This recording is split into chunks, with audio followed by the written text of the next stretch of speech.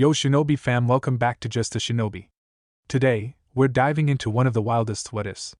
What if Naruto self-taught powerful shinobi? Part 4, hope you loved first part. So buckle up for some serious action and twists. If you're new here, smash that subscribe button for more mind-blowing Naruto scenarios. Check out the other videos on the channel, share them with your ninja squad, and don't forget to drop your thoughts in the comments. Your support keeps this shinobi going strong. Chapter 23, Battle of Fate. The entire arena was oddly silent as the two contestants stared each other down, almost as if they could feel the tension that was beginning to rise as the two contestants glared at each other, each waiting to see who would make the first move. You should give up, Neji advised as he decided to give the blonde a way out and save himself from the disgrace of losing. You will not win here today, it is your fate to lose here. Naruto blinked a few times as he tilted his head to the side, looking almost like he did not understand what the white-eyed prodigy was saying. My fate? Yes, that is right. It was your fate to lose to me. The moment I was made your opponent, your fate was set. Neji said, an arrogant smirk on his face. People are only as talented as fate allows them. A person's abilities are predetermined the moment they are born into this world. Kami, what is it with this guy? Asked Naruto, who was starting to get sick of hearing Neji's spiel about fate. Shaking his head, the whiskered blonde gave a derisive snort. Wow. Listen to you flapping that mouth of yours. You know, with the way you go on about fate, you sound like fate's little whore. Neji scowled, don't mock me dead last. The Hyuga prodigy calmed down again and smirked. It matters not what you say, fate has already made me the winner. You know, I think you would be better off as a priest than a shinobi with all this fate bullshit you're spewing. Naruto grinned, or perhaps I should say priestess. What with that long hair and your kimono, you're really pushing the definition of a genderbender, aren't you? Enraged at the insult, Neji charged towards Naruto, intent on wiping the smirk off of the blonde's face. However, before he could even get there, Naruto brought his hands into a ram's seal. Kage Bunshin no Jutsu. 6 clones phased next to the blonde and charged at Neji, using their teamwork to keep the Hyuga prodigy from being able to actually dispel one of them. Whoa! Who knew that kid knew a jutsu like the Kage Bunshin? Kotetsu muttered. It is pretty impressive that he actually knows such a powerful kenjutsu, and a ranked one at that. Izumo added, I know some jonin who have problems making that many clones. Kotetsu smirked as he kept his eyes on the battle. It looks like this battle just got interesting. Neji grit his teeth as he blocked one of the clone's punches, only to be forced to jump back as another clone came in with a kick on his left. 3 of them charged in from the front in an arrow formation, while the other 2 came in from either side. Wait, there should be at least one more. He almost missed the clone that had come in directly behind him, where it managed to hit him in the back of the head and sent him to the ground.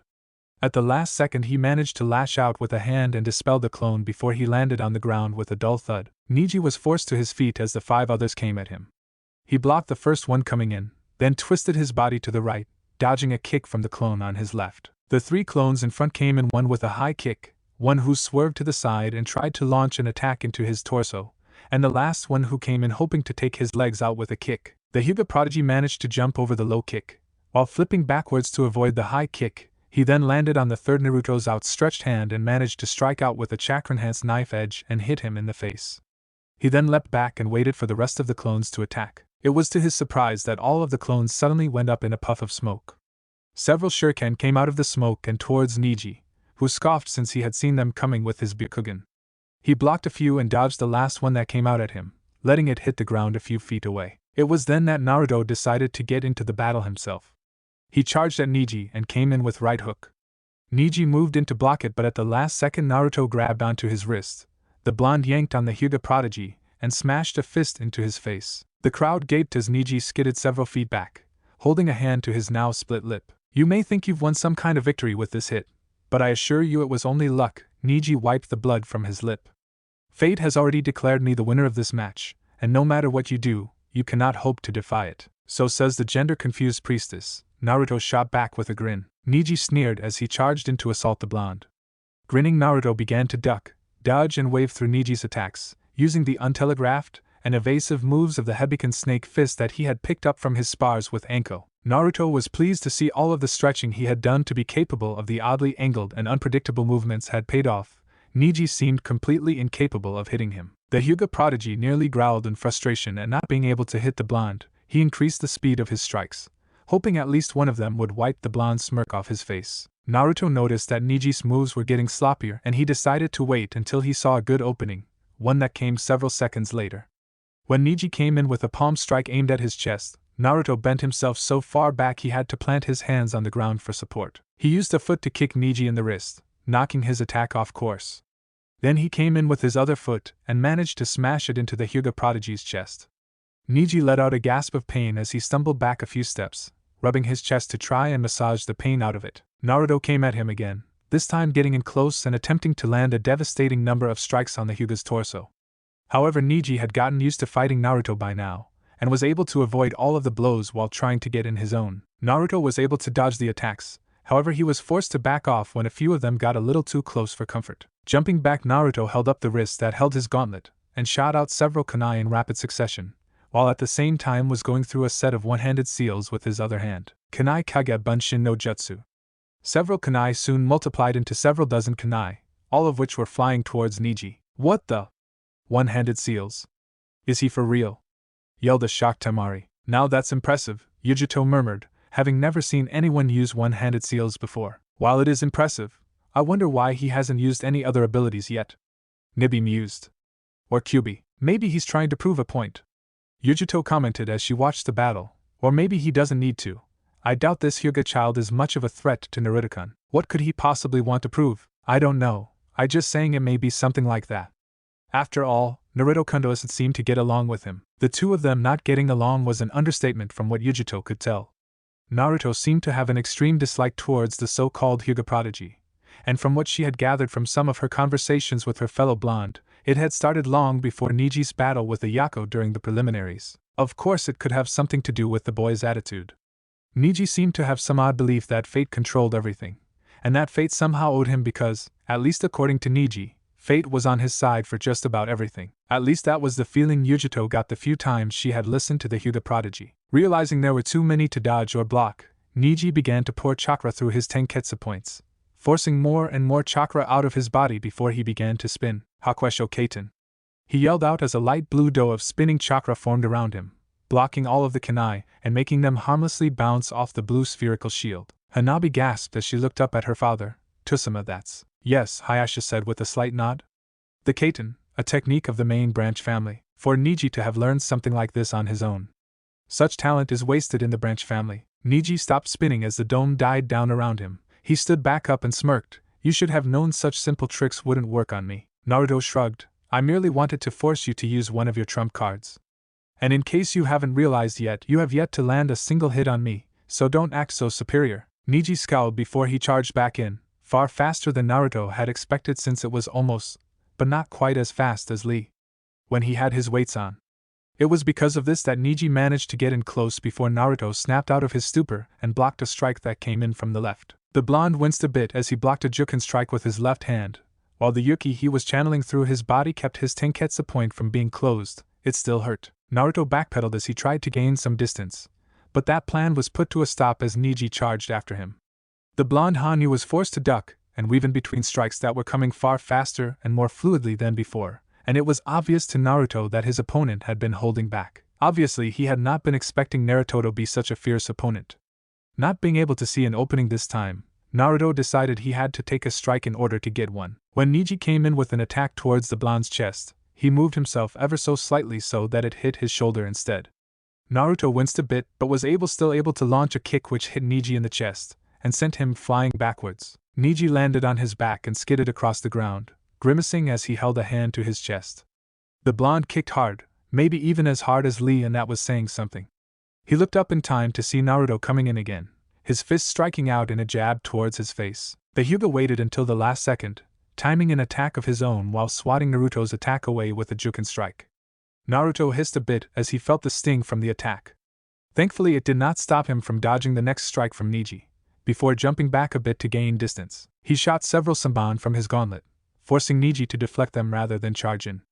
Naruto used that time to form a Yuki whip, which he instantly used to lash out at Neji with. It was only thanks to the Hyuga's Byakugan that he had been able to see it coming and dodge appropriately. Seeing Neji dodge the first strike, Naruto formed another whip in his other hand and began attacking the Hyuga prodigy with both of them. Neji did his best to dodge, and when he was incapable of that, tried to block. However, he soon found a problem when he tried to block the attack. Even after setting a layer of chakra over his hands to protect him from the whip, he would still get injured. Whatever that whip was made out of, it was most certainly not chakra, or it was made out of a very strong chakra that he had yet to encounter. Strong enough that even being protected by his own chakra, the Hyuga branch member still felt the burn marks appearing on his hands as Naruto attacked. Having had enough of the blonde's constant barrage with that odd purple whip of his, Neji charged in, using his Byakugan to its full advantage to dodge the attacks. When he closed in, the Hyuga launched a Juken strike to Naruto's stomach. However, the blonde was able to swat the attack away before any damage could be dealt. He retaliated by lashing out with a kick, but was surprised when Neji caught it. However, before the Hyuga prodigy could make an attempt at closing any of his tenketsu points, Naruto jumped into the air and spun around while launching a heel kick, forcing Neji to let go of his leg and jump back. The two eyed each other wearily, using the small pause to catch their breath. Yash! This fight is turning out to be such a youthful battle, Lee shouted. Those two are really in the springtime of their youth. Tenten's left eyebrow twitched a bit. Lee, can you please tone it down? I'm trying to watch the battle. You know, ever since I started training with Tenchan and bushy brows, I've always wondered. Naruto narrowed his eyes at the Hyuga. Why do you always go off on one of those fate rants of yours? You've gone on and on about fate to me ever since we met, but I've never heard you explain why you believe that. That is none of your business. Neji grit his teeth, both at the question and his seemingly inability to take the blonde down. The hell it isn't. Naruto growled at the Hyuga prodigy, baring his elongated canines to him. All I've ever heard from you is fate this and fate that. You keep on bitching like a little pussy from some soap opera. I saw how you reacted during Hinata's fight when she used the Kaiten. I saw how you reacted when I mentioned her when we first met, and I sure as hell saw how you nearly killed that Kumo Kunoichi despite the fact that the proctor had called the match. Such unbridled hatred for others, those who have done no wrong to you. And even family. I don't know much about family, seeing as how I've never had one, but I do know that you're not supposed to hate family for no fucking reason. No reason? Neji narrowed his eyes, the bulging veins around them faded as he turned them off to conserve chakra. He was starting to run low, he realized, and this small reprieve may allow him to gain some valuable energy. You want to know? Very well, I'll tell you why fate is the only thing that exists. Perhaps then you will understand why fighting against fate is pointless. Within the Hyuga's main house, there is a special ninjutsu that has been passed down through the generations. This jutsu is a cursed seal jutsu. Naruto frowned at the words curse seal as it sounded like what Orochimaru had attempted to place on him, curse seal. You mean a fuinjutsu? Yes. This curse seal represents an inescapable fate, that of a caged bird, Neji said, and though his face was calm, Naruto could hear the barely restrained rage in his voice, even though it was covered up in layers of indifference and arrogance. The Hyuga prodigy reached up and untied his headband, revealing to Naruto a seal located in the center of his forehead. On the day when I had turned 4 years old, I had this seal carved into my forehead using that curse seal jutsu. That same day, a grand ceremony was taking place. One of the shinobi leaders from Kumo, which had been warring with Konoha for many years, had come to sign an alliance treaty to end the constant warfare. However, at this signing, which everyone from the Hokage down to the lowest genin had gone to, one clan was missing. That was the Hyuga clan. You see, that day was an important day for us. It was the day the Hyuga heiress turned 3. Hinata-sama's birthday. My father, Hyuga Hizashi, and Hinata-sama's father, Hyuga Hayashishima, were twins. However, because Hayashishima was born first, he became a member of the main family, while my father, who was born second, became a member of the branch family. Neji paused as he remembered that day, the look his father had when Hayashi had taken him away to get that curse seal put on his forehead, the rage on his father's face. With a shake of his head he banished the memories. When Hinata-sama turned 3, I was turned into a caged bird with this curse seal, as was my fate as a member of the branch family. Naruto frowned. Wasn't family supposed to be one of the most important things in this world? He knew the basics of the Hyuga clan from what he had read in the library, and what Jiraiya had told him, but this information confused the blonde. I don't understand. Why is something like that necessary? Is it something to distinguish the main house from the branch house? Neji gave a derisive snort. Do not be foolish. This seal on my forehead is not just for decoration, something to tell the world of my lower status. This curse seal is the absolute fear of death given to us by the members of the main house. With nothing but a simple hand seal, a branch member's mind can be destroyed, and death is just as easy for the seal to attain. And this curse Willow and Ly disappear after death, destroying the Byakugan's abilities when it leaves. The Hyuga clan is one of the clans that holds an advanced Kekkei Genkai. There are many people who have gone after it, and so, with this seal the branch members are made to live only to serve and protect the main house. Any disobedience was dealt with harshly. It was a system created to eternally protect the Byakugan of the Hyuga clan. All branch members are expected to give their lives to this system. And it was because of this that my father was killed. It was on the night just after the treaty was signed. Hinata-sama was kidnapped. However, he was discovered by Hayashishima before he could escape and was killed. It was dark and he was wearing a mask. Can you guess who it was? Naruto frowned for a moment before a look of understanding came to his eyes. You mean it was? Yes, it was the leader of the Kumo Shinobi who had just signed the alliance treaty. It had been clear that he was after the secrets to the Byakugan from the beginning. But with their leader killed in the failed attempt, Kumo made a demand from Konoha for breaking the alliance. Of course Konoha argued with them, and it had almost come to war. However, Konoha had made an under-the-radar deal with them in order to avoid that outcome. Having grown a lot in the past 6 months, not just in body but in mind as well, Naruto was able to come to the conclusion about where this was going. They killed your father, didn't they? Neji set his mouth in thin line. Yes, they did. You see, Kumo had always wanted the Byakugan after seeing its strength in the Third Shinobi War. They had demanded the corpse of Hayashishima, and in order to avoid a war, Konoha agreed and the war had been diverted. But it was not Hayashishima that had been given to them that day. No, instead my father was killed to replace Hayashishima. Everyone in the audience had gone silent as they tried to process this information. Hayashi had bowed his head in shame. Neji did not know the true story of what happened, but it still brought immense sorrow to the Hyuga head to see his nephew's suffering. The Raikage too looked rather ashamed. He had not agreed with the plan, and had in fact voiced his dissension over it, claiming they did not need the Byakugan and that to try and retrieve it was an act in pointlessness since Konoha would never willingly give up its secrets, and had they gone to war it would have been more costly for them than for Konoha. However, he had been the only one who had disagreed, at least, until the plan had failed and they lost both one of their shinobi and a chance at the Byakugan. He was glad that the Sandaime Raikage had been executed because of the debacle. While the man may have been his father, A had always been more loyal to his village than his old man. After all, it was his father who had ordered the Hachibi to be sealed into his brother, and in a sense it was his father's fault that his brother suffered as he had due to that decision. More than that, the man had become so obsessed with getting the Byakugan that he had willingly risked war with another village when neither of them could have survived a war. Neither Neji nor Naruto noticed the varying reactions of the crowd as they stared at each other. They were twins, their strength was virtually the same, however their fate was decided the moment of their birth. Born first, born second, just by that, their fate had been sealed. Neji retied his headband as he looked at Naruto. Now do you see? Because of this seal I will never be free. You have no idea what it's like to have a curse like this, a burden you can never get rid of. Naruto closed his eyes as his hand went to his stomach, an act which caught the attention of many of the shinobi old enough to know what he held. Then the blonde shoulders began to shake as a small chuckle came out. The chuckle soon turned into a laugh which then turned into full-blown raucous laughter. What's so funny? Neji scowled, enraged that this boy was making light of his curse. You think I don't understand where you're coming from. Naruto's laughter subsided as he shook his head. I do know what that's like. To have a terrible burden placed on you from day one. To have the odds stacked against you simply because you were in the wrong place at the wrong time. A bitter smile made its way onto Naruto's face. So what? Who cares? What? Neji gasped, too shocked by the callous way Naruto dismissed his burden to even be angry. You stand here bitching and moaning about your fate, saying it's inescapable. That nothing you do and nothing you say will ever allow you to defy your fate. That's because nothing we do can change fate. Naruto shook his head and smiled. That's where you're wrong, Neji. And today, I will prove it to you by beating you into the ground. You can't prove anything. Neji turned his Byakugan back on and got in a stance. Because you are within my field of divination. Hakurokuju Yansho 8 trigrams 64 palms. The Hyuga shouted before he rushed forward at speeds far higher than before. Hack 2 palms. Neji struck out at Naruto with 2 palms, his hands a blur.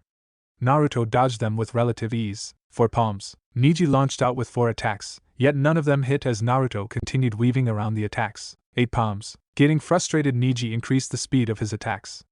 Naruto still dodged them, though he was forced to put in a little more effort. 16 palms. Hands becoming nothing more than a blur, the Hyuga prodigy lashed out. Yet not a single one got Naruto. 32 palms. Again Neji tried to strike Naruto, moving quicker than many of the Chunin and none of the Genin could see. Naruto was forced to increase his speed in order to dodge the attacks. Hack 64 palms. Neji sent out his last attacks, increasing his speed to the point that only a few in the crowd could ever hope to follow. Naruto tried his best to dodge them, however one of the strikes had finally managed to get through and hit him. Boom. However, all that did was make Naruto explode in a shower of electricity. The entire crowd became absolutely shocked at the turn of events as Neji flew backwards and landed on the ground with a thud several feet away, his body twitching as the lightning chakra disabled his nervous system and motor functions. He couldn't even feel anymore, much less move. Rai Bunshin lightning clone. The Reiki shouted as he stood up. How the hell could he possibly know the Rai Bunshin? That's a technique of Kumo. Sarutobi frowned. I do not believe that was a Rai Bunshin Reikage Dono. Let us watch and see what happens next. The Reikage looked over at the old Hokage before nodding and sitting back down. What the hell just happened? Asked Tenten as she looked at the burnt and twitching Neji. What kind of jutsu did Naruto-kun just use? Naruto-kun? Does she know him as well? Yujito asked herself. She supposed she shouldn't be surprised. Naruto had said none of the younger generation knew of his burden, so it would stand to reason some of them may not hate him. Kitten, are you going to let that girl take your man? Yujito sighed. First off, he's not my man. I'll admit I like him. He's fun, nice, strong and sweet, not to mention cute. But we come from different villages, we both know a real relationship would be impossible between us. Then what about all this time you spent with him, kitten? I thought you were staking your claim. Yujito frowned as she looked at Naruto while giving her explanation to her tenant. I never said I wasn't. I don't particularly care if a real relationship is possible or not. So long as when we do see each other, I can be with him. Perhaps you can convince the Reikage to let you be an envoy to Konoha for him. That does sounds like a good idea, but that's only if he wants an alliance. And we both know it will take a lot to get the Reikage to agree to such a thing. He always believed in relying on our own strength than having the help of others. Nibi went silent after that, knowing it was true. What's going on? Where's Naruto? And what was with that Bunshin? Asked Ino, not entirely sure what had happened. I don't know, Sakura said in confusion. She was not even sure what had happened. I've never seen Naruto use anything like that Bunshin. The only clone technique I thought Naruto knew was the Kage Bunshin. Several feet away from Neji, the shuriken Naruto had thrown burst into a puff of smoke before clearing to reveal Naruto standing there. A shocked crowd watched as the blonde walked over to the disabled Neji, stopping just inside the Hyuga member's vision. Shao? Asked Neji, barely managing to move his jaw muscles due to the electricity messing with his motor functions. It's actually quite simple, Naruto said. When we fought and I first summoned those clones, they were not meant to test your reflexes, or see how strong you are. I already had a fairly good idea of your strength from the few times I was around when you would actually spar with Lee. Naruto kneeled down so no one else but Neji could hear what he said. No, those clones were solely summoned to see if there was a blind spot in the Byakugan. While most people in the crowd were wondering what the blonde shinobi was saying, Hayashi, who had mastered the art of reading lips, gasped. He of course knew of the blind spot the Byakugan had. The size of the blind spot depended on the strength of the user's Byakugan. It had always been a closely held Hyuga secret. For this boy to purposely find it was incredible. Hayashi whispered. Hanabi looked up at her Tsusan, noticing the look of shock on his face. She looked back down at the arena. How could Neji be beaten by some peasant? Naruto smirked as he noticed Neji's shocked look. Yes, I always heard about how the Byakugan offers its users 360-degree vision. But then again, I've never been one to listen to hearsay. I knew there had to be some kind of weakness to a Dijitsu of that caliber. He held up a hand as he began ticking off what he knew of the Byakugan's abilities. It can see through solid objects, chakra and even the Tenketsu points, and offers 360-degree vision. Nothing so powerful can exist without having some kind of weakness, and since the Byakugan relies on sight, I figured it had to have some kind of weakness that dealt with one's vision. That clone that hit you from behind, you didn't even see it until its mass was about 15 feet behind you, and exactly 180 degrees behind you.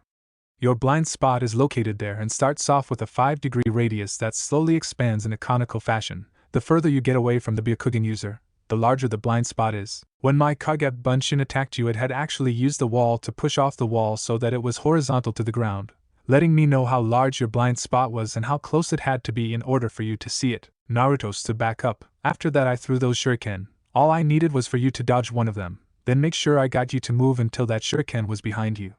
After that it was a simple matter of getting you to talk so I could prepare. After you attacked, I used the time I spent dodging to channel my chakra perfectly so that I could do a sealless and smokeless Kawarimi, replacing myself with a clone and then replacing myself with the shuriken, and combined it with a simultaneous henge to disguise myself. Naruto rubbed his chin for a second before grinning. The clone was actually a creation of my own. It was really just a standard Kage Bunshin with one major difference. I had it prepared before I had even gotten to the stadium, and hid it far enough away that your Byakugan wouldn't be able to find it unless you were actively looking for it. The clone itself had a seal on it which I call Fuin Right Unkuden Shock, his sealing art lightning release static shock, which basically took all its chakra and released it the moment the clone's chakra was disrupted. Everyone who heard this was gaping like a fish. To have planned so many moves in advance was genius. something that reminded many of the shinobi present of the way the Yondaime Hokage, Namikaze Minato, had battled. Yet here was someone who had been considered the dead last of his graduating class, coming up with a strategy that was so advanced that only a Naruto should have been able to come up with. Asuma had dropped his cigarette as he listened to the explanation given. Damn. I knew Naruto was good at strategy, given that he beat Shikamaru at shogi as often as he lost, but this is... Damn, who would have ever expected this from the dead last at the academy? Kurenai mumbled, seemingly in agreement with Asuma. Anko grinned as she looked at her best friend, and that's why he's my favorite gaki.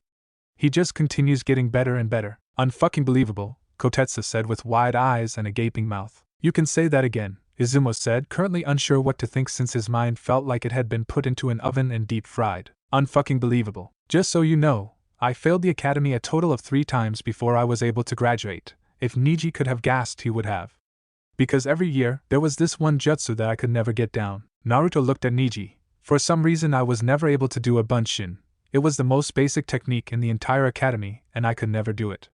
To be honest, I still can't do it. Apparently my chakra reserves are simply too large for me to have enough to use the jutsu properly with only the basic chakra control exercises they gave. He decided to leave out the fact that he had never learned those control exercises until he left the academy. It would ruin his point after all. For years I struggled to do this one technique, and in the end I never could. After my 3rd failure I was approached by one of my Chunin instructors and told that there was another test, a secret one that would allow me to pass. If I could steal the forbidden scroll of sealing from the Hokage's office and learn a single jutsu from that scroll, I would be allowed to become a ninja. It was a trick, of course, but I didn't know that. In the academy we were always taught to trust our senseis. I had no idea he was tricking me. I should have, of course. I mean, what kind of sensei asks their student to steal something with the word forbidden in it? But what can I say? I was an idiot. Naruto sighed as he ran a hand through his hair. I managed to sneak into the Hokage's office and steal the forbidden scroll. I was able to learn a jutsu, and even managed to beat the holy hell out of the traitor who had tricked me. Despite what had happened and the fact that there really was no secret graduation test, I was passed and allowed to become a ninja. And with the help of my grandfather figure, I was able to gain a powerful method that only I can use to become stronger. Everyone who had not heard this story looked at the genin in shock. Not only because of the story itself, but because he had actually succeeded in gaining strength.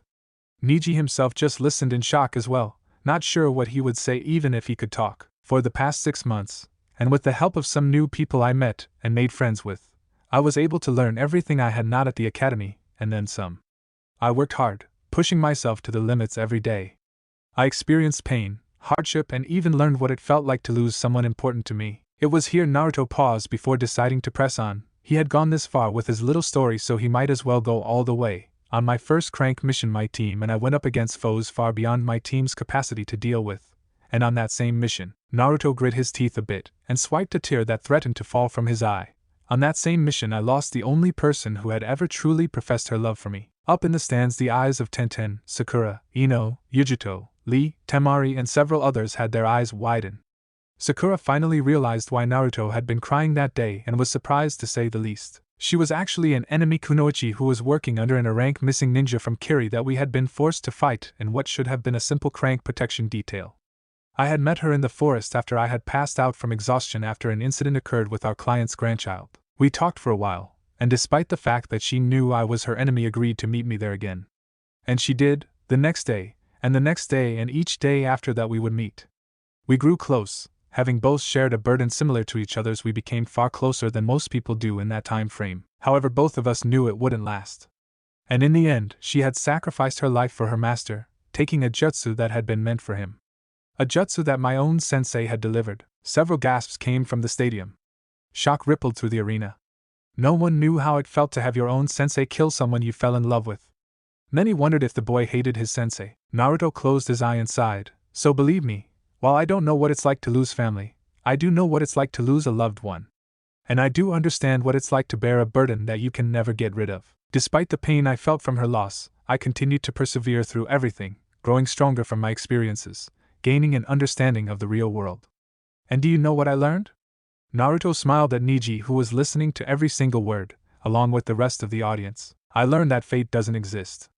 We choose our own paths. There is only one fate everyone shares, and that is death.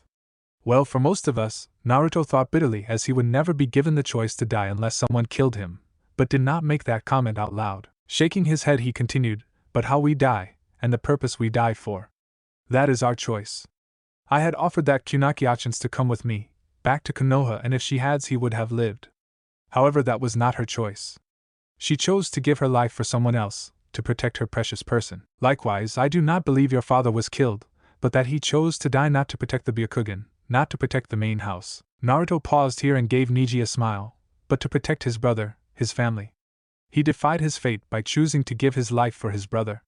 Just like what you're trying to do, Neji, said Hyuga's eyes widened. Even if you don't realize it, you are trying to defy fate. In fact, I would say that you at least partially succeeded. While I do not know much about the Hyuga clan in general, I do know that those 2 techniques you did are not techniques that a branch member is allowed to learn. If fate controlled everything, then fate would have made sure you did not know those techniques. Naruto's eyes hardened as he looked at the fallen Hyuga. So don't give me any of this fate bullshit anymore. Fate doesn't exist. I know that life is sometimes hard, and I know that sometimes the burdens we are placed with feel like they're too much to bear. I still don't know a whole lot about this main branch hatred you seem to have, but it doesn't matter, because if this burden of yours is too much to bear on your own, then I'll be there to help. When I become Hokage, I'll change the Hyugas, and that's a promise. There was a small glimmer of hope that flickered into Neji's eyes before they closed, and he slipped into unconsciousness with a smile on his face. Naruto sighed as he turned to look at Genma, who was currently gaping at him, his saban having long since fallen from his mouth. It's over. Even if he was conscious, there is no way he could have done anything anyways. Genma quickly shook himself out of his stupor and nodded before announcing, "Shausa." Uzumaki Naruto. For a moment there was nothing but silence. The whole stadium had gone quiet as they absorbed all that had transpired during the battle. Naruto had expected as much and began to walk away. Then it happened. Clapping could be heard coming from the Kage booth as both Sarutobi and they began clapping. It soon began to sweep throughout the stadium as everyone began to clap and cheer wildly. "Way to go, Naruto-kun." Both Tenten and Yujito shouted out at the same time. Hearing the other speak, they both turned to look at the other. Yosh. What a youthful battle. And such a heartfelt and youthful speech. Lee covered his face with an arm as tears poured down his eyes like a waterfall. Suddenly he lifted a fist to his face and shook it as a fire ignited in his eyes. "I will strive to be like Naruto-kun and spread my flames of youth. And if I cannot do that, then I will do 1,000,000 laps around Konoha on my hands. And if I cannot do that, then I'll..." Everyone except Tenten, who was used to Lee's antics, backed away from the genin, who began shouting about youth and making ridiculous challenges to himself that got more ludicrous and more grandiose as time went on. Many of them wondered if he had lost his mind. Of course, since he was wearing green spandex, they felt the answer to that was rather obvious. Tamari looked at the blonde, replaying his speech in her head. She was not sure what to think about the blonde shinobi. He was a lot different from other ninjas she had known. But she had to admit, the battle and speech afterwards were most impressive and heartfelt. It's too bad he'll most likely be dead before the end of the day. That's showing Naruto. Sakura shouted as cheered her teammate on. "I can't believe how badly he beat Neji," Ino said as she clapped and whistled. "I don't even think Neji laid so much as a scratch on him." "That's Naruto for you. He always comes up with some way to surprise you," Sakura agreed. Asuma chuckled a bit as he clapped. "That was quite the speech, Eni? I have to admit, I never expected something like that," Kurenai replied. "Though to be honest, even after what I saw him do in the preliminaries, a part of me was not expecting him to win either. Ha! If anyone actually thought my Gaki could lose to some white eye, they need to get their head checked," Enko took the time to say before she continued cheering. Asuman and Kurenai looked at the woman, before turning an amused gaze on each other. "Man! Did you see that?" Kiba shouted while Akamaru barked loudly. "He totally creamed your cousin Hinata-kun. I don't think I've ever seen someone lose so badly before." Hinata smiled as she clapped. "Naruto-kun, you truly are amazing." "I'm not even sure what to say about this battle," Kotetsu commented. "I'm not even sure I can call it a battle," Izumo replied amusedly. "That Hyuga kid barely even got any licks in before he was defeated. Hell, I'm almost positive that Naruto had him beat from the beginning. That plan was easily Chunin if not Jonin-level strategy." Kotetsu nodded as he grinned. "I can tell you one thing, I'm definitely putting his name on the list for Chunin." Izumo chuckled. "Yeah, me too. That genin of yours is most impressive, Hokage Dono," the Reikage complimented. "I don't think I've ever seen such an impressive and efficient strategy, not since the Great War anyways." "He always has been one of my most surprising ninja," Sarutobi chuckled. "When he was young he would actually come up with complex pranks similar to this. It never ceased to amuse me." "You don't say," the Kazekage murmured as he stared at the blonde Konoha shinobi down in the stadium. "Such an ability. Such strategy. and to think I had almost disregarded him. Yes, he will make an excellent weapon. I can't believe Neji isn't lost to some peasant, Hanabi muttered. Hayashi frowned at his daughter before standing up. Stay here, Hanabi. I have something I need to take care of. Maybe now, I can finally reveal the truth behind what happened that night. I only hope Neji can understand. Hanabi watched her father leave. I wonder what's so important that he has to leave. For a moment Naruto stared out at the people in the arena in shock. He had not expected them to cheer for him. However, he could not deny it felt good. As he listened to the crowd cheer, a part of him could not help but go back to what he had said during his little or large speech. Mainly his talk of Haku and his erranked mission. Memories about his time with the black-haired beauty came to him. Hey, wake up. You'll catch a cold if you sleep out here, Haku said. Naruto stirred. Stifling a groan, he opened his eyes. And the first thing he saw was, Tenshi? He asked as he saw a beautiful heart-shaped face with a set of chocolate-brown eyes. His voice slightly groggy and his sleep-addled mind was coming to what he obviously thought was the correct conclusion. Haku blushed at being called an angel. I'm afraid not. If I was, you would have to be dead in order for us to meet, Naruto. Naruto turned around and grinned as he saw Haku walk into the clearing. Hey Hakuchan. How are you doing? He blinked when he noticed that her chest was decidedly larger than last time. Haku, noticing where he was looking, blushed, and despite being fully clothed covered her chest. You know, it's kind of embarrassing when you look at me like that. Huh? Naruto looked at her face before his eyes widened as his face took on the hue of a tomato. Oh no. I was surprised because of yesterday and all. And Haku giggled as Naruto got completely flustered. It's okay, I suppose it would be surprising. I usually wear chest bindings to hide them. Oh, Naruto said in realization. So, how about we start again? He asked sheepishly. How are you doing? I know one thing you can give me, Haku said with a small blush. Naruto tilted his head to the side quizzically as he looked at her. Really? What's th? Naruto was cut off and his eyes widened in shock when he felt a pair of warm, soft lips press against his own.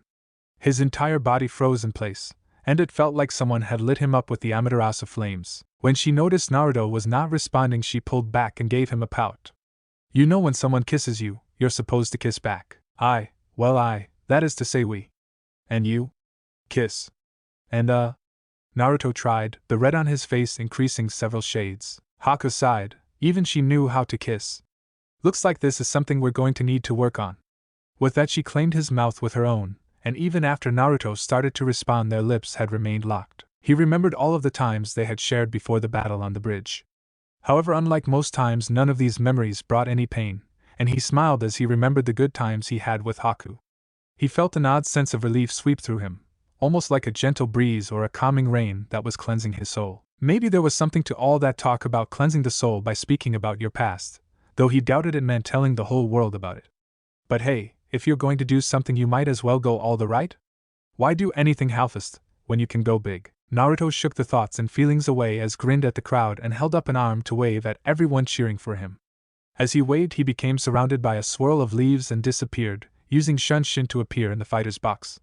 When he did, the first thing he saw was Yujito, who had come up to him with a soft smile. You did an amazing job out there, Naruto-kun. She leaned in and planted a small kiss on his cheek, making him blush red enough to rival Hinata. No one noticed the glares coming from two of the other contestants, though Naruto did wonder where the killing intent that had just appeared was coming from. Thanks Yujito-kun, Naruto said as turned away from her, not even able to look in her direction.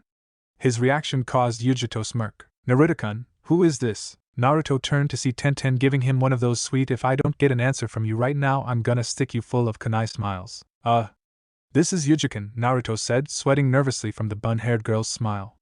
I met her during the 1-month hiatus and we sort of hit it off. Tenten's eyes twitched but she held her smile in place. Oh, so she's a friend?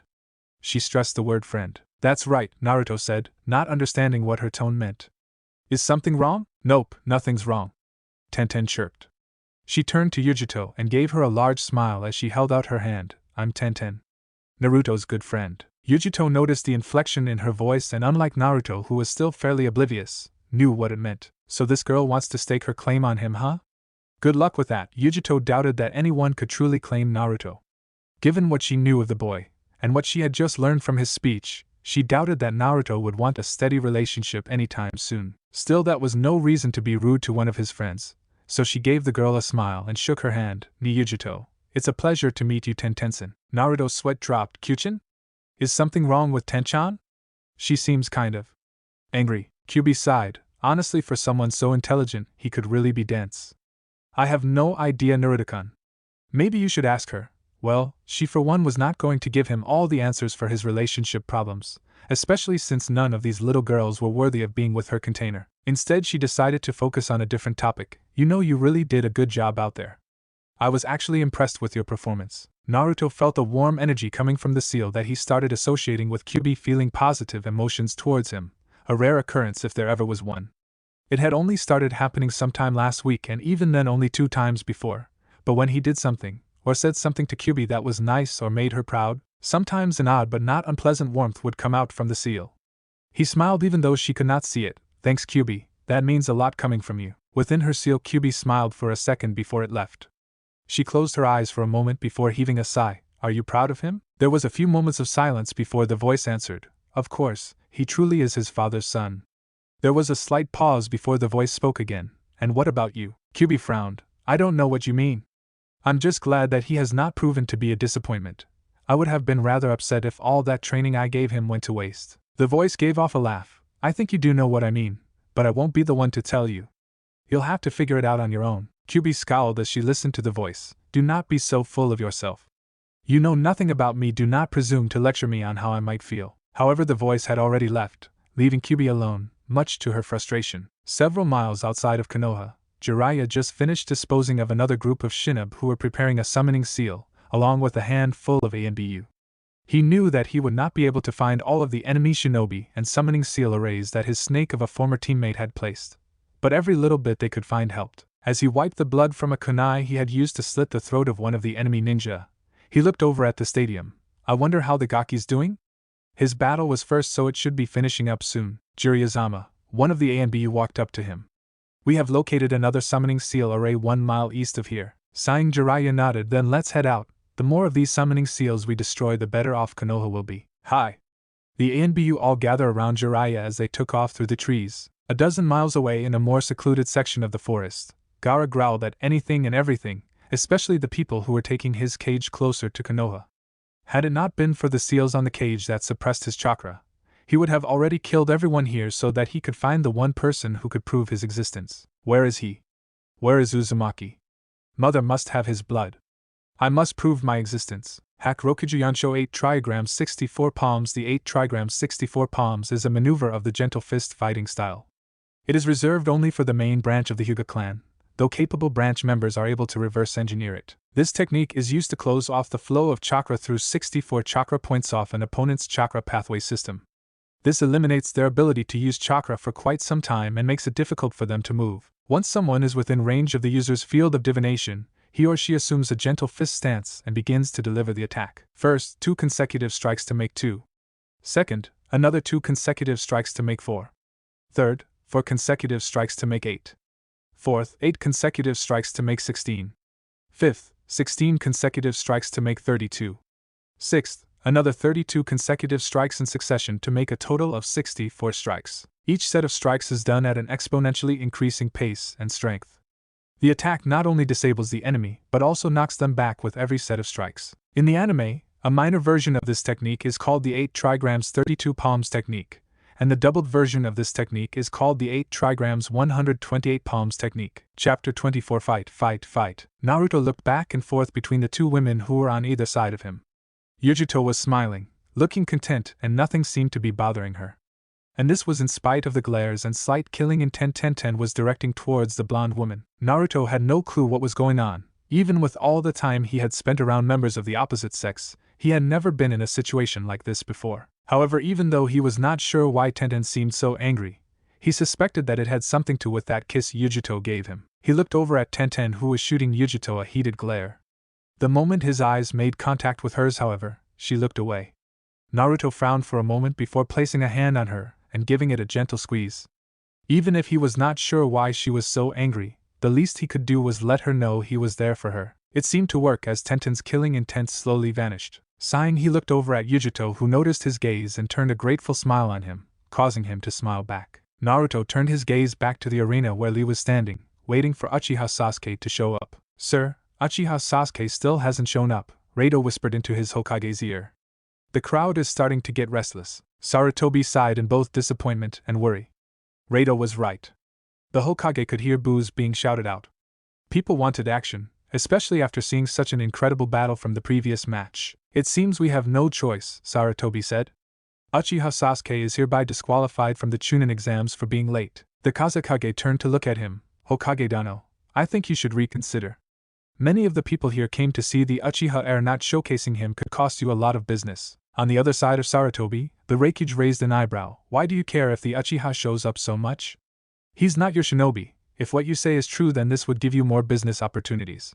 Besides, even if he was your shinobi, being on time is a vital task for any ninja. How can you expect someone to react in a timely manner for something more serious like an rank mission where he needs to meet with an important contact, or assassinate someone who only becomes vulnerable at a certain time, if he cannot even be on time for something that is important to his own career? He shook his head before looking back over to the arena floor, his point on the matter made clear. No, I believe this Uchiha Sasuke should be disqualified, regardless of his clan. Unless the Hokage is into showing favoritism. You make a good point, Reikage Dono. Sarutobi nodded his head in agreement. It seems I have no choice but to disqualify him. He looked over at Reito. Tell Gunma. Reito nodded and prepared to disappear within a shunshin. The Kazekage see that, damn it. Starting my plan relied on Sasuke-kun and the Uzumaki to fight. Now I'll have to find another battle to be my signal. He quickly calmed himself as he came up with a new plan. Hokage Dono, perhaps as a treat we can have Sasuke battle against whoever wins the Chunin exams. At least that way, those who have placed a bet on the young heir to win will not have their money go to waste. I did not know you were a betting man, Kazekage Dono. Sarutobi frowned, but did not allow any other feature on his face to change. He looked over at the Reikage with a questioning glance. Understanding what the aging Hokage wanted, the Reikage gave a grunt of assent. I don't see why not. So long as Uchiha Sasuke is not technically eligible for Chunin, I don't care. Sarutobi nodded and looked over at Reito with a nod, prompting him to shunshin down to the arena floor. Genma nodded as he listened to Reito. Looked up at the crowd as the man disappeared. He shouted, due to Uchiha Sasuke not being on time, he is hereby disqualified from the Chunin exams. Several angry shouts were heard as people who had bet a lot of money got angry. However, Genma was quick to quell that anger. However, as a special treat for you all, the winner of the Chunin exams will face Uchiha Sasuke after the exam has ended. But he will not be allowed to get a promotion. That seemed to satisfy most of the populace as they all quieted down. What the fuck? Naruto shouted as his hands tightly gripped the railing. Who the hell allowed that to happen? He growled as he looked down at the arena floor. I should have realized that team would get some kind of special privilege, even if he didn't show up for his battle. Calm down, Naruto-kun. Yujito placed her hand on one of Naruto's own and began to rub the back of her hand with her thumb.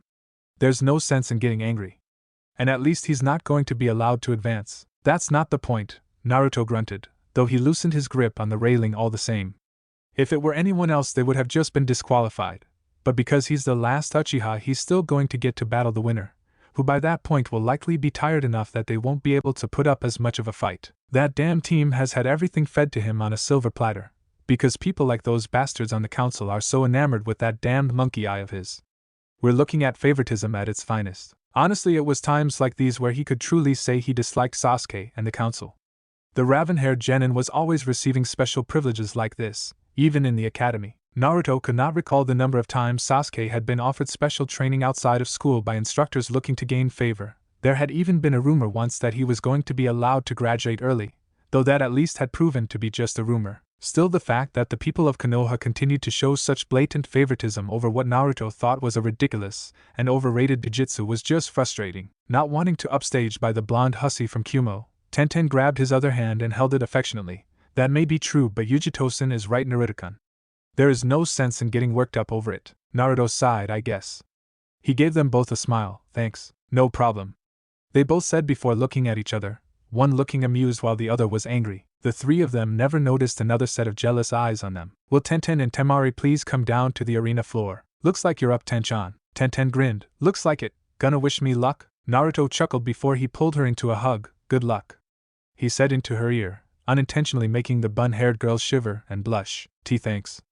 A red-faced Tenten said before making herself scarce and rushing down to the arena floor. Tamari glared after the girl before opening up her fan and jumping on it as she glided down to the arena. So, Yujito drawled out as she looked over at Naruto. That Tenten girl is close to you? Of course, Naruto answered, not quite understanding where she was going with this. She's probably my best friend out of everyone in Konoha. In fact, she was the first friend my age I ever made. Yujito's eyes softened a bit as realization set in. She knew what that was like. She may have friends now, but it had not always been like that. Jinchuriki in most villages rarely ever had friends, so the few they did have meant more than anything else. It didn't mean she wasn't still gonna tease him though. She gave him a coy smile. So just how close are you and that girl? Naruto just gave her an owlish blink and spoke with an eloquence that only he could accomplish. Huh? Yujito chuckled. I mean, is she your? She held up her pinky finger and wiggled it. No. Well, I don't think so. What I mean is, she and I Yujito grinned as Naruto turned bright red. Meanwhile, everyone else in the booth just stared at him. You're so cute blushing like that. Despite his blush, Naruto attempted to give the Catwoman his best bastardized Uchiha scowl. It didn't work as she giggled. There's no need to be so worked up. Yujito leaned into his ear and in a seductive voice whispered, but if she is your girlfriend, do you think she would be willing to share on occasion? Naruto actually had to cover his nose as it threatened to send him into blissful unconsciousness from a nosebleed. What the fuck is going on? Girlfriend. Sharing. Is she fucking serious? To say that Naruto was confused would be like saying Orochimaru had a small fetish for little boys, or Jiraiya was a little pervert. Understatement simply didn't begin to cover it. Even with all the social interaction he had been getting recently, nothing could have prepared him for that statement. You know, this situation kind of reminds me of Chapter 12 from Ika Tactics, Kyubi commented, actually finding herself amused by her tenant's reaction. While she herself had never used seduction to actually tease a human, preferring to go straight in for the kill and bring them under her will, and did not much care for this woman flirting with her container, she could not say that watching her container getting so worked up wasn't at the very least mildly amusing. Maybe I should try something like that too. She shook the thought off before it could finish forming. If she tried to manipulate the blonde in any way, Naruto would no longer trust her, and then there was her. Kyubi had no doubt she would stop her from attempting anything. Naruto blinked for a moment. You know it actually, wait a minute. How did you know that? Kyubi smirked. Well, since I'm stuck here all day and you're sometimes busy, I decided to revisit some of your old memories. I must say, for an old lecher, that Jiraiya character writes some good stories. Kyuchin? You're not a pervert, are you? Kyubi paused for a moment, as she wondered what she should say to push him over the edge. She shrugged for a moment before speaking. Naruto-kun, in this world you will learn that everyone is a pervert to some degree or another.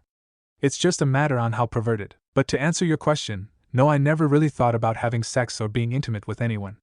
I never actually cared for any of the human males I manipulated with my skills in seduction, kitsune illusions and natural charm, and quite frankly, they were so far beneath me that I would never soil myself by sleeping with them. Being intimate with a human is the same as if I had just gone out into the woods and found some random fox to rut with. Disgusting.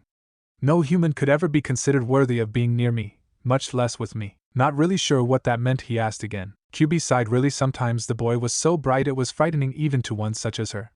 And other times he was as dense as a brick wall. I may be a bit of a pervert. She grinned as a fun and potentially dangerous idea came to her.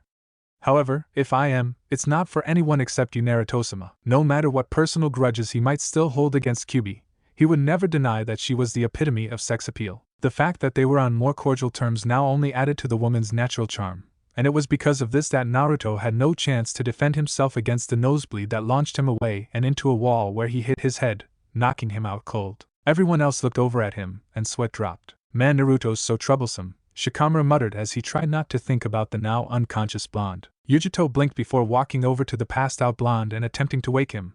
I wonder what that was about. I want a clean match, you two, Genma said to the two girls, having noticed the blonde one leaking some killing intent at the other. He shook his head as he cleared any curiosity he felt and started the match. Ready. Hajime. The moment the match started, Tenten leapt back and threw several kunai at Tamari. However, a quick swing from her fan left the blonde Suna Kunoichi completely uninjured. I'll show him I'm a better woman than this little girl and that other blonde. I missed? Tenten looked at Tamari in shock. But I never miss. She narrowed her eyes as she saw the blonde smirk at her, and showing off her iron fan, which was now 1/3 of the way open to reveal a single orb. You see this orb on my fan? It's really a star, and the instant it reaches the 3rd star it's game over for you, little girl. Tamari's smirk increased when she saw the snarl on Tenten's face. I knew it, those wind-type jutsu will make it impossible for me to defeat her from a distance. I need to get in close. With that thought in mind, Tenten unsealed the katana and charged at Tamari. That won't work. Tamari shouted as she swung her fan and unleashed a blast of wind, as well as revealed the second star. However, Tenten used a kawarimi to switch places with a log and came at her from another angle. She was too close to Tamari for the weapon's user to use a futon jutsu. Instead, when Tenten swung her katana, Tamari brought her fan up and blocked the bun-haired girl's attack. Tenten glared as the two began to trade attacks, moving back and forth across the arena floor. Despite the fact that her fan was heavy, Tamari was able to keep Tenten from getting in close, since her fan had the advantage in size. The bun-haired girl tried to use several of her faster maneuvers to close the distance between them, but none of them seemed to work. Coming in with a diagonal slice from the top, only for Tamari to move back. She would launch a horizontal slash from the left, but the blonde merely stuck her fan out and blocked it. Glaring, Tenten made several dazzling spin attacks to try and push Tamari's large fan away, before thrusting her sword towards the blonde's chest. However, Tamari ducked and used the tip of her fan to catch the blade, closing the fan to lock the blade into it. She pulled and yanked the sword out of Tenten's grip. The bun-haired girl jumped back and grit her teeth, while Tamari smirked. "What are you gonna do now, little girl?" Tenten growled. "I'm going to turn you into a pincushion, that's what." She jumped into the air and pulled out 2 scrolls behind her back, unrolling them as she called out her jutsu. Since she did not have her weapon and knew Tamari would not give her time to retrieve it, this was her only option. Shushuria. Volley after volley of weapons rained down on Tamari. However, like the last time a projectile was sent her way, a mere swipe of her fan blew them away, and the fan now revealed 3 stars. "And look at that, 3 stars, Tamari grinned. "I'm not done yet." Tenten shouted as she manipulated chakra strings on her fingers to lift the weapons in the air, and then launched them at Tamari. "You lose, little girl." Kamaitachi no Jutsu Wind Scythe Jutsu. Tamari shouted as she unleashed her fan's power on the helpless weapons user. The weapons were all caught in the tornado-like winds with Tenten in the center, and many of them ended up slicing at her skin. Tenten had never been defeated so badly in her life. It was humiliating as well as painful, and now she wished it would simply end. It was an act of mercy for her when she blacked out. However, that did not stop gravity from taking her back down, sending her back to Earth, where she would be in for a painful awakening, especially since Tamari was feeling particularly vicious today, and had set her fan down under the weapon's mistress, hoping to add injury to insult. Smiling, she waited for the girl to fall on her fan and crack her back. It wasn't to be. Having seen what Tamari intended to do, Naruto used the same speed technique that he had saved Ayako with to get to the bun-haired girl just in time to catch her. He ignored the feeling of his calf muscles tearing as he cradled the bun-haired girl in a bridal-style carry. Tamari gaped as Naruto just appeared on top of her fan and caught Tenten. 1 second the weapon's user was all set to fall, and the next the whiskered blonde had just appeared on her fan. Her astonishment left her as Naruto turned a heated glare on her. It was a look of disgust and anger. He did not say anything, just looked at her before he hopped off the fan and left with the bun-haired girl in his arms. Tamari seethed as she watched Naruto leave with Tenten. It angered her that he would get so angry for what she felt was no real reason. She did not even hear the announcement of Shausa. Sabaka no Tamari. As she stomped off. Meanwhile, Naruto had just set Tenten down onto the stretcher that the medics had provided for her. He was just about to walk away when a hand snatched his arm. Turning around, he saw Tenten, who was looking at him with a slightly ashamed expression. "I'm sorry, Naruto-kun," she whispered. Naruto frowned. "What are you sorry for?" "I lost. She defeated me so easily. I never had a chance." Tenten looked like she was about to cry. The blonde Hanyu realized how difficult something like being so thoroughly defeated was for her. Tenten had always prided herself on being strong. Her life's goal was to be as powerful as Tsunade one day, to prove that women were just as powerful as men. For her to be so cleanly beaten, without even touching her opponent, must be humiliating for her. Naruto turned around and gently placed a hand on her cheek. "Ten-chan, you have nothing to be ashamed about. You had a serious disadvantage against her wind attacks. The fact that you stuck through with the battle to the end, even knowing you had a disadvantage, was admirable. And if it really bothers you that much, take this as a lesson. Rather than just sticking with weapons, learn some jutsu. I'll even help you after the exams are over." Tenten smiled at him, feeling relieved that Naruto did not think she was weak. She closed her eyes as she let herself drift off again. Naruto watched her go before sighing and disappearing in a shunshin. He reappeared right next to Yujito just in time to hear Kankura forfeit. "Wow, I didn't think you would give up so easily, makeup boy," Naruto commented. Kankura scowled. "How many times do I have to tell you it's war paint?" Naruto grinned. "You can tell me it's war paint all you want, but if it looks like makeup, and comes from your sister's makeup drawer, then it's makeup. No 2 ways around it." Kankura turned red. If this kid hadn't beaten Gaara during the preliminaries, he would be as good as dead. "Will Yujito and Naro Shikamaru come down to the arena for the next match?" Finally, I was starting to get bored, Yujito grinned. Ah, you were getting bored even with me here, Yujikin? Naruto pouted a bit.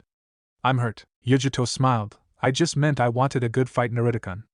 You know I always have fun when you're around. Actually catching the seductive purr when Yujito said fun, Naruto blushed a bit as he scratched the back of his head. So, do I get a hug for good luck like that, Tenten girl? Yujito asked, holding out her arms. Naruto looked somewhat embarrassed but gave her a hug anyway. Had he managed to catch Yujito's slight mischievous expression when she nuzzled into his neck, he might not have gone along with it. However, he had not noticed that, nor did he notice the hand that was trailing down his backside, at least, not until it was too late. Eep. Naruto looked absolutely mortified as one hand went to his mouth while the other went to his backside. The others still in the fighter's booth snickered, while Yujito grinned and gave him a wink as she jumped onto the arena floor. Oh no. Did I just eep? Yep. You did. With a capital E. I might add. Kyubi held her stomach as she laughed, finding the boy's reaction to that Yujito woman to be highly amusing. She had not seen anything this entertaining in a long time. Seriously, if she had been able to see what her other containers had done, and seen them get into situations like this, she may not have been so bitter about getting sealed. Of course, they were both women, so maybe they would not have gotten into these situations. Actually, the chances were good they would just have had to deal with some sexist pigs who thought with their other head. The vixen sighed at that thought. Maybe it would not have been as fun to see through their eyes. Shaking her head, she got back on track to tease her container. That was quite unmanly, Naruto-kun. I think your manliness dropped to a 7 on the man scale when you did that. Naruto scowled. It wasn't my fault. She pinched me in the ass. I've never been pinched there before. Not even Ankanichin has done that. No, she just slept with you. That comment caused Naruto to blush. Trying to ignore the vixen in his head who continued to tease him, the blonde looked around before spotting Shikamaru still there. What the hell are you doing, Shikamaru? You need to get down there. Man, this is too troublesome. I think I'm just going to quit. Shikamaru looked like he was about to raise his hand. However, Naruto was having none of that as he smacked him in the back, hard. Go get him, Shika. Naruto shouted as the lazy Nara fell down to the arena floor. Shikamaru looked up from where he was lying to see the blonde giving him a large grin. Damn that troublesome Naruto. As he refused to move, people began to boo, some even going as far as to throw trash at him. However, he did not listen to them as he looked up at the clouds. Man, I wish I was just a cloud. All they ever have to do is go where the wind takes them. Yujito tapped her foot impatiently as the lazy Nara continued to lie on the ground. Hey. If you're not going to battle, I'm going to come over there and fry you. Shikamaru sighed as he got up, and slowly made his way to the center of the arena. This is really troublesome, you know that. Why do I have to be in this stupid exam? If you didn't want to be in the exam, then why did you enter in the first place? Yujito asked, confused now. Because if I didn't, then Ino would have thrown a fit, and then she would have told my mom, and then she would have thrown a fit. It was simply less troublesome to enter, and then it was not to enter. Both Genma and Yujito's sweat dropped. How could any genin ever be so lazy and get this far? However, they shook themselves out of it, and Genma was just about to announce the start of the match, when Kakashi and Sasuke appeared in between them in a swirl of leaves. Sasuke had apparently changed his look. He was now clad in a black pair of pants and shirt, with white bandages along his arms. He had elbow pads on and black shinobi sandals. I'm sorry, are we late? Asked Kakashi as he rubbed the back of his head. Yujito's left eye began to develop a dangerous twitch while Genma sighed. Yes, you are. In fact, you were so late that we had to disqualify Sasuke. Maybe next time you'll make sure he's on time. Kakashi looked shocked. He had thought that Sasuke's Uchiha name would have given him a pass through the usual rules. Meanwhile, Sasuke looked pissed. He was angry at how they were denying him the chance to fight in these exams.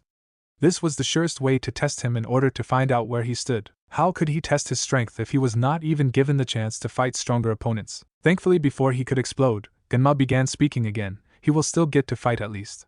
As a treat, Uchiha Sasuke will be allowed to fight the winner of the exams. However, he will not be eligible for Chunin. Sasuke was pretty miffed about that, but at least he would get to fight the strongest opponent here. That would mean he would still get to test himself against the strongest genin and see where he stood. He decided to keep his peace as Kakashi put a hand on his shoulder and shunshined them to the stands. Now that that's out of the way, perhaps we can get to the fight, Yujito grumbled. Right. Hajime. Yujito burst into action, traveling faster than even Naruto had during his battle as she launched herself at Shikamaru. Having not seen any of her abilities, however, the Nara genius had already started backpedaling, changing directions at random as he began hand-sealing Kage Main no Jutsu. Shikamaru shouted as his shadow extended along the ground. Having seen what his shadow could do before, Yujito began dodging the attack, using her incredible agility to keep out of its way. Shikamaru grit his teeth as he saw Yujito still moving towards him, dodging all of his attacks like they were nothing. Suddenly Yujito was behind him, striking Shikamaru in the back with a claw swipe. Only for Shikamaru to turn into a log. Kawarimi. Yujito jumped back and to the left as a shadow came from the tree line. As she dodged the shadow, Yujito tracked where it came from before she threw several shuriken and began making hand seals. Right on Kaminari shuriken, lightning release, lightning shuriken. Lightning burst from the shuriken as they went into the trees, reducing several branches to cinders, and forcing Shikamaru to jump out. Yujito ran at him, dodging the shuriken that came her way. However, she caught the last one by sticking her finger in the small center, and then sent it back nearly 3 times as fast. Shikamaru tried to dodge but was cut in the arm. He winced and was about to make more hand seals when Yujito appeared in front of him, using a leg sweep to knock him off his feet. As soon as he hit the ground, Yujito placed a kunai against his neck. Yield, she commanded. Shikamaru muttered a quick troublesome, I yield. Shaosa. Ni Yujito. Genma shouted. Yujito smiled as Shikamaru got back up and muttered another troublesome before walking off. Yujito used a Rai Shunshin lightning Shunshin to get back to the fighter's booth. The moment she did, Naruto grabbed her, picking her up by the waist and twirling her around, getting an eep. From the blonde Kunoichi, Grr. Curse you Kakashi and your hip attitude. Guy muttered as he turned away from his eternal rival. Naruto smirked as he looked at the destruction. You upped your weights, didn't you? Lee grinned back at Naruto. Yes, I did. Now let us begin. This time both of them took off, their speed having increased past what they had been before. The two met in the middle and began to clash furiously. Their bodies were merely a blur, untraceable to many even when they stayed grounded. Izumo, are my eyes deceiving me? Kotetsu asked, rubbing his eyes to make sure he was not seeing things. I don't know. Izumo stared entranced as he watched the two genin battle at near Jonin level speeds. He could barely even see them. What are you seeing? Are they really moving that fast? At least low Jonin level speeds. Damn. The fight began to get even more furious as the two literally smashed into each other. Naruto got right into Lee's guard, smashing a fist into his torso. However, Lee merely grunted as he launched a devastating kick to the blonde's stomach, chest, and then his face. Naruto was sent flying back and skid along the ground. He looked up to see Lee already in his face. The blonde cursed as he ducked under a punch, and attempted to launch an elbow into Lee's ribs. However, Lee merely caught the elbow in between his arms, before kicking Naruto in the stomach. Wincing, the whiskered blonde realized that whatever Lee had done over the past month had made him even better and faster at taijutsu. Better than Naruto was anyway. Gah. This guy's fucking insane. And people call me a demon, Naruto thought as he ducked under kick and rolled to the left. Kipping back up on his feet, the whiskered blonde spun around with an axe kick, only for Lee to block it, who grabbed onto the leg. With a grunt, the bowl-cut boy spun in a circle and tossed Naruto, sending him flying through the air before he landed on the arena wall and stuck to it using chakra. Shit. If I hadn't taken off my resistance seals before this fight, I would have been toast. Leave it to Lee to become even more ridiculously strong during the course of 1 month. Rather than waste time on pointless taijutsu when he knew he might not win that way, he began forming his hand seals. Futon Kamikaze Seiken. Naruto sent a fist-shaped blast of wind towards his opponent, who was currently running towards. However, Lee continued his charge and smashed the wind fists away with a well-placed kick. Unfortunately for Lee, that attack had slowed him down, and Naruto was able to close the distance between them, striking out with fists and elbows, making the green-clad genin stumble back. Naruto managed to get in several more good hits before Lee recovered and began to block them and make his own assault. Naruto blocked a punch from the left, and then from the right. However, he missed a kick that smashed into his stomach and sent him flying back. Flipping around, the blonde hit the ground and looked up to see Lee charging him. When the Balka genin came in with a high kick, Naruto ducked under it, grabbed the extended leg, lifted the green-clad genin up, and then threw him into the ground. There was a loud crash as Lee's body created a decent-sized crater. The blonde shinobi then jumped into the air and attempted to smash an axe kick on Lee, but said boy just rolled out of the way, making Naruto's foot smash into the ground, creating another smaller crater. Before he could get back up, Lee smashed a heel in the blonde's face, sending him sailing again. As Naruto skidded across the ground, he flipped through several hand seals, Futon Renkuden. He smashed a fist on his stomach, blasting out a compressed ball of air. It went sailing towards Lee, who tried to hit it away. However, the Renkuden was much stronger than his other jutsu, and it smashed into Lee and tossed him away and sending him sailing into a wall, which he crashed right through. Naruto used that moment to catch a breather. He looked around to see a lot of craters from their battle. Man, Lee and I are really tearing the place up. A loud crash alerted his attention to the fact that Lee was back in the game. As Lee charged back and Naruto began more hand seals. Futon Renkuden. This time when the ball of air came at him, the spandex-wearing genin rolled to the side before getting back on his feet and shooting off. Cursing, Naruto got back into a taijutsu stance, knowing he would not have enough time to use another jutsu. As his opponent came in, Naruto shifted his head to the left, feeling the air move past him as he dodged Lee's fist. He ducked under another punch before launching an elbow into the other genin's stomach. Lee grunted and moved back a bit, but did not do much more than that before he was on Naruto again. Damn Hokage dono. How much protein are you feeding these kids?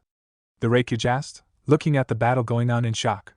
While they were moving in slow motion to him, and Yujito was much faster at her highest speed, the fact that genin could move this fast was ridiculous. You would have to ask their senseis that. Sarutobi watched the battle with growing pride. To think Naruto-kun would come this far, your parents would be proud of you. The Kazekage did not comment, and instead just opted to watch the battle. Naruto had to use a kawarimi to get some breathing room as he appeared on the other end of the arena. Knowing it would not be long before Lee charged again, he began forming hand seals. Right on Ayakazuchi Hakai lightning released lightning current. Smashing his hands on the ground, Naruto shot several volts of lightning, which tore up the ground as they made their way towards Lee. However, the green-clad genin merely jumped over the attack. Unfortunately for Lee, this was what Naruto wanted. Lee was fast and powerful, and while Naruto was as well, Lee was simply just that tad bit better that made a difference. However, while Lee could fly across the ground, in the air he was vulnerable. Going through several hand seals, the blonde called out another jutsu, Suetun Tepidama water release water bullet.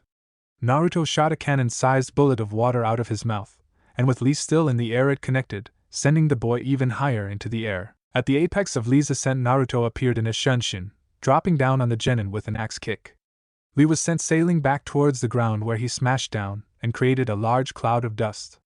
Naruto landed on the ground and dropped to one knee as he panted a bit. He was starting to get tired. Using so many jutsu and fighting for so long was something even he barely had the stamina for. He looked into the large cloud of dust, trying to see where Lee would come out, since Naruto knew that would not put him down. Before the dust even had a chance to clear, Lee shot out, coming towards Naruto at insane speeds. Grunting, Naruto stood up, and just as Lee launched a punch, he sent his own. Naruto grunted as he and Lee were launched away from one another thanks to the force their punch generated. As Naruto looked at himself, he had never been so glad for his healing factor. If he did not have it, he would probably look like Lee now. Said boy had bruises on nearly every part of his body. His face was slightly swollen, and he had a broken nose that had blood trickling down from it. Naruto had to hold in a grimace. His clothes were almost gone now. His cloak had long since been ripped away, his shirt more revealing than Anko's fishnet. His pants had changed into shorts with one side going up to mid-thigh, and his beautiful orange gloves had been destroyed sometime during the last half hour. He was glad he had sealed his gauntlet, or it would be destroyed too. Many of the girls up in the stands blushed at seeing Naruto's toned, half-nude body. A few even ended up passing out from nosebleeds. While others, namely Yujito, licked their lips and grinned. You really are an incredible fighter, Lee. Naruto fought to regain his breath as several of the bruises on his face healed. Honestly, had you ever taken those weights off when you fought against Neji in those spars of yours, you would have kicked his ass hands down. Naruto was glad he had released all of his resistance seals before the fight, or he would not have even had time to do so during the battle. No doubt he would have gotten his ass kicked if he had gone with that route. Lee grinned. Thank you, Naruto-kun. You are a most youthful fighter yourself. Which is why I have declared you as my new eternal rival. Naruto's sweat dropped. Thanks, Lee, I guess. Yash.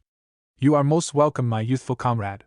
Now come, let us unite our flames of youth. As Lee shot off again, Naruto cursed. I need to find some way to neutralize him.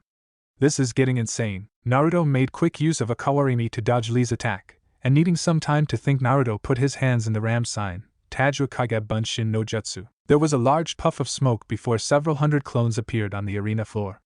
Lee looked at all the clones and grinned, right before he disappeared and began destroying clones left and right. However, while Lee was busy with his Bunshin bashing, Naruto was busy coming up with a way to neutralize Lee's speed. Coming up with a quick plan, the blonde waited until Lee was finished with his clones. As soon as the clones were gone, Naruto launched several dozen shuriken, forcing Lee to dodge the attacks. However, these were just a distraction, and when Lee jumped into the air, a clone of Naruto's jumped with him and threw a kunai attached with steel-grade ninja wire, catching the green-clad genin in it and then kicking him to the ground. Naruto sighed in relief as he saw Lee struggle with his bonds. Looks like I win this one, Lee. I had that ninja wire specifically designed for someone with your insane strength. You won't be getting out of those. Lee looked up at Naruto before smiling. This match still is not over, Naruto-kun. Remember, the lotus of the leaf blooms twice. I will not lose here. Geizensei acknowledges it. Now is the time I must prove and protect my Nindo. Kaimon Kai Gate of Opening Release. There was a massive surge of chakra at Li's shout. Along with the surge in chakra, Li seemed to gain a surge in strength, for he snapped the ninja wire with ease. Standing up, Li put his arms in a cross guard. Kakashi whirled on Guy, who was watching the battle with a very serious expression. I can't believe you taught him how to open the gates. I wanted to help Li achieve his dreams, Kakashi, Guy said in a rare serious voice. That boy is willing to risk everything for his dreams. And so I helped him. I do not regret it. Kumon Kai Gate of Healing Release. At Li's exclamation, a massive surge of chakra was released as the ground under him began to splinter. Simon Kai Gate of Life Release. Li's skin began to turn red as more chakra started shooting around his body. Shomon Kai Gate of Pain Release. Naruto almost cringed when even more chakra shot out of Li. Not only was he now completely red, his eyes were now all white. Naruto paled as he felt Li's chakra match his own reserves and then pass them. Oh shit. Oh shit, oh shit, oh shit. Kyubi, knowing what Naruto wanted, Kyubi immediately began channeling her Yuki through him. Naruto-kun, I can't give you any more than one tail. You may be a Hanyu, but anything else right now would send you into an uncontrollable bloodlust. That's fine, it should be enough, Naruto said as Kyubi's Yuki entered his system. The red energy began oozing out, his eyes changed from their normal blue to red, his whisker marks thickened and his already long canines elongated some more. Then the Yuki began to take shape, forming 2 fox ears on top of his head, and 1 swishing foxtail behind him. Upon seeing this, many people who knew what it was gasped. Many people who didn't also gasped, especially because of the bloodlust and feeling of power it gave off. What the hell? Kiba shouted, what is that chakra? It's the same as when he faced Gaara, Hinata whispered, trembling a bit at the power. I can't believe he can use that much of its chakra already. Kakashi gaped. The other Jonin were silent, staring at the scene open-mouthed and wide-eyed, while the Genin stared between their senseis and Naruto, who was now hunched over. Sasuke clenched his teeth as he watched Naruto and Lee go far beyond him in power.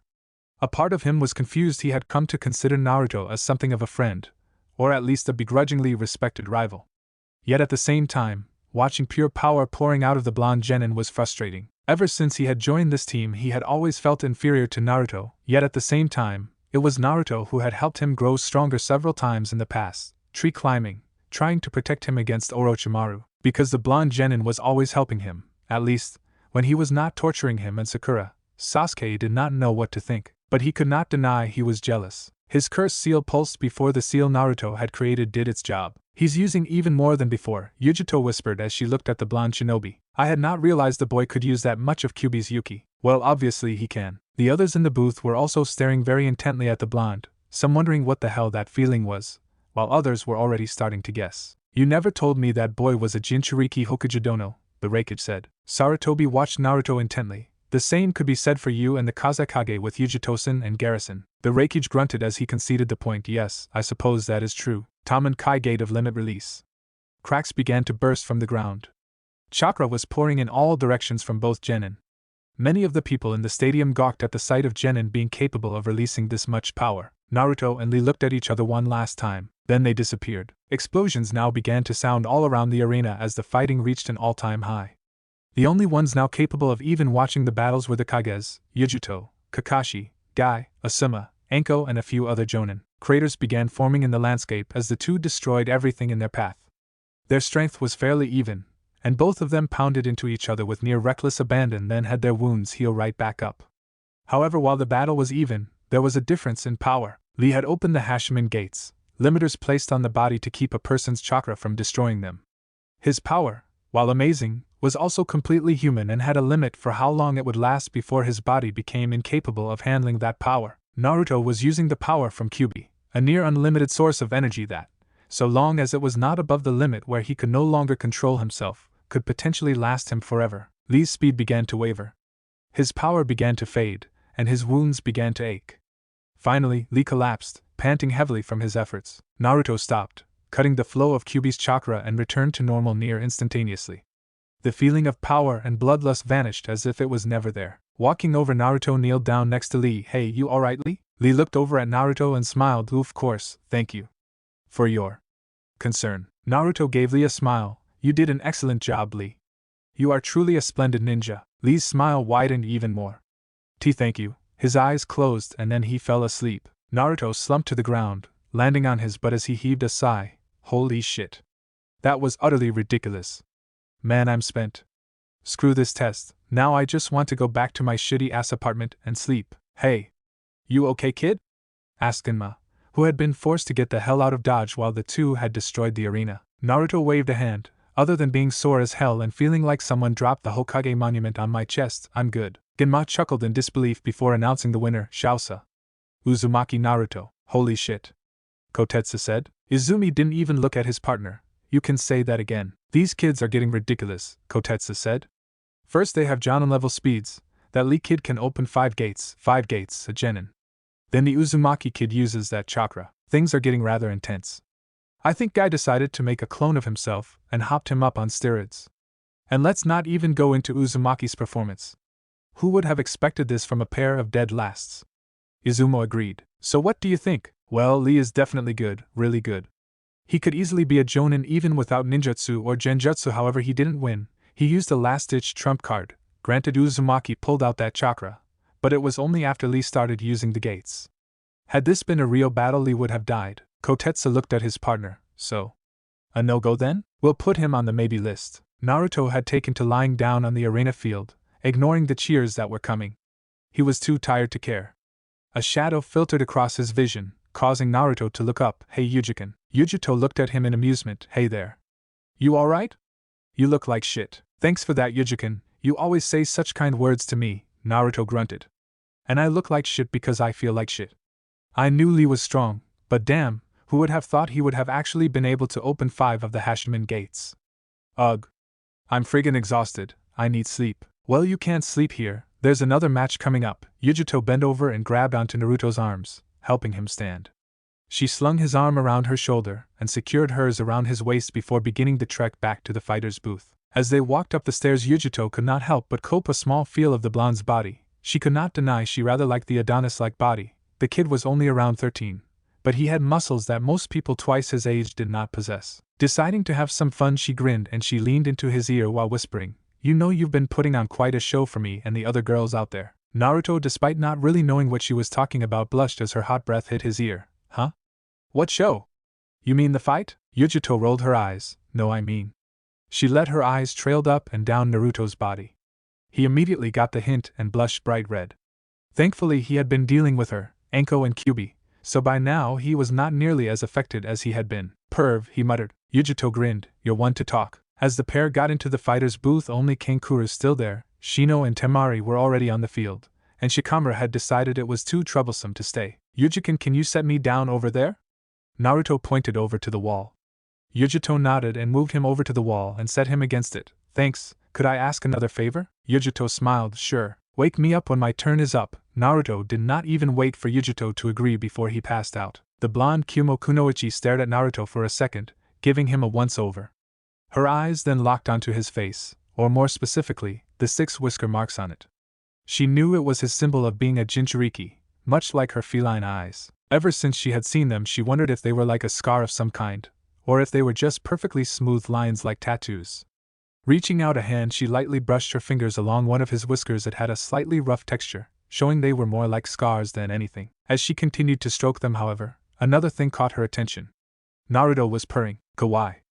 Yujito was tempted to squeal, but managed to force herself into a whisper, though she could not keep the giggle that escaped her as Naruto began to rub his face against her hand. Will Yujito please come down to the arena floor for her match? Yujito looked up and noticed that Tamari had just beaten that Shino kid.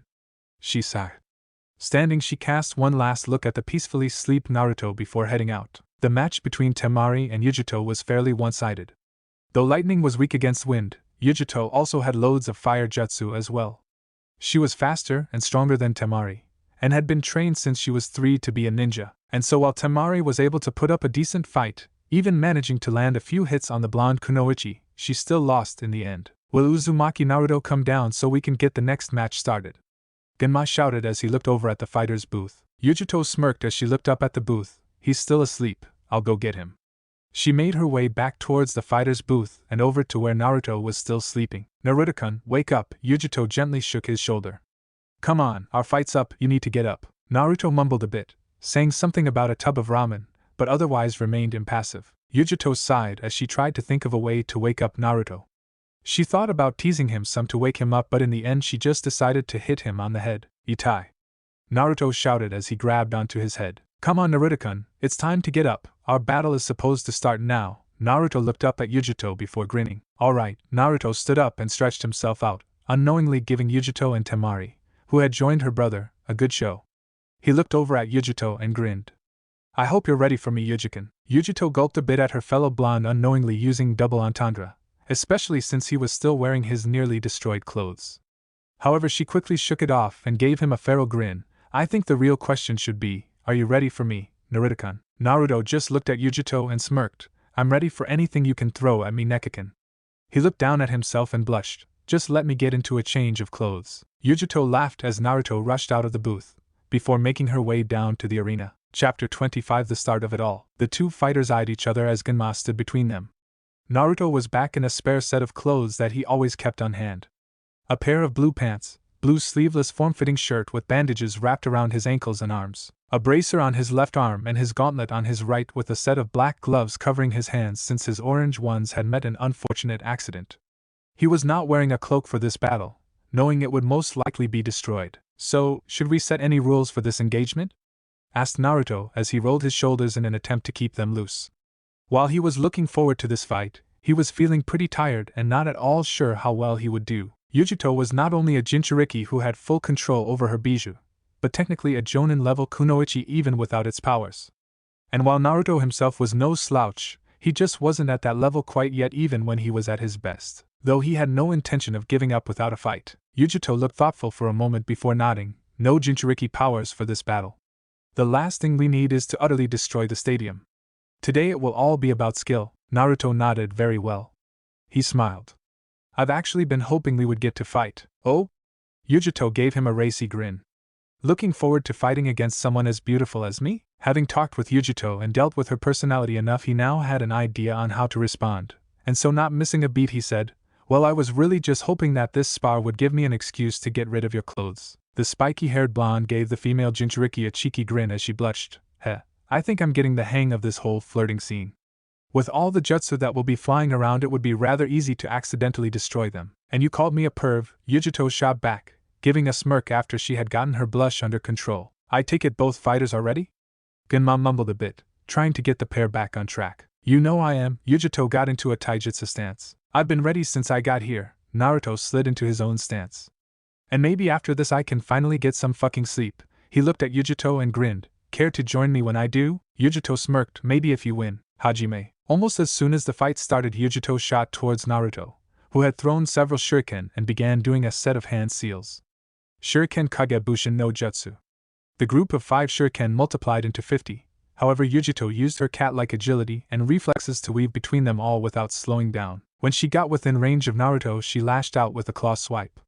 Naruto went in to block the attack, however the moment the hit connected, Yujito grabbed his forearm and tossed him over her shoulder. Not one to be outdone so easily, he began doing another set of hand seals as he flipped around. Landing on the ground, he thrust out his hands, Futon Kamikaze Seiken. Yujito merely grinned as she did her own hand seals, Katan Karyu Enden Fire Release Fire Dragon Missile. She took a deep breath before breathing out a stream of fire that overtook his wind jutsu, making the jutsu expand as it came towards Naruto. Oh fuck me, Naruto cursed as the flames made contact with him, expanding even more as it overtook him. Yujito looked up when the technique ended to see the burnt remains of a log. Knowing he was still around, she went back into a stance and began to search the area wearily. However, there was no sign of the younger blonde, making her frown right before a pair of hands latched onto her leg. Yujito's eyes widened as Naruto shot up from the ground. Unable to move because of the clone holding onto her, Yujito got hit. However, the reaction one would expect of a person getting hit did not happen here. Instead, the blonde female exploded in a burst of lightning as soon as Naruto's fist made contact, sending said genin rocketing back. Naruto grunted a bit as he hit the ground, forcing his body to move despite the electric current that was running through his body. Looking up, he was forced to roll out of the way as Yujito came in and smashed into the spot where he had been standing. Naruto pushed himself into a series of flips as he moved away from Yujito. Stopping several feet away, Naruto reached into his left pouch and brought out a scroll, which he unrolled and channeled chakra into. A torrent of water shot out, and Naruto began to make several hand seals. Suetun Suiryu no Kiba Water Release Water Dragon Claw. A decent-sized dragon formed out of the water, roaring ferociously as it threw a clawed hand at Yujito. However, right as it hit, said woman phased out of existence, revealing it to have been nothing more than an afterimage. She appeared right next to Naruto, smashing two fists into his ribs. The whiskered blonde grunted as he got the wind knocked out of him, but still managed to block the next attack. The taijutsu battle that ensued afterwards was fast and furious. Yujito used a mixture of striking at weak points, as well as claw swipes and grappling techniques to go with her fluid movement and flexibility. Her strikes were almost too fast for Naruto to keep up with, and more often than not he had ended up getting hit. Naruto backpedaled as Yujito took a swipe at his face, then moved in, hoping to catch an opening as she spun around. It was not to be as Yujito continued her spin and kicked him in the face, sending him stumbling back. The stumble was turned into a back roll as Yujito came at him. Kipping up on his feet, Naruto had his hand in a hand seal and his cheeks bulged.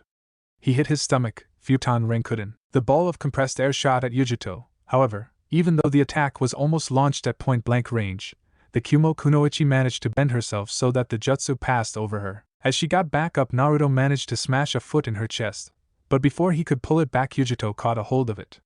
Grinning, she spun his foot around, causing Naruto to land on his back, only to disappear in a puff of smoke. Yujito's eyes widened in surprise while several Narutos suddenly burst from the ground and attempted to engage her in taijutsu.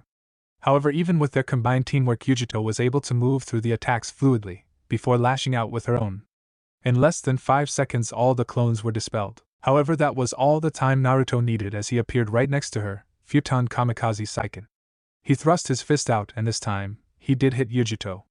The attack smashed into her and sent the young woman flying back, where she crashed into the stadium wall. Yujito pried herself out and shook her head. Looking back up at Naruto, she smirked. You know, you really are pretty strong for someone so young. I don't even think I was that strong at your age. Naruto grinned. Thanks, Yujikin. That means a lot hearing you say that. It also means I can stop holding back. The look on her face turned feral. Oh, sure was all the time Naruto had to get out before Yujito was on him. He blocked a kick from the left, only for Yujito to push her leg off and use that momentum to smash her other foot into his face. Naruto stumbled back and shook the cobwebs out of his head. He looked up to see Yujito already bearing down on him. He jumped back hoping to gain some distance, but Yujito wasn't giving him any and doggedly came after him. He continued trying to block and dodge her attacks, but they were too fast and too numerous, and more often than not Naruto ended up getting a fist, a foot or some other part of the Catwoman's body smashed into him. Yujito made one last claw swipe at him, however this time Naruto exploded, sending the Kumo Kunoichi flying back. She landed on her feet and skid across the ground. Once she stopped, Naruto came up from the ground right under her, and this time when he hit her, Yujito did not explode and was instead launched into the air. Jumping up after her, Naruto appeared above Yujito and came down with an axe kick. The moment he did, the blonde knew something was wrong, and only a quick Karawimi saved him from being fried to a crisp, as Yujito turned out to be another Rai Bunshin, having replaced herself a few seconds after she had been sent flying. Appearing a safe distance away, Naruto looked around for his quarry. Not finding her, he sent a pulse of chakra throughout the stadium in the hopes of finding Yujito. When there was no trace of her, he frowned. There's no way she's out of the stadium since she would be disqualified. That means, he jumped up at almost the same time that Yujito came up from under him. Naruto was just barely able to avoid the swipe that came his way. He could not, however, dodge the kick that Yujito sent him. Grunting, the blonde shinobi flipped around before he landed on his feet, only to jump away seconds later as Yujito came down and hit the spot he had previously been. Right and John lightning release false darkness. Naruto looked up just in time to see a bolt of lightning shoot out of Yujito's mouth. Cursing, he used a Karawimi to replace himself with a log. However, much to his surprise and shock, the bolt of the lightning veered away from the now destroyed log and began to chase after him. Naruto was forced to duck, dodge and jump around the lightning bolt as it followed him. Man, is this battle getting intense, Kotetsu said, watching the fight with a critical eye. So do you think Naruto can win this one? I'm not sure, Izumo shook his head. That Kumo girl is good, too good to be a genin, and we know next to nothing about her abilities. It was unfortunate that Naruto had to face Neji and Lee. Those two forced him to reveal a lot of his abilities. They were also stronger than the ninja that Yujito girl faced, and while I'm not certain of it, I'm pretty sure she is stronger than Naruto even at his full strength. If he does win, it will be on luck. There's no doubts there, Kotetsu said. That girl is definitely Jonin level. Her speed, taijutsu, strength, ninjutsu, tactics. It's obvious that she's only officially a genin. I guess we'll just have to see if Naruto has any other tricks to pull out of his sleeve, and knowing him he might still have some way to pull off a miracle. Naruto grit his teeth as he dodged the lightning bolt again. However, this time it managed to graze his arm, sending a shock through him. Damn it. I need to find some way to get this thing to stop following me. He looked over at Yujito to see her holding a hand sign and realized what was happening. Of course, she's controlling the jutsu in with hand seals. I need to do something that makes her drop the jutsu. Naruto began channeling yokai into his mouth, Kitsune Bai. A light blue ball of flame shot out of his mouth and headed for Yujito, forcing her to cancel her jutsu and jump away as the foxfire hit the ground where she had vacated and created a large explosion. Naruto dodged the John one last time before it hit a wall and dissipated in an explosion of electricity. Knowing that taijutsu was out of the question, Naruto created a Kage Bunshin and both of them began doing hand seals. Futon Atsuji wind release severing air pressure. Katon Gokai Kano Jutsu. The clone expelled a large fireball from its mouth, while Naruto shot a tornado at the fireball that compressed the fireball before releasing a white-hot torrent of flame. The heat was so intense that Yujito felt her skin being singed as it came towards her. Luckily, a quick Karawimi allowed her to escape as the fire hit the ground with an explosion that rocked the entire stadium. Wow! Ino breathed as the explosion ended. What the hell was that? That was what's known as a collaboration jutsu, Asuma said, not taking his eyes off the fight. It's when two jutsus combine to form a more powerful attack. Naruto used a futon jutsu to fan the flames of the Katon jutsu, making the attack power double if not triple. While the others gaped, Sasuke looked at the blonde in jealousy. Naruto began panting heavily as the attack ended. He looked around before seeing Yujito standing a little ways away, a slight singe on her clothes the only indication she had not gotten off from that attack quite scot-free. He looked himself over and sighed. His other two battles combined with this one had left him spent. While he had near Kage level reserves, and had the much more potent Yuki, launching out all of those jutsu and battling such talented opponents had left him drained. Yujikin, I think we both know there is no way I can continue this battle. I forfeit, Naruto said, shocking many of the people in the crowd. Yujito grinned, that's a wise choice. Still, considering how much you've already fought, you battled extremely well. Naruto returned her grin with his own fox-like one. I know, that's what happens when you're as awesome as me. Yujito just shook her head and chuckled. Shausa. Ni Yujito. Genma said. For a few moments the crowd was silent as they digested what had happened. After that a few people began to cheer while others, the ones who had lost money on bets, booed. Oh man, I can't believe he lost. Kiba said. He was on fire. Hinata shook her head. It's obvious he was exhausted from his previous battles. That Kunoichi didn't have to fight as tough opponents. I guess that's true, Kiba sighed. Do you think he would have won if he was at full strength? Don't know. That was definitely an interesting battle, Izumo said as he clapped. There were some really good fighters this year. Yeah, Kotetsu agreed. That Lee kid, Tamari was decent, Yujito, Neji and Naruto. Who would have ever thought he would have been as good as he is now? Definitely not me, Izumo shook his head. Though out of the five of them I think only Yujito, Tamari and Naruto should be given the position of Chunin. Agreed, the others showed Chunin and even Jonin level skills, but they simply didn't show the ability to properly use them. Naruto lost. Ino whined. After his other two fights I was so sure he would win. Kurenai shook her head. While he has obviously gotten stronger, he was completely exhausted by his previous battles. Do you think he would have won if he wasn't so tired? Asked Tenten, who had recovered from her battle with Tamari. I don't think so, Kakashi said, causing the others to look at him.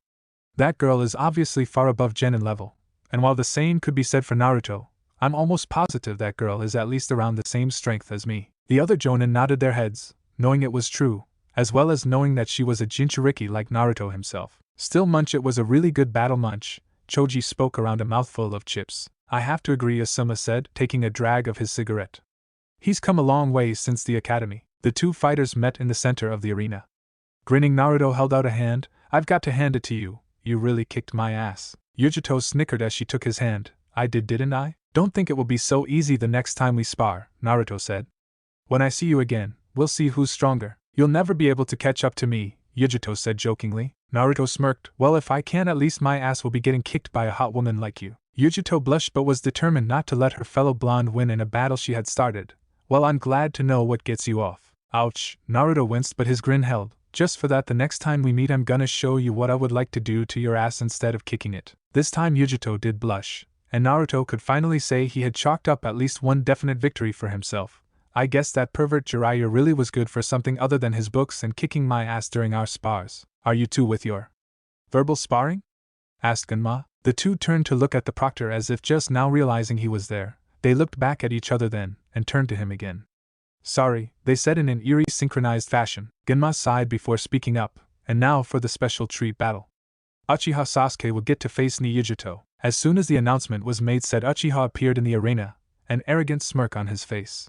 Despite having seen Naruto's battle, he was looking forward to this fight, especially after having seen how powerful this blonde woman was. She'll be perfect to test my strength against. He looked at the woman who would be his next stepping stone on his path to killing his brother. Naruto placed a hand on Yujito's shoulder. I'm not going to wish you luck, since you won't need it for him. But I would like to ask that you open a huge can of Wu Pass on the arrogant team. I thought he was your teammate Naruto-kun, Yujito said with a raised eyebrow. Oh, he is. But the team can get pretty full of himself sometimes. Actually, he's almost always arrogant, Naruto shrugged. I find that nothing will bring the team back down to earth like a good old-fashioned ass-kicking. Yujito grinned. Well, in that case. Naruto grinned before he used the Sun Shin and appeared next to his sensei. Yo, Kaka-sensei. Kakashi blinked at his blonde student. Yo, Naruto, nice job on your battles. You've really come pretty far. And I also see you were able to learn quite a few of those jutsu I gave you. Yeah, I learned 4 of them, Naruto hummed for a moment. I was hoping to get a few more than that, but 4 is pretty good considering I only had a month to train and Erosenin was a slave driver with my taijutsu. Erosenin? Kakashi blinked, wondering who that was. Naruto? Naruto turned around and saw Tenten standing next to him. He gave her a smile. Hey Tenshan. I'm glad to see you up and about. How are you feeling? Tenten blushed a bit but smiled at the concern she heard in his voice. I'm doing good, thanks to you. I saw your battle with Yujito-san. You did really well. You think so? Naruto rubbed the back of his head, grinning a bit despite the hesitance he heard when Tenten called Yujito by her name.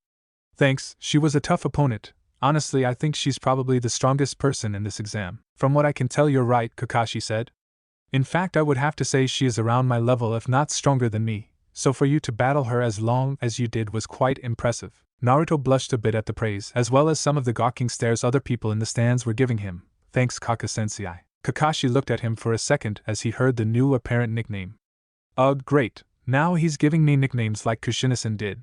At least it sounds a tad better than Kashikan. You're welcome, Naruto. Hey you two, looks like the battle is about to start, Asuma said. Naruto turned back towards the arena with a grin on his face. Oh, I can't wait to see the team get his ass beat. Duck Butt is in for a rude awakening. While Naruto considered Sasuke to be something of a friend, the raven-haired genin always remained aloof and arrogant. The only exception was during the second exam, but almost as soon as it had ended the boy went back to being a prick. Inside his mind QB snickered. It would be nice to see such an arrogant prick humbled. That boy has been starting to remind me of him far too much. He would easily betray others if it meant getting power, you said it, Kyuchin. Genma looked between the two opponents and held up his hand. Hajime. He brought it down before sunshining away. Sasuke smirked as he activated his Sharingan, showing that he now had 3 tomo in each eye. With it he was easily able to track Yujito's speed as she flew towards him. When Yujito got in range and lashed out with a kick, Sasuke blocked it with his hand. However, Yujito pushed off his hand and launched herself into the air, attacking with a heel kick that Sasuke managed to duck. He launched a fist that caught Yujito's left shoulder, sending her spinning. The blonde kunoichi went with the blow, and used it to enhance her axe kick that she sent at Sasuke's head. Said Uchiha managed to jump away at the last second. Yujito threw several shuriken at him, going through a few hand seals, right on Kaminari's shuriken. Lightning burst from the shuriken and struck the ground near Sasuke, who was forced to dodge the attacks. He was able to, thanks to having seen the jutsu once already in Yujito's battle against Tamari. However, he had ended up focusing so much attention on the shuriken and lightning that he missed Yujito. Said blonde managed to swipe at his face, leaving a decent-sized and bloody scratch and getting Sasuke to cry out in pain and anger. He jumped back and glared at Yujito, who merely gave him a smirk. Growling in anger, Sasuke went through several hand seals before taking a deep breath. Katan Gokaiku no Jutsu. A large fireball billowed out of Sasuke's mouth and headed for Yujito. Yujito jumped into the air, dodging the fireball by a good margin before she sent several kunai towards Sasuke. Said Uchiha got out his own kunai and used his Sharingan to deflect the projectiles. When he had finished, he saw Yujito closing in on him, lashing out with a kick. Sasuke dodged the attack before trying to punch Yujito. However, the girl used the agility given to her by her bijou to dodge the attack. She got into Sasuke's face and before he could react, punched him in the stomach, hard. Sasuke folded up like a cheap lawn chair, only to be thrown back when Yujito kneed him in the face. There was a loud crunch of breaking cartilage, and a lot of people who had placed bets on the Uchiha to win gasped in shock at seeing his bloodied and broken nose. Yujito chuckled a bit at seeing the Uchiha's glare. Hoping to egg him on, she made a calm gesture. It seemed to work as Sasuke charged forward, intent on beating her. However, as the battle began to come up again, it was clear that Yujito was superior in nearly every way. Sasuke was about as fast as Lee with his weights on. Yujito was just a little slower than Lee was when he had opened the Hashimen gates, and Sasuke was unable to utilize his speed to his full potential due to having only copied it, rather than mastered fighting with his newfound speed. Even if his eyes negated any tunnel vision he might have received, his body and mind were still trying to work together with his newfound speed. Yujito had more experience, not just from the harsh training she had gone through as soon as she could form a sentence, but also from the many missions she had done. Sasuke's only experience was his fight against the Kiri-Chunin during his first C rank and his sparring with Kakashi. In the end there was no contest. Sasuke continued to be pushed back as Yujito began to increase her speed.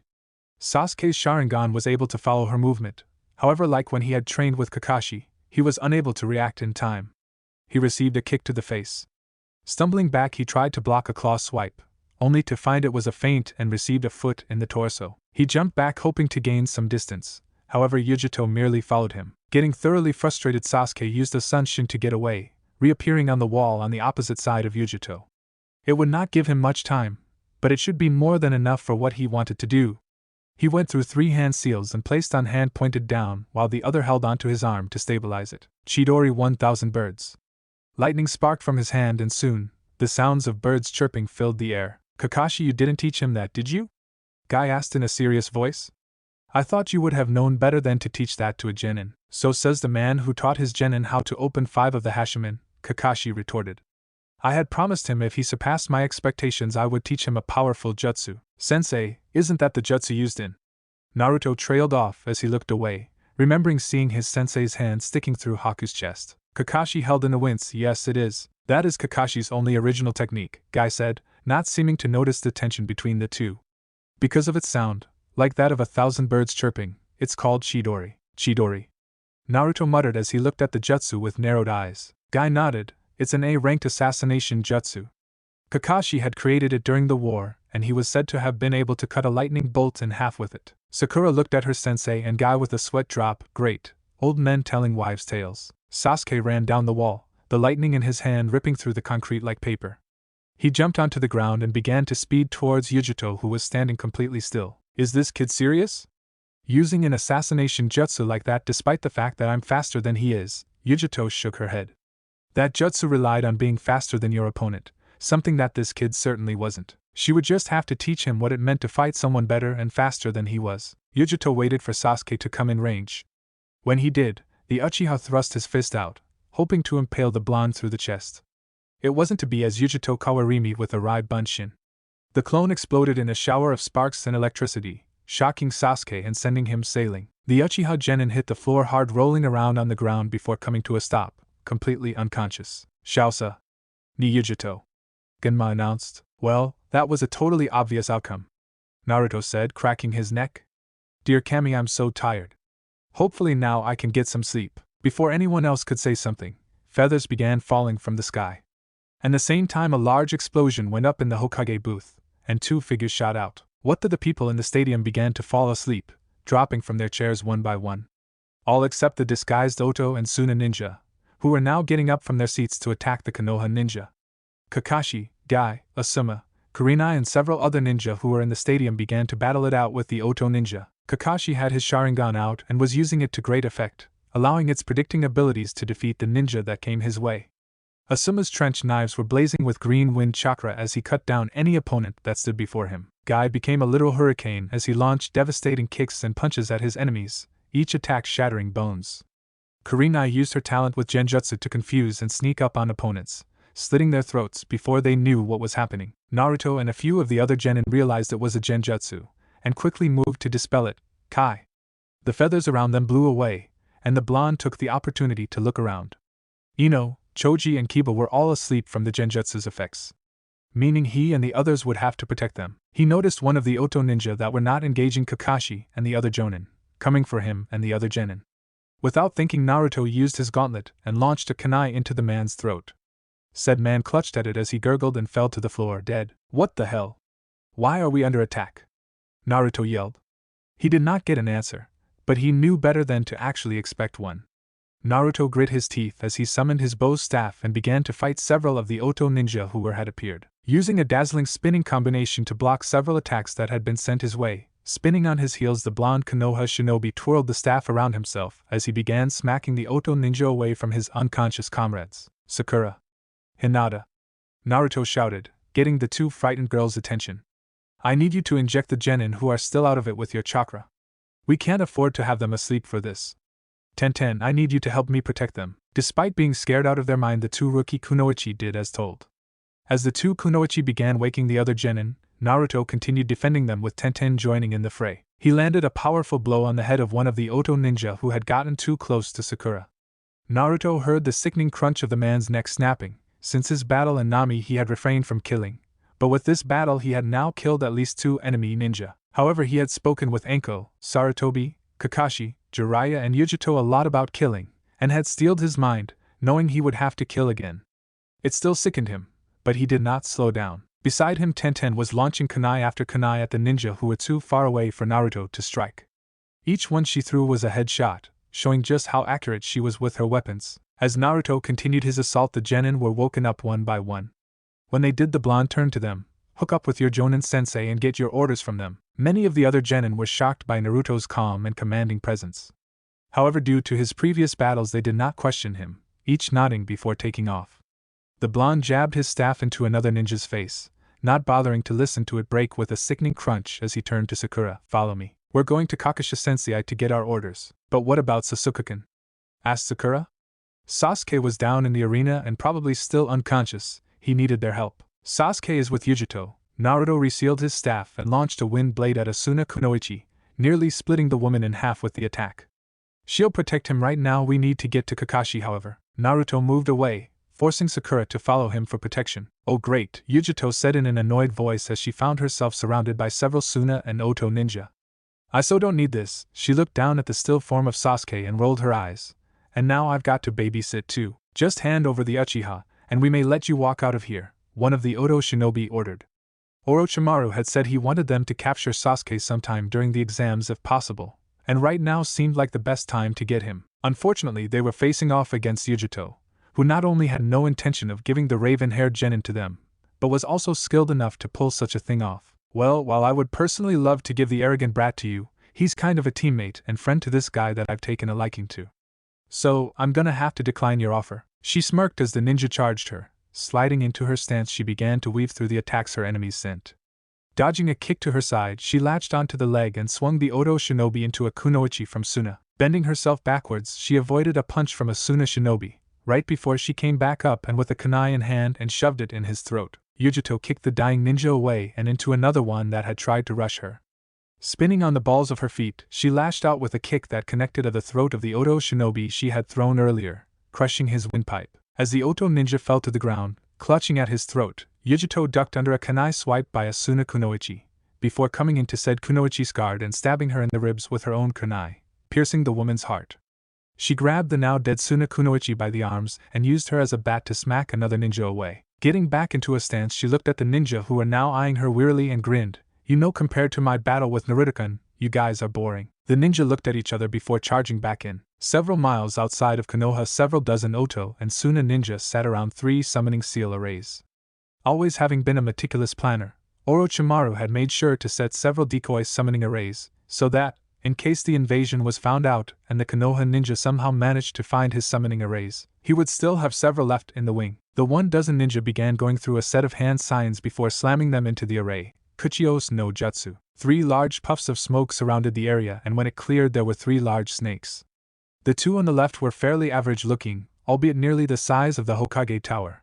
One had green scales, while the other's was black. However, it was the one in the middle that caught everyone's attention. Of course, seeing how it had 3 heads, that was understandable. The snake surged forward, the one in the middle in the lead.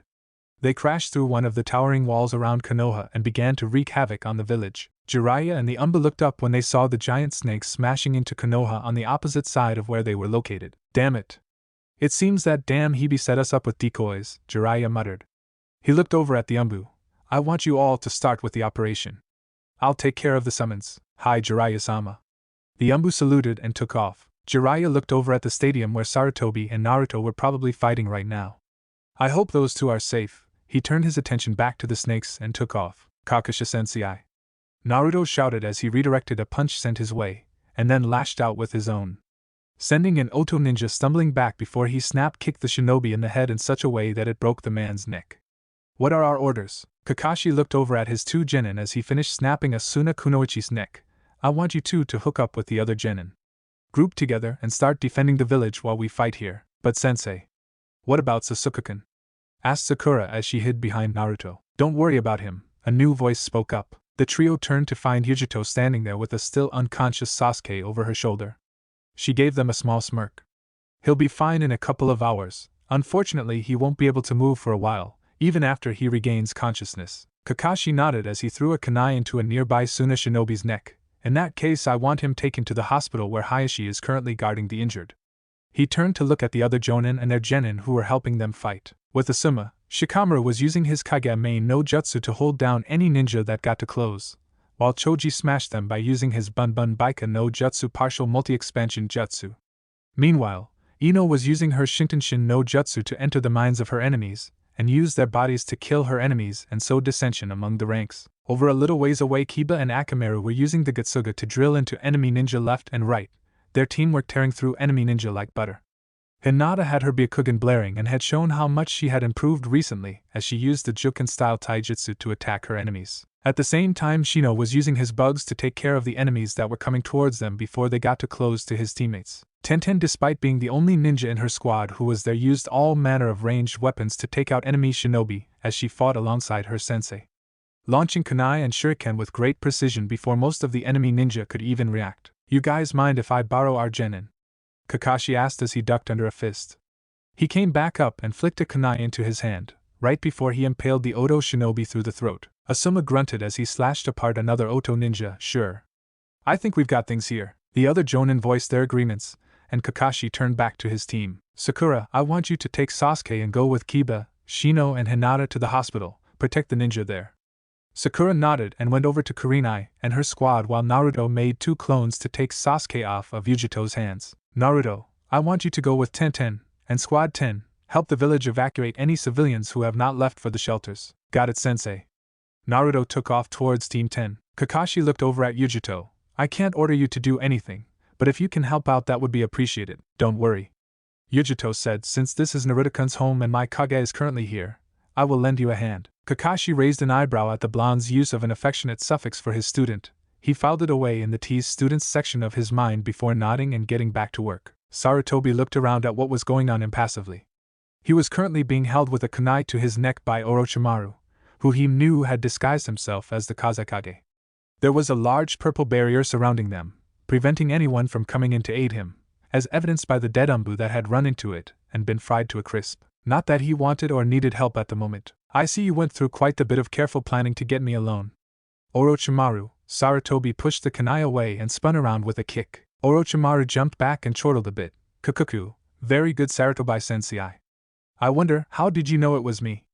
A hand came up and pulled off the man's mask and face to reveal the pale skin and yellow eyes of Orochimaru, the Hibi-Sannin. I have known about your plan for some time now, my foolish former student. Sarutobi narrowed his eyes. I am curious, however, you have never been the type to simply attack for just vengeance. So why try to destroy Konoha now? What do you hope to accomplish with this? Kukuku. Well, I don't know if I have any grand goal that I wish to accomplish. Orochimaru smirked. I suppose you could say I enjoy watching things in motion. Life gets dull when things are standing still, don't you agree? The pale man removed the Kage hat and robes to reveal an off-white kimono with a purple bow. A stopped windmill is so boring to watch, you know. Though sometimes it heightens the anticipation. Right now I just want to make that windmill spin again, and the crumbling of the leaf village will provide the wind. Orochimaru took a few steps towards his old sensei. His eyes were alit with excitement. Sarutobi only smirked at his student as he removed his robes and hat to reveal his battle attire. Near samurai-style armor and helmet similar to the kind the Ni and Shodaime Hokages wore. It seems you never change, do you, Orochimaru? So how are we going to do this? Asked Shikamaru as he Choji, Ino, Tenten and Naruto jumped through Konoha. They had been given the job of helping locate and safely escort any civilians who had not yet evacuated to the Hokage monument. Naruto looked at him and noticed the others were also staring at him expectantly. He realized they were waiting for orders. This was not something he had expected. He shook his head. Right now these four were expecting him to tell them what to do, and even though he did not want to be the leader right now, he had to think of something. Several dozen plans went through his mind before he selected the one with the best chance at succeeding. He put his hand in the ram's seal and called out his most used jutsu, Tajukage Bunshin no Jutsu. There was a puff of smoke and 200 clones suddenly appeared around them. Shikamaru and Ino, I want you two to take 100 clones and head off the 2 west. These clones will provide distractions and support for you. Tenten and Choji, same thing except go to the eastern sections. What about you, Naruto-kun? Asked Tenten with some worry. He was giving them all the clones, and that had to have been taxing on him. Don't worry about me, Naruto gave her a reassuring smile. He did not have as much chakra as he would have liked, but this many clones wouldn't drain his reserves too much. I still have a lot more chakra left. Now go. The others looked at him for only a moment before shooting off with 100 clones following them. Naruto's eyes hardened again as he took off towards the ninja academy. His instincts were screaming at him to head there. After all, the best way to ensure your enemy cannot fight back in later years to come is to get rid of the future ninja the opposing village has. Iruka along with several dozen other chunin had barricaded the academy entrances in an effort to protect the students there. The evacuation order had come to them too late. Orochimaru had already foreseen that the academy may be evacuated before the invasion took place, and so he had given the order to destroy the academy the minute they tried to leave. The moment Iruka and the others had attempted to evacuate, they had been ambushed by several squads of Oto ninja. Many of the chunin had already died in an attempt to protect the students as they made their way back into the academy, and many more students had died because there were simply not enough chunin to protect them all. Turning around, the scarred chunin looked towards one of his comrades. How are things looking? The chunin slowly shook his head. Not too good. We've only got about a dozen of us, and 6 are too injured to fight. We lost nearly 50 students in that surprise attack. Nearly 100 are injured and there is no way for us to get to the shelters. Damn, Iruka muttered, things were not looking good. Those Oto ninja had expected the evacuation. Almost as soon as it began they managed to storm us. Things are starting to look hopeless, the other agreed. A little ways away, Konohamaru and his 2 friends heard what they had said and were looking both worried and afraid. Looking around, the young Sarutobi saw that many of the other students were also afraid, even more so than he was. Standing up, Konohamaru peeked out of the window he had been hiding near. When he did, he saw something that began to bring hope back to him. It's the boss, he shouted, causing everyone else to look over at him. Narutoni eyes come to rescue us. The other students and even the teachers looked out of the second-story window and saw the shocking sight of nearly 100 copies of a spiky blonde-haired ninja plowing through the enemy shinobi that had decided to remain behind. Naruto was crouched on a roof as he looked over at the academy, using his talent for remaining hidden to avoid enemy detection. He moved the binoculars as he did a thorough sweep of the academy grounds. There are a lot of dead instructors and many more students, along with nearly 40 shinobi who were surrounding the grounds. Seeing all the dead students made his blood boil. Konoha had allowed these people to come in here and participate in the exams, and this what they do. He shook the thought off for the moment. Getting angry would not help him here. As he looked at the 40 enemy ninja, he wondered why they had not attempted to attack the academy yet. Were they expecting some kind of trap if they entered? Or did they just feel that there was no need to rush things? Whatever, I need to find a way to get rid of them, Naruto said to himself. Damn it, I wish I had not told Shikamaru and the others to go off, Naruto mumbled under his breath. In hindsight, it might not have been the best idea. However, there was simply too much ground to cover in Konoha, and his clones would dispel with one good hit, so they could not protect the population as well as Shikamaru and the others could. Well, I guess there's no helping it then. Not wasting a second, Naruto came up with the best plan to defeat them. Tajukage Bunshin no Jutsu. 100 more Naruto clones puffed into existence. 50 of them jumped off and charged into the enemy ninja. They began to fight using fists, feet, knees, elbows, headbutts and kunai as they tore into the surprised Oto ranks. It took a while, but soon the Oto ninja began fighting back, dispelling the clones faster than Naruto would have liked. However, their job was not just to fight against the enemy ninja, but to herd the enemies into a single spot so that they would be trapped for Naruto's planned jutsu. So in the end, it did not matter how many of them dispelled so long as there was enough clones to execute his plan. The other 50 Naruto clones used as much stealth as they could to make it to the academy walls. A few were dispelled, but most managed to make it in front of the door, which by now was littered with dead Oto ninja. The clones took up a defensive perimeter around the academy's main entrance. Meanwhile, Naruto had jumped in the air, using his wind chakra to boost his height so that he was above the Oto ninja and his currently fighting clones. He made another clone in midair and both began doing hand seals. Futon Atsugai, Katan Gokai Kano Jutsu. The clone expelled a large fireball from its mouth, while Naruto shot a tornado at the fireball that compressed the fireball before releasing a white-hot torrent of flame. The flames shot right into the midst of the enemy shinobi, incinerating them in seconds. An explosion soon lit up the area as Naruto landed on the ground. The blonde dropped to a knee while panting a bit. Grimacing, he reached into one of his kunai pouches and pulled out a chakra pill. Normally he would never eat one. In fact, Naruto had never had to eat any kind of supplemental pill in his life, since he had such large reserves and Kyuubi healed everything before it became a serious problem. However, he had been fighting in a tournament since this morning, and had now made 300 clones and had pumped in more Yuki into those Tojutsu on top of the amount he had already used during the exams. So he did not have much of a choice right now. He popped the pill in his mouth and chewed. After swallowing the bitter-tasting pill, he sighed in relief as he felt it do its job and help Kyuubi restore his Yuki. He was nowhere near full, but it should be enough for this. Turning around, he made his way towards the academy entrance. Naruto, Narutonii/boss. The door opened to reveal Iruka, Konohamaru, Moegi, and Udon had come near the door with the many academy students and Chunin instructors behind them. "I'm glad to see you guys are alright," Naruto said, smiling in relief. "Did Hokage-sama send you?" asked Iruka. Naruto shook his head. "Kakusha-sensei ordered me and a few other genin to help assist in the evacuation. I decided to come here just in case, and it looks like my instincts paid off." He looked at Iruka with a rare serious expression on his face. "Are there any injured?" Iruka looked somewhat taken back by the serious expression on Naruto's face, but gave a nod. "Half of our Chunin instructors are and about 100 students." Naruto grimaced. "Can they walk or do they need assistance?" "Most of them can walk, however several will need help," Iruka answered. Nodding, Naruto came up with a decision on what to do. Kage Bunshin no Jutsu. Around 50 clones popped into existence. Naruto winced as he felt half of his reserves leave him, but knew it was necessary. "These 25 will help carry any of the injured, while the other 25 will protect you as you make your way to the shelters in the Hokage monument." "What about you?" asked Iruka with a frown. "There's an enemy that has been dispelling quite a few of my clones for a while now. None of them have been able to touch this one. I have to deal with him personally." Iruka gave his former student a concerned look. "Are you sure that's wise?" Naruto shrugged. "Maybe not, but if I don't deal with him, he'll attack and kill more villagers, and I can't let that happen." Knowing better than to try and change Naruto's decision, Iruka nodded. "Well, good luck then." "Thanks." Naruto ran off, jumping over the fence and leaving the academy students and instructors staring after him. Shikamaru caught another shinobi in his shadow, allowing one of the Naruto clones to kill him by slicing his neck open with a kunai. They had been fighting for quite a while. Shikamaru would use his shadows to possess them and a Naruto clone would kill them. Ino was hidden along the walls, using her mind-possessing ability to cause chaos amongst the enemy's ranks while several clones hid themselves around her for protection. "Man, this is so troublesome," Shikamaru muttered, catching another 3 ninja in his shadow. 3 Naruto clones converged on the enemies, slitting their throats before disappearing. "We're lucky a lot of these ninja appear to only be genin," Shikamaru thought to himself as he watched a Naruto clone kill another enemy ninja. "Their elite forces must all be at the arena." "Shushurio!" Tenten shouted as hundreds of weapons left the scrolls she was weaving through the air.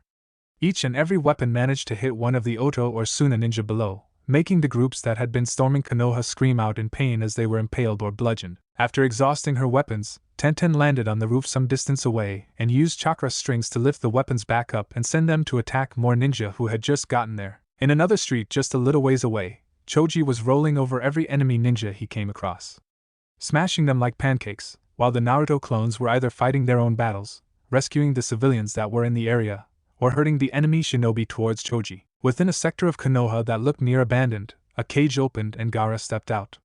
The left side of his face was covered in sand that held the form of a tanuki.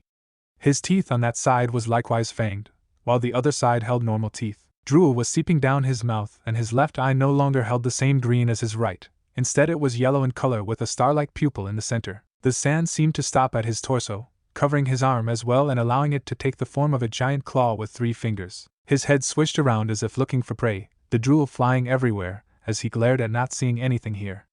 With nothing here to kill, he bounded off. "Uzumaki. Where are you, Uzumaki? Come and let me prove my existence." The battle between Orochimaru and Sarutobi had become more and more intense as the two launched jutsu after jutsu, as sword clashed against staff and the two battled all across the enclosed space. The Sandaime, despite being old, seemed able to keep up with Orochimaru for the most part. Everything changed, however, when Orochimaru used a jutsu that the Nidaime had created, and brought two of Konoha's most powerful shinobi back to life. The aging Hokage had never imagined that his former student would stoop so low as to use this jutsu, a jutsu that he had tried to hide from everyone after he had become Hokage due to how truly despicable it was. Sarutobi was only glad he had been able to stop the Yondaime from surfacing, or this battle would have been so far out of his favor it would have been considered ridiculous. "Little Sarutobi, is that you?" asked the man on the right. He had long black hair and was wearing red battle armor. "You've gotten old. It must have been a long time since we have been dead, old monkey?" asked the one on the left.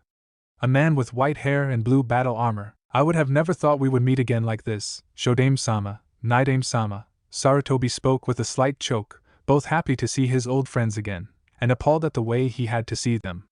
"I suggest you prepare yourselves." Outside of the barrier, several of the Umbu gasped, all of them staring at the two armor-clad ninja in surprise, shock, awe, and no small amount of fear. Before, Sarutobi had stood a chance of winning. Even though he was old, the man wise and was crafty in the ways of war, and despite his age was still very strong and had taken down opponents far worse than Orochimaru. Now, however, he was being forced to face two of the strongest shinobi that Konoha had ever produced, two of the village's founders. The Umbu were no longer sure if their leader could win, not against a Sannin and two former Hokages. The Nidaime glanced over his shoulder to see Orochimaru closing in with a set of specially designed kunai. He was easily able to realize what was going on. "I see. So this is the one who was able to perform Ido Tensei resurrection of the impure world. That's pretty impressive." The Shodaime looked over at the Sandaime Hokage. "If this is true, then I would assume we are here to battle you, little Saru. I am correct?" "Yes, it is." "Now if you three old fools are done reminiscing, let's get started," Orochimaru stated as he put the two specially tagged kuna into the backs of the Nidaimes and Shodaime's heads. "I want to watch the leaf burn." The Shodaime sighed. "It seems no matter how much the times change, there will always be battle." "Yes, but you like the idea, don't you?" Orochimaru chuckled. "Using the dead as tools, Orochimaru, you have lowered yourself even more than I thought possible." Sarutobi clenched his fists. Orochimaru smirked. "Say what you want, but the times have changed and I've waited too long to watch this village burn to the ground. But don't worry, Sensei, I'll give you the privilege to watch your beloved village get razed before I end your life." However, much to Orochimaru's surprise, Sarutobi merely smirked. "That will not be happening today, my foolish student. Since you plan on using two Kages to fight one, I believe it's time I even up the odds." Pulling out two scrolls from his pouch, Sarutobi threw them into the air before going through a set of hand signs. The two scrolls fell back down, but Sarutobi caught them and set them on the ground where he unrolled them. It was then that Orochimaru saw just what was on the two scrolls and felt his eyes widen. Kuchios no Jutsu. There were two puffs of smoke, and when it cleared, Orochimaru could not hold in the curse, as the tides once again turned, and possibly not in his favor this time. "Orochimaru, I don't believe you were properly introduced before. I would like you to meet the Reikage of Kyumogakure and his brother Kurabi." Yo, I float like a butterfly and sting like a bee, that because I'm the Eight Tails Jinchuriki." Sarutobi, the Umbu, Orochimaru, and even the puppet Kages all sweat dropped at the man's rapping. Coughed. "Well, now that B has gotten that out of his system, why don't we start this battle?" "I couldn't agree more," Orochimaru said, deciding to ignore the man's rapping, since even he thought it was weird. It did not matter if Sarutobi had help, he would make the leaf burn. Katon Karya Enden Fire Release Fire Dragon Missile. The user needs chakra into flames, which are then manipulated into a genuine-looking dragon. Since the art of having the flames obey the user's will is outrageously difficult, its mastery is restricted to a limited number of skillful shinobi. The spat-out flames are divided to launch a left side, right side, and frontal assault in all three directions at once, turning the enemy into ash in a matter of seconds. Futon Atsuji Wind Release Severing Air Pressure Powerful Wind Technique, which is released by Kakuzu's Wind Element Mask. A tornado-like mass is compressed until it has a very high density, and is then released. The wind pressure is raised to its highest limit, and once the technique hits the target, the resulting blast sweeps everyone off their feet. If the technique is used by someone who has mastered wind nature transformation, the blast can hit a vast range, inflicting massive damage on both the target and their surroundings. This technique can be combined with the fire release intelligent hard work to increase the flame's potency in a great scale, causing a massive firestorm. Ido Tensei Summoning Impure World Resurrection. The Summoning Impure World Resurrection is a forbidden technique used to revive the dead. It was originally developed by Tobarama Senju, and later completed by Orochimaru. 2. Kabuto now claims to have mastered it to a degree even higher than them. Kabuto also claims this jutsu to be the greatest, most powerful technique in the shinobi universe. 2. As it poses no risk at all to the user. 3. To perform this technique, the user must first acquire some of the DNA of the person they intend to revive. Kabuto remarks that this basically amounts to grave robbing, although blood stains or organ salvage after the target's death also work. The soul of the intended revived must also reside in the pure world. Johto, those whose soul has been consumed by the death god, for example, cannot be resurrected. Next, a living sacrifice is required for the soul of the resurrected to use as a vessel. 2. The seal for the ritual, added by Seamunt. Once all prerequisites for the technique have been met, the physical remains acquired are smeared on a special scroll, and once the scroll is activated, the remains spread out in the form of a special symbol with the living sacrifice in the center of the symbol. Then dust and ash encases the sacrifice's body, giving them the same appearance that the revived had at the time of their death. The person is then revived, and the end product is usually stored in a casket until summoned by the user. The user can theoretically revive a limitless number of people in this way, so long as they have enough sacrifices, chakra and DNA to perform the technique. 2. When first summoned, the body of the resurrected is stored in a coffin. Their body will appear gray and in a state of minor decay, marred by cracks and other imperfections, and the individual will also appear to be asleep. Upon awakening, they retain their personality, memories, and all abilities they had in life, including Kekkei Genkai and Kekkei Toda, but it does not seem to be able to recreate unique wounds such as Samahata. The summoned can be recalled at will by the user, causing an empty coffin to emerge and reclaim the individual, and the summoner can also use revived individuals to remotely summon coffins containing additional reinforcements. 4. After the individual has been summoned and awakened, the summoner can bind the individual to his or her will by using a special talisman, which is attached to the end of a kunai and implanted in the brain. Upon implanting the talisman, the resurrected individual will regenerate further, eliminating any remaining imperfections and restoring color to their bodies and clothing. The summoner either remotely controls or tracks the summoned individuals using pebbles he manipulates on a simple grid, which acts as a map. 5. Different talismans can be used to enact different degrees of control. Orochimaru's talismans completely eliminated the personalities of the summoned, turning them into mindless killing machines under his command. Kabuto prefers to use a weaker binding talisman on certain individuals, allowing them to retain some degree of their own personality. The latter method is useful for psychological warfare. 6. And can also allow the summoned individual to tap into their own emotions, memories, or creativity to enhance their effectiveness in combat. 7. But also carries a host of drawbacks. It takes more effort to retain control with the weaker binding, which can make it possible for the hearts of the summoned to be swayed by strong emotions, which can result in the soul breaking free and returning to the pure world. 4. Even so, Kabuto can completely remove their personalities if needed, and may elect to if they resist his command too strongly. After gaining more experience with the technique, and absorbing Orochimaru's chakra from Enko Mitarashi, Kabuto exerts greater control over the summoned and can even overwrite his own talismans, greatly increasing the power of the binding. 4. The revived are impossible to kill by normal means. Any damage they receive will regenerate, be it lost limbs or complete disintegration. Not even killing the summoner will get rid of them. 8. There are only 3 known methods to end the technique. Seal away the soul of the revived individual, have the summoner end the technique. As they are unlikely to do this voluntarily, using a genjutsu to trick them into canceling the technique is ideal. The sequence of hand seals for canceling the technique is dog, horse, tiger, and saying release Kai. The revived individual is affected in some emotional way that gives them closure. 9. Kankuro notes that human emotions are not so easily restrained. 10. However, this method cannot work if the summoner destroys the personality of the revived individual before their soul is freed of its bonds. 4. Once any of these methods is accomplished, the bodies will crumble into dust, with the bodies of the sacrificed individual lying among the ashes. Besides the 3 mentioned methods, the technique can also be partially combated by immobilizing the bodies in a way that it cannot move or act.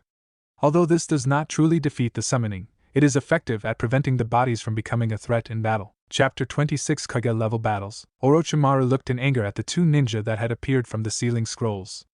Truth be told, he had not even expected the pair to help. They were under no obligation to assist Konoha, and Kumo had been with Konoha for a long time.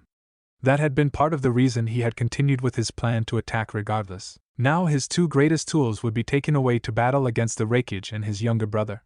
A most frustrating turn of events, as it meant the mental warfare he had planned on his sensei was no longer valid and he had lost 2 powerful shinobi to help him. It still did not mean anything to him, however. His plans remained unchanged, and he was sure that this battle would still be his in the end. I did not expect the Yondaime Raikage to actually come to your aid, sensei, Orochimaru said in amusement.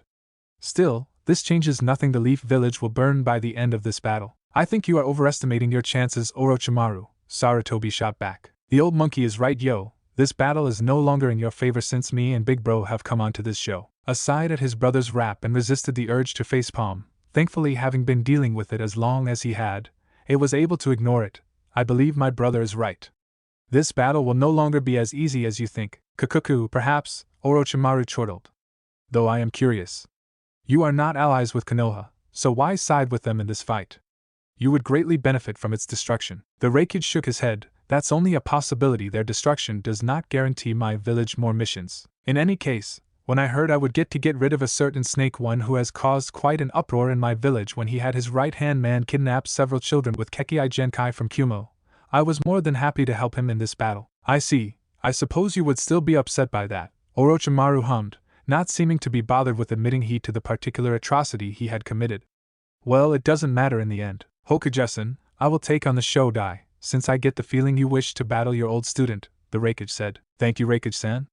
Sarutobi replied, you are correct. I so wish to finish what I started so many years ago. Yo, the Shodai is the man in red, or am I getting mixed up with the two who are dead?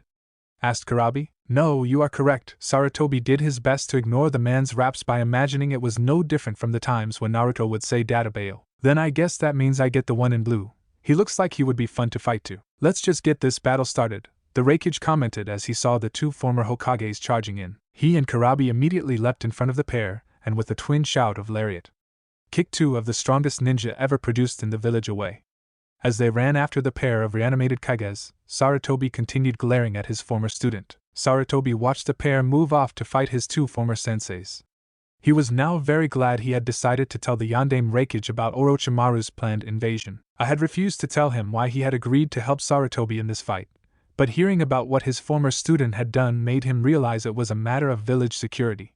It disgusted and pleased him at the same time that Orochimaru had managed to get on A's bad side, or he would have been forced to face his former teachers and friends. He knew that his age was catching up with him. The fact that his battle with his former student had lasted as long as it had was proof enough. Had it been even a few years prior, Sarutobi would have been able to kill his former student with only minor troubles. I am curious, Orochimaru. What do you hope to gain in attacking Konoha after all this time? Asked Sarutobi, hoping to get more information out the snake Sannin and stall him.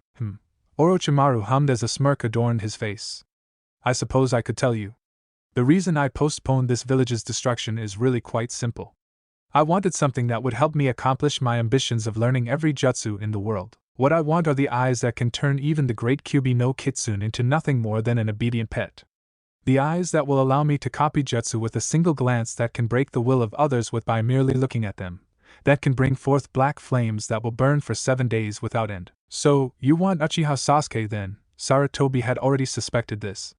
Naruto had mentioned it during the debriefing and Jiraiya had agreed that it was what the snake would want. Yes. Orochimaru said with a hiss, I want the boy with the Sharingan. He will be a great asset to me as my next host. Sarutobi frowned as a bad feeling came over him. Next host? Kukuku. Orochimaru laughed as he reached a hand to his face in a manner similar to what he had done in the Forest of Death, and when he had pulled away his Kazekage disguise. He peeled away the flesh of his skin to reveal what lay underneath, causing Sarutobi to gasp. What is this? Sarutobi shouted in horror and disgust. Who are you, Kukuku? Came the now feminine laugh.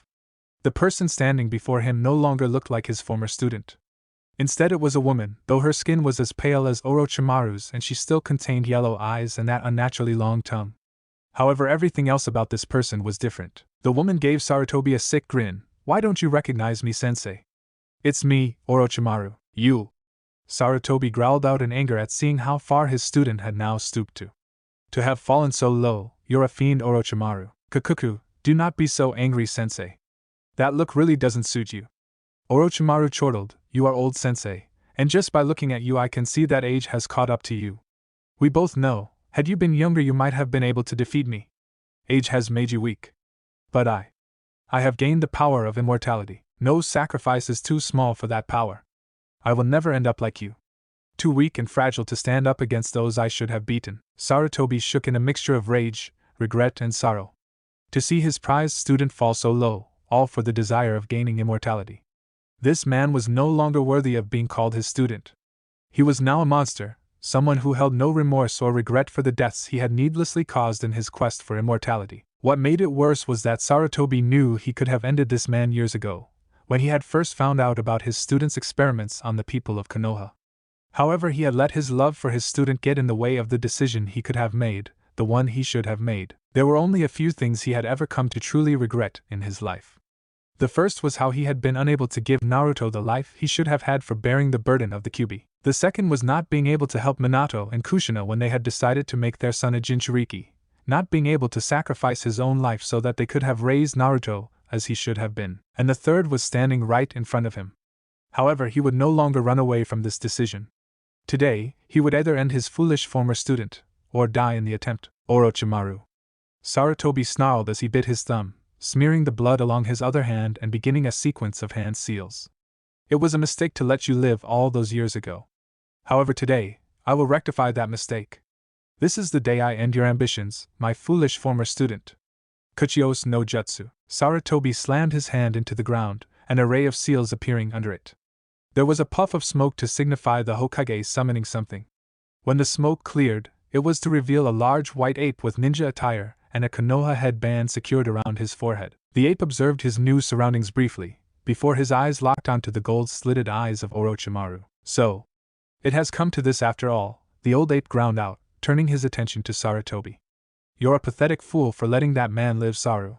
Had you just killed him the last time you had met, none of this would have happened. I know I was foolish back then, Enma. However, rest assured that I will not be letting this monster live beyond today.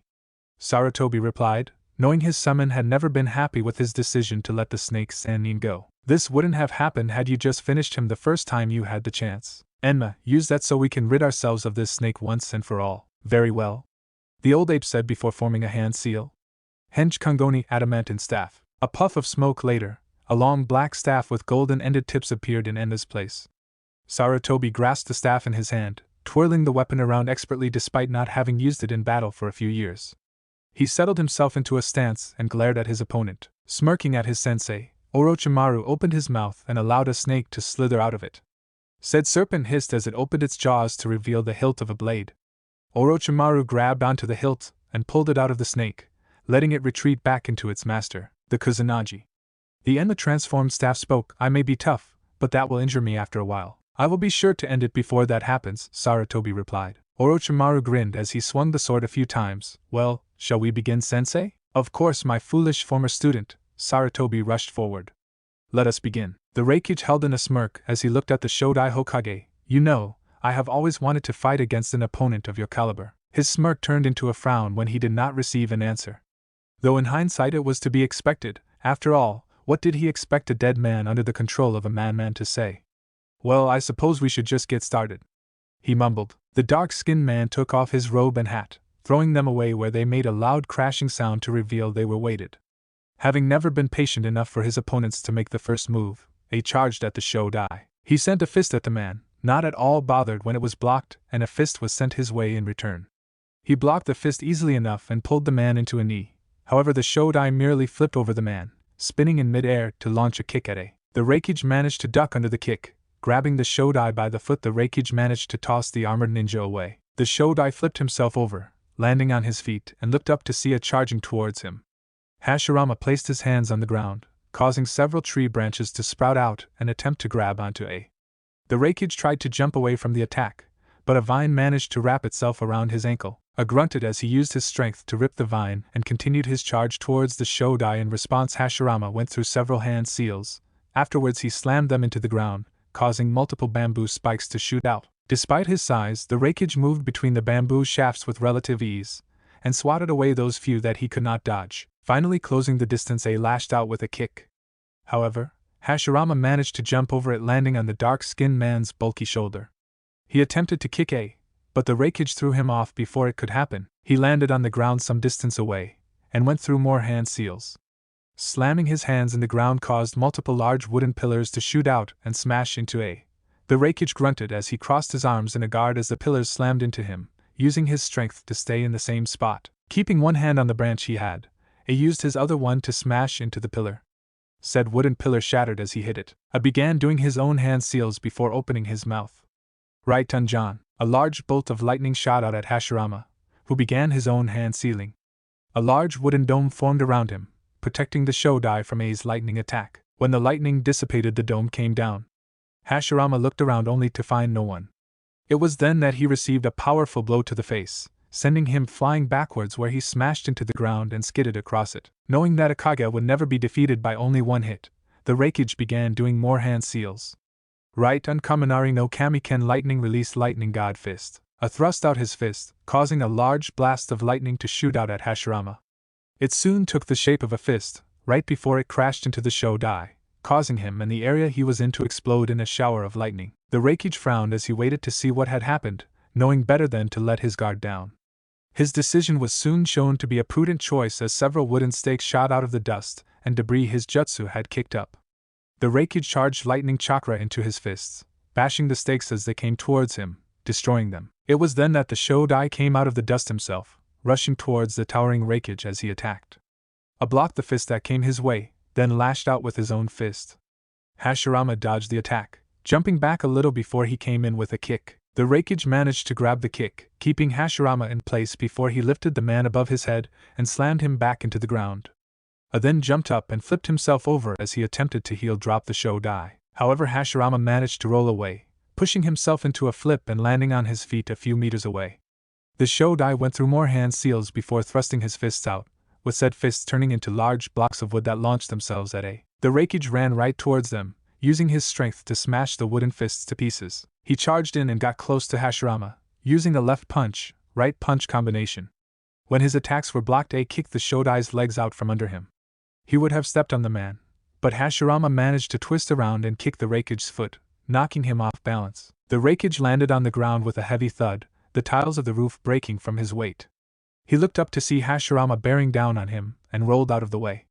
Pushing himself up, A managed to block the incoming jab sent his way. He swatted the next hand away and moved in, closing the distance to land a powerful blow on the founder of Konoha's stomach, sending the man flying away. The Shodai hit the ground hard, with the force of the impact sending the tiles of the roof flying as the man skidded along the ground. Hashirama continued his skid as he kicked up tiles and even concrete from the power the attack had hit him with. Hashirama stood up from the large trench he had made when he skidded across the ground. He looked up, only to see the Raikage standing right next to him, fist reared back. Right Unkaminari no Hinto lightning release lightning tip. A shouted as he thrust his fist at Hashirama, with said fist crackling with lightning as it took the shape of a spear point. The fist plunged right into and through Hashirama, sending several thousand volts of electricity through the Shodai's body. Kai! The hole that A had made when he plunged his fist into Hashirama's chest exploded in a shower of electricity. The Shodai was sent flying backwards as the blast destroyed half of his body, though oddly enough no blood came out of it. He landed on the ground with a thud several feet away from the Raikage. A nodded to himself as he saw the damage done to his opponent.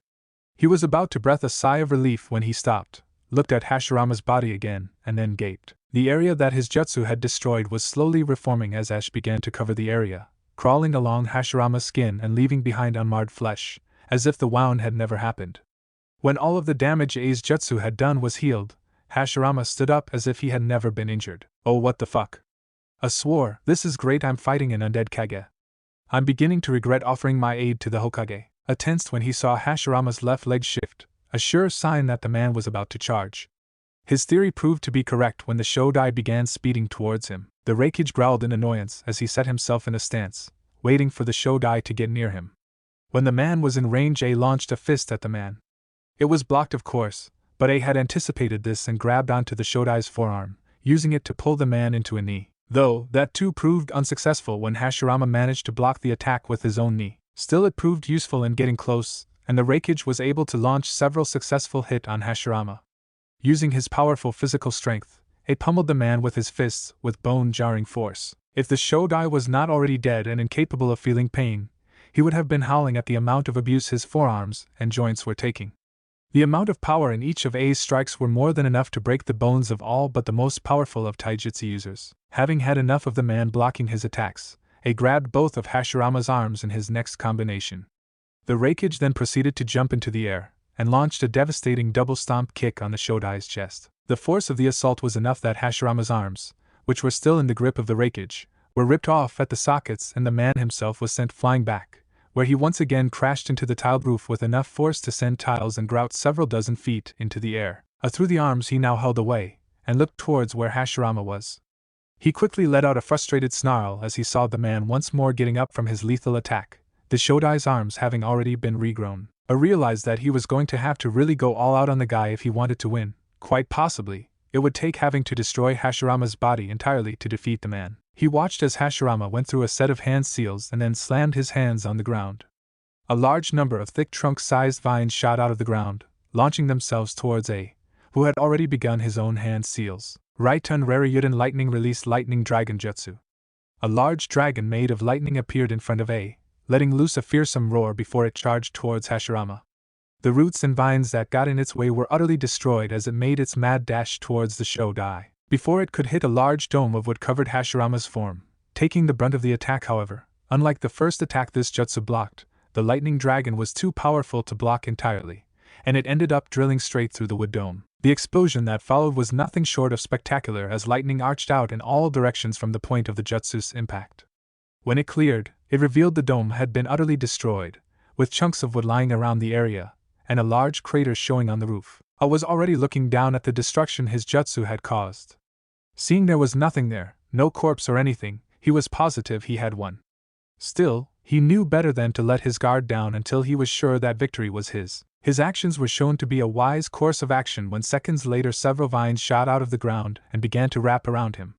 He tried to break free, of course, but he was surprised enough that he had let the vines grow in numbers that even his strength could not break out of. Instead, they managed to wrap around his boy until he was entirely covered in them, and then they began to squeeze the life out of him, only for A to explode in a shower of lightning, destroying most if not all of the vines that had been around the now revealed Bunshin. A few seconds later, Hashirama appeared next to where the clone had exploded, looking for his opponent. Raitun Reikanami no Jutsu Lightning released Lightning Wave Jutsu. A voice called out. Less than a second later, a large wave of lightning burst from the left in a decent-sized explosion. Hashirama jumped into the air in order to avoid the attack, but it was then that another attack was called out, this time from above, right on Raikyu. Hashirama only had time to look up as a ball of lightning shot towards him, smashing into his body and sending several thousands volts of electricity through him as he plummeted to the ground. He hit the ground with a loud crash, sending tiling and concrete in all directions as the lightning exploded against him. Landed on the ground when the lightning attack ended and saw, much to his disgruntlement, that there was nothing there except a pile of wood. Moku Bunshin wood clone? Wondered as he stared at the pile. His mental question remained unanswered as he was forced to jump back when several large wooden stakes shot out of the ground at his former position. Looking up, he saw Hashirama staring at him, his hands still on the ground. If A could have cursed, he would have, but as it was, he had no time to get enough breath for such a thing, as he was forced to dodge a number of large wooden stakes that continued shooting out of the ground at him. Deciding he had enough, A began channeling lightning chakra through his entire body, letting it pour out of him. Lightning began dancing across his skin, sending jolts that arched away every now and then, a testament to the amount of lightning chakra he had begun channeling. Soon enough he was covered in lightning, making it look like he was covered in a living, light blue armor. Without preamble, A held his ground, and when the wooden stakes shot at him again, he merely used his fists to destroy them. None of the stakes stood a chance as he pulverized them, smashing them into oblivion as each time he struck a large blast of lightning came off him. When the stakes stopped coming, A looked up to see Hashirama charging towards him. That was when A disappeared, leaving nothing more than a streak of light blue to signify where he had been. It was in that same split second of A's disappearance that the Shodai received a powerful punch in the jaw, enough to shatter it and send him flying back. Before he could hit the ground, he received another blow from behind, launching him into the air. Then he received a blow to his gut, sending him falling back into the ground where he landed with a large crash. Despite the massive pounding he had just received, Hashirama stood up as his wounds healed completely. He looked over to his left to see the Raikage standing there, his armor still around his form and crackling with repressed energy. Raitun no Yora lightning armor, A stated the name of the jutsu he was using. He then disappeared again and began pounding away at the Shodai, hoping that if he beat the man down enough he would kill him. I hope you're ready for the battle of the century, because Hachibisum is gonna fight with the Fury, Killer Bee rapped, frowning when all the Naidame, Tobarama Senju, did was give him a dead stare. Man, this crowd is tough, so it looks like I'm gonna have to get a little rough. Once again, Tobarama ignored the man's rap as his legs tensed, right before he charged at Kurabi. Said man waited for the Naidame to come closer, letting the white-haired man lash out with a fist. Kurabi countered by launching his own, hitting the Nidame's fist and negating the power of the man's punch. In that same second, B struck out with his other fists, hitting Tobirama in the gut and launching him back. Tobirama skidded back several feet, before shaking off the hit like it was nothing and beginning a set of hand seals. Suiten Suryuden no Jutsu. Water began to coalesce in front of the Nidame Hokage, and then it began taking the shape of a dragon with glowing yellow eyes. Said dragon let loose a roar as it charged Karabi's position. Motherfucker, Karabi cursed as he dodged to the left, only to see Tobirama already in front of him with a kunai in hand. The Nidame lashed out with his kunai, however, faster than the eye could blink. Karabi had unsheathed a sword and managed to slash the kunai in half. How do you like that, motherfucker? I got skills like wouldn't believe, so maybe it's time you just up and leave. Hey, that one was pretty good. I'd better write it down before my rap goes out of town. Tobirama looked at Karabi, who had just sheathed his sword again and was now crouched on the ground with a pen and paper writing and furiously scribbling his new rhyme, then back down to the hilt of his destroyed kunai. Tossing the kunai away, the Nidame charged in. He launched a jab at Karabi's face while the man was still writing. However, Karabi was not as preoccupied as he looked. This was proven as he got up and easily blocked the punch sent to him by Tobirama. Seeing his punch blocked, the Nidame came in with a kick. However, Karabi just jumped back, letting the attack miss him entirely. Well, it looks like you've got some moves, little dude, Karabi complimented. But now that I'm in the mood, it's time to beat you down, by showing what I can do. The dark-skinned man paused for a moment. Hey, that was a wicked rhyme. I'd better write it down before I lose it this time. Once again Karabi took out his trusty notepad and pen. Sitting down he began writing his raps. If Tobirama could have sweat dropped he would at seeing someone completely ignore his presence not once but twice in such a high-level battle. As it was, the man now had the emotional range of a teaspoon, a dead teaspoon at that, and so his natural reaction was to simply begin hand-sealing for a jutsu. Suiten Swishoha water release water collision destruction. In several seconds, a rather large amount of water had gathered around the white-haired man out of nowhere, and had formed what amounted to a miniature tornado, or typhoon that was continuously increasing in size. When the technique was complete, Tobirama made a gesture towards Karabi and the water rushed over to the still writing man. What the fuck?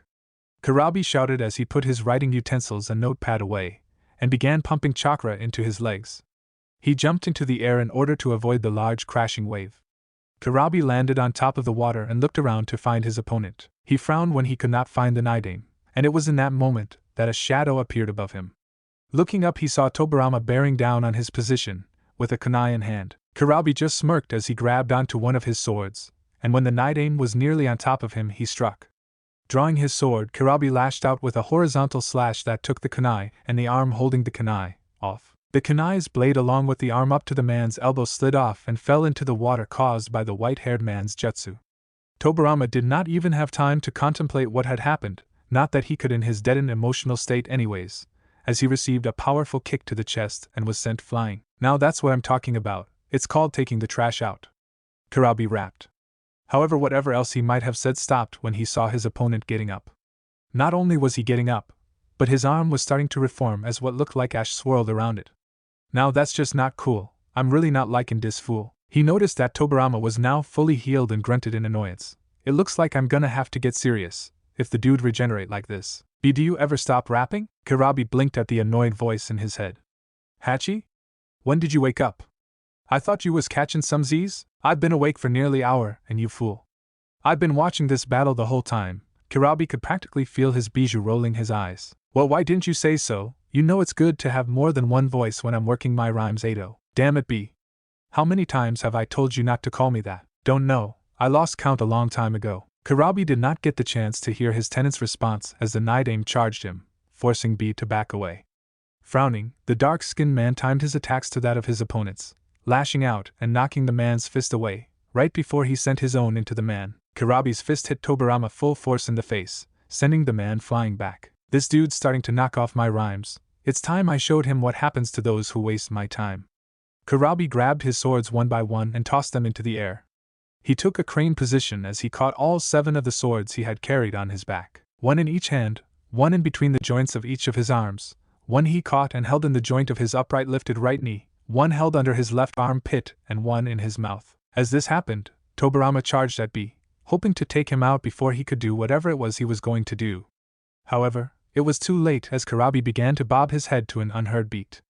When the Nidame came in close, the dark-skinned man began to spin, looking very much like a pinwheel as he attacked. Seeing this, the Night Aim attempted backpedal, trying his best to dodge the completely random movements that B was making. However, the man had become a literal whirlwind of movement, like a force of nature, and was doggedly following the Night Aim, occasionally letting one of the swords lash out, or throwing one into the air, adding an even more random and deadly variable to the battle. The white-haired man did his best to dodge or block the buzzsaw that was B, using 2 kunai and his natural speed on the water to aid him, and for a time he seemed to be doing well. However, after several minutes of staying on the defensive, the white-haired former Kage's defenses slipped, and B capitulated on this. The 7 blades shredded into the Night Aim, cutting him into ribbons that fell on the tiled roof. Karabi stopped moving after that, throwing his blades into the air before catching them one by one and resheathing them. Take that, motherfucker. I'd like to see this man get back. After that subliminal attack, as if karma decided to spite B, ashes began spreading across the diced-up man's form. Once again it crawled up his skin, reforming the man's body and leaving it scarless as if the Night Aim had not just been cut up into several pieces by B's blades. Once Tobarama's body was fully healed, the man stood back up and looked at Karabi with his dead expression. What's this? B shouted in surprise. Motherfucker, why won't your ass stay down? How many times do I have to beat it into the ground? The Night Aim's response was to charge him, closing the distance in less than a second. Karabi decided to be the one to throw the first punch this time, rather than react to the white-haired man's attacks. However, the man merely leapt over his hand, using it as a springboard as he pushed his body into the air. Then the Night Aim twisted in midair, so that his body was running parallel to B's for all of 2 seconds. It was during those 2 seconds that several things of great importance happened. The first was for Tobarama to grab onto 2 of B's swords. The second thing was him pulling Karabi's swords from their sheath.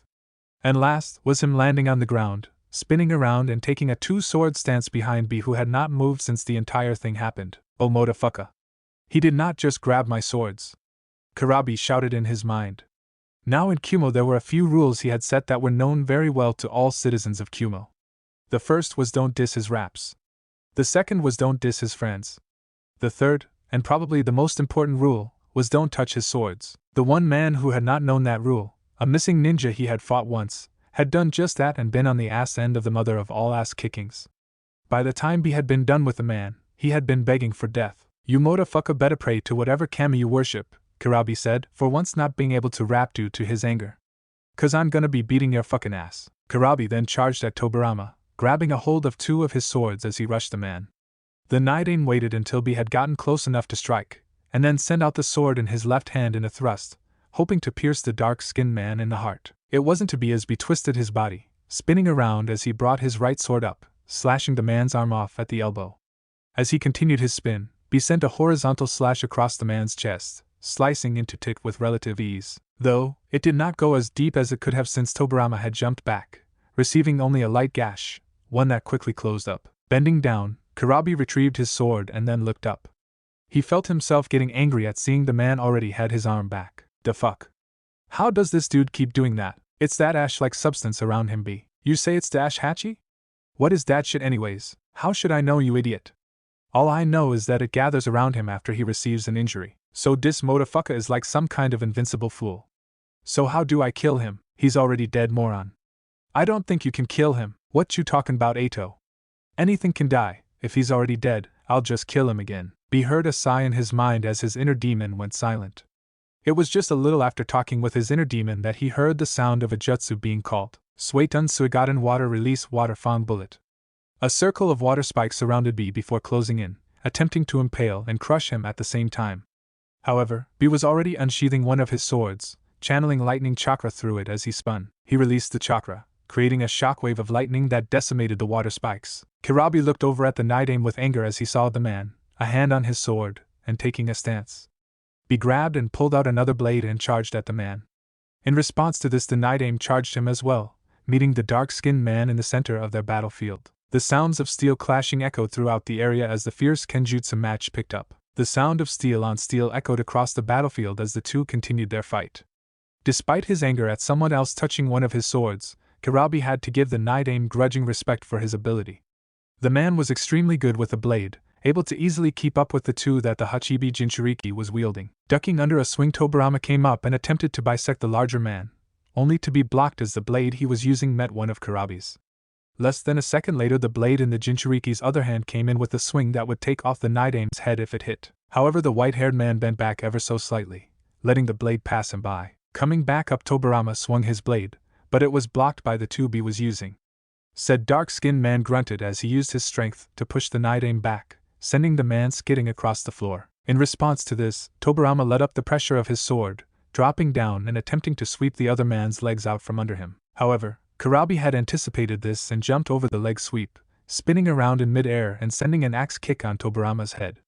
It would have worked had the Nidaime not already been moving backwards, and so instead, all be hit was the ground. The dark-skinned man stood back up, then swerved to the side in order to dodge Tobirama's downward sword slash. Wanting his blade back, Killer Bee threw his 2 swords into the air, grabbed another 2 swords and threw them into the air as well, then he grabbed his last 2 swords. Modifying his stance for 6 blades instead of 7, Bee caught the other swords. The only difference being he no longer had a sword in his mouth, since the one that he used for that was in the Nidaime had in his hands. I float like a butterfly and sting like a bee. It's time to show you why Kurabi is someone you should flee. Weehee. Kurabi once again began spinning, becoming the near force of nature he was known for. He began tossing his swords into the air, letting them become added variables as he closed the distance between him and the Nidaime. Said Shinobi tried to use the blade he had stolen from Bee to block as many of the attacks as best as he could. However, there were far too many coming in, at the same time, at different angles. They were too fast and too numerous, the blades attacking in such an unpredictable pattern that it was unlikely even a Sharingan user could follow the movements. Tobirama soon began to get sliced again. His left arm was taken off at the shoulder, his right hand, which was holding the sword, was also cut off, and without even missing a beat, Killer Bee grabbed onto his sword that Tobirama dropped. Tossing it in the air with several others, before he caught the blade in his mouth, he took a new stance, and began to increase the speed of his spin as he pinwheeled into Tobirama. The man now had no way to defend against Bee, and even though he tried to backpedal it wasn't enough. The Nidaime's head ended up getting sliced vertically in half, his 2 legs got lopped off, one at the knee and the other at mid-calf. His torso was cut into 6 pieces, 4 diagonally and then 1 down the middle. As a finisher, Killer Bee sliced the man's head off at the neck, and then sliced the head into 16 more pieces before it fell to the ground. By the time Bee was finished, the Nidaime was just a chunk of flesh that had to have gotten to motherfucker. If it didn't, I don't know how I'm gonna beat this sucker. Bee had to hold in a growl of annoyance as he saw Tobirama once again healing. This battle was getting utterly ridiculous. No matter what he did, that stupid white-haired prick with the dead eyes kept getting back up like some kind of zombie. That's pretty much what he is, Bee. I can't believe I got sealed into an idiot like you. Man, this is getting sick, and not in the good kind, but the kind where I'm starting to get ticked. You'll never be able to beat him like this, Bee. So what would you suggest? Why don't you let me out? I'll pound him back into the dirt. Sounds like a plan, not like anything else can. Bee resheathed his blades and let out a sigh. He rarely ever used Hachibi's chakra in battle nowadays, since there were very few people who could force him that far. Nowadays he usually only let his tenant out at his vacation spot on Reikyo Valley of Clouds and Lightning, where his bijou could rampage all he liked and not kill anyone on accident. Raising his hands into the air, Killer Bee let out a howl that, if Tobirama had emotions, would have had him shaking. Since the man didn't, he just charged, hoping to use this as an opening to defeat the dark-skinned Kumo ninja. However, as he charged forward, he soon found himself being forced back as massive amounts of Yuki began pouring out of Bee. What was more shocking was that the amount of Yuki was so large that the water around Bee began getting pushed back, creating a small circle around him as green Yuki formed into a cloak that covered his entire form. As the dark-skinned man's chakra began rising well past the level that any human could ever hope to produce, it began to take a form around him. The Yuki behind him began to take on the shape of tails, cephalopod-like tails that were reminiscent of an octopus. They formed one by one until there were 8 of them, swaying behind the man in an invisible breeze. The last touches were the 2 horns that were added on top of Bee's head, bull horns that swept around in a circle with the tips ending at the back. This should do it, don't you think, Ado? Kurabi asked. After all, there's no need to go full out on this guy. I couldn't go full out anyways, not with that shield still surrounding us. Well, unless I wanted to destroy the village. Outside of the shield, the ANBU who were watching the battles taking place all gasped. Another demon. Here! Shouted an ANBU in a weasel mask. What the hell was Saname-sama thinking? Letting a monster like that even enter our village, let alone fight beside him. A tiger-masked ANBU yelled, "Shut up! Both of you!" Their commander, a man in a cat mask, ordered. Do not question Sandaime-sama's orders. It's obvious this man is an ally. Otherwise he and the Reikage would not risk fighting with him. They could just be hoping to gain our trust, the weasel-masked ANBU pointed out. The cat-masked commander shook his head. I doubt it. Had they wanted to, they could have used the confusion and chaos of the fighting around here to gain the Byakugan, or whatever other bloodline they wanted. Neither of them had to fight this battle, or help Sandai Masama, and had they not, I am sure Sandai Masama would have lost this battle in the end, especially fighting against Orochimaru and 2 former Hokages. The other 2 were silent after that, realizing that what their commander said made a lot of sense. They turned back to the battle, wondering what would happen now that the known Jinchuriki was using what looked to be all 8 tails of his bija. A growled in absolute frustration as he watched Hashirama get back up, his caved-in face and chest rehealing again. This fight had been going on far longer than the Raikage had hoped it would. No matter what he tried, no matter how much damage he had done, the man just kept getting back up and coming for more. With the information A had managed to get on Orochimaru, he had expected to see many strange and bizarre jutsu. But having to fight an undead Kage that would continue fighting and healing at a rate that would make a Jinchuriki jealous was by far the weirdest, not to mention the most goddamn frustrating thing he had ever done. Why the hell won't you stay down? I yelled as he charged back in, his right no Yoroi still activate. He pounded his fists in the Shodai, each hit sending a powerful jolt of electricity through the dead Kage. Not that it actually affected the man, though it did give him extensive cosmetic damage, leaving dents, smashing bones, burn marks, and was even taking off several chunks of flesh. I finished his attack by sending a powerful double fist into the Shodai's chest, launching the man back where he once again crashed into the nearly destroyed ground. The lightning that crackled around the Raikage fizzled out after that. He had been holding the jutsu for nearly 2 hours and the constant drain on his reserves finally caught up, and he was no longer able to keep it up. If that didn't finish him, I don't know what can. I said, breathing in rather heavily. It was much to his displeasure, though no longer his surprise, that he watched Hashirama get back up with his wounds already healed. As the man charged at him, A grunted and began his own charge. He was beginning to regret lending aid to Sarutobi. He had originally done it as a small form of compensation for A allowing him to watch the Chunin exams, B actually informing him about the coming invasion, since the man was in no way obligated to actually do so, C get revenge on Orochimaru for stealing several children with Kekei Genkai from his village, and finally D to in some way make up for the Hyuga debacle that his father, the Sandaime Raikage, had created. However, he felt he was getting far more than he had bargained for in this battle. Sure, he actually kind of had some fun at first. It had been a long time since he could simply go all out on his opponents, and having them get back up from the beating he gave so he could give another. But now it was just annoying. He was tired, he was nearly out of chakra, and this son of a bitch kept coming no matter what he did. Therefore it was fortunate for him that the Sandaime arrived when he did, jumping in front of the charging Hashirama and latching onto the man's shoulders. Much to the surprise of A, the Shodai stopped all movements and emotion flickered into the man's eyes for the first time since the battle started. I am sorry, old friend, Sarutobi apologized as he began to pull the soul of his sensei out of the body. Do not be, little Saru, Hashirama said. I am pleased to see you are willing to go so far to protect our home. With those parting words, the Shodai collapsed into ash, and the body of an Odo shinobi fell out. What the hell? The Raikage muttered in perplexed confusion. I spent 2 hours beating him to a pulp, and you just grab him by the shoulders and that's it. Sarutobi turned around and smiled at the man. It was then that A saw the complex seal on the old Hokage's stomach. Thank you for your help, Raikage Dono.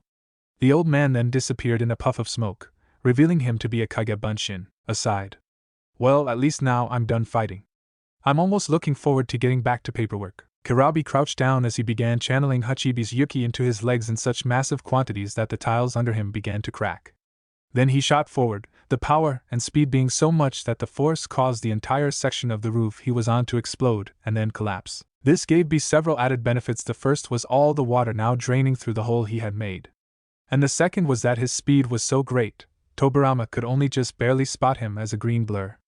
It was thanks to this that the man was unable to do anything as B sent a punch right into his abdomen. If the Nidaime could have felt pain, he would have screamed as his stomach compressed in on itself. Time seemed to stand still for all of 2 seconds as the force of B's fist lodged itself in his stomach made itself known by sending out a ripple in the air. A second later time reasserted itself and Tobirama was sent flying backwards, skipping across the ground like a rag doll and causing many of the tiles to break each time he hit the roof. His momentum was stopped, however, when one of the many tails on the Hachibi Jinchuriki's back took on not a more solid form and launched itself at the still skidding Kage. It grabbed him by the arm and Kirabi, who was several meters away, whirled his tail up, making the appendage move into the air and lift Tobirama with it, right before it smashed him back into the ground. The kinetic force caused by the white-haired former Hokage smacking into the roof was enough to cause a large explosion, sending massive amounts of debris flying everywhere. Tobirama stood up and jumped out of the crater. However, all that seemed to do was make him a target for B, who once again grabbed a hold of him with 2 more of his tails. With a fierce yank, the Nidain was sent flying towards Killer Bee, who had launched himself into the air, spinning around so that his foot was pointing towards Tobirama. One of the tails that were swishing behind Bee was sucked back into his cloak, before forming what amounted to a spear point on his foot. Rariato! Bee shouted as his foot connected with Tobirama's chest, impaling the man right before he was sent flying.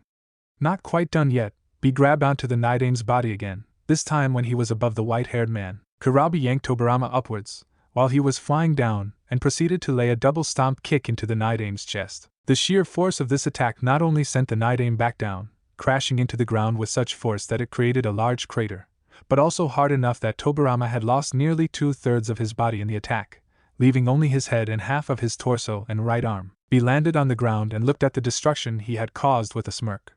Now that's what I'm talking about, let's see him rise from this shit. There's no way he can take that kind of hit. Killer Bee said in a growling demonic voice. Suetun Tepidama water release gunshot. Bee cursed as several powerful water bullets were launched at him. Using the Hachibi's Yuki, he swatted at the jutsu, causing them to disperse on impact. Suetun Suryuden no jutsu. Bee looked up as he heard the voice and was just in time to see a water dragon form in the air and launch itself at him. Kurabi began to swear as he tried to think of a way to destroy the water dragon, but found none, well, none that were feasible anyway.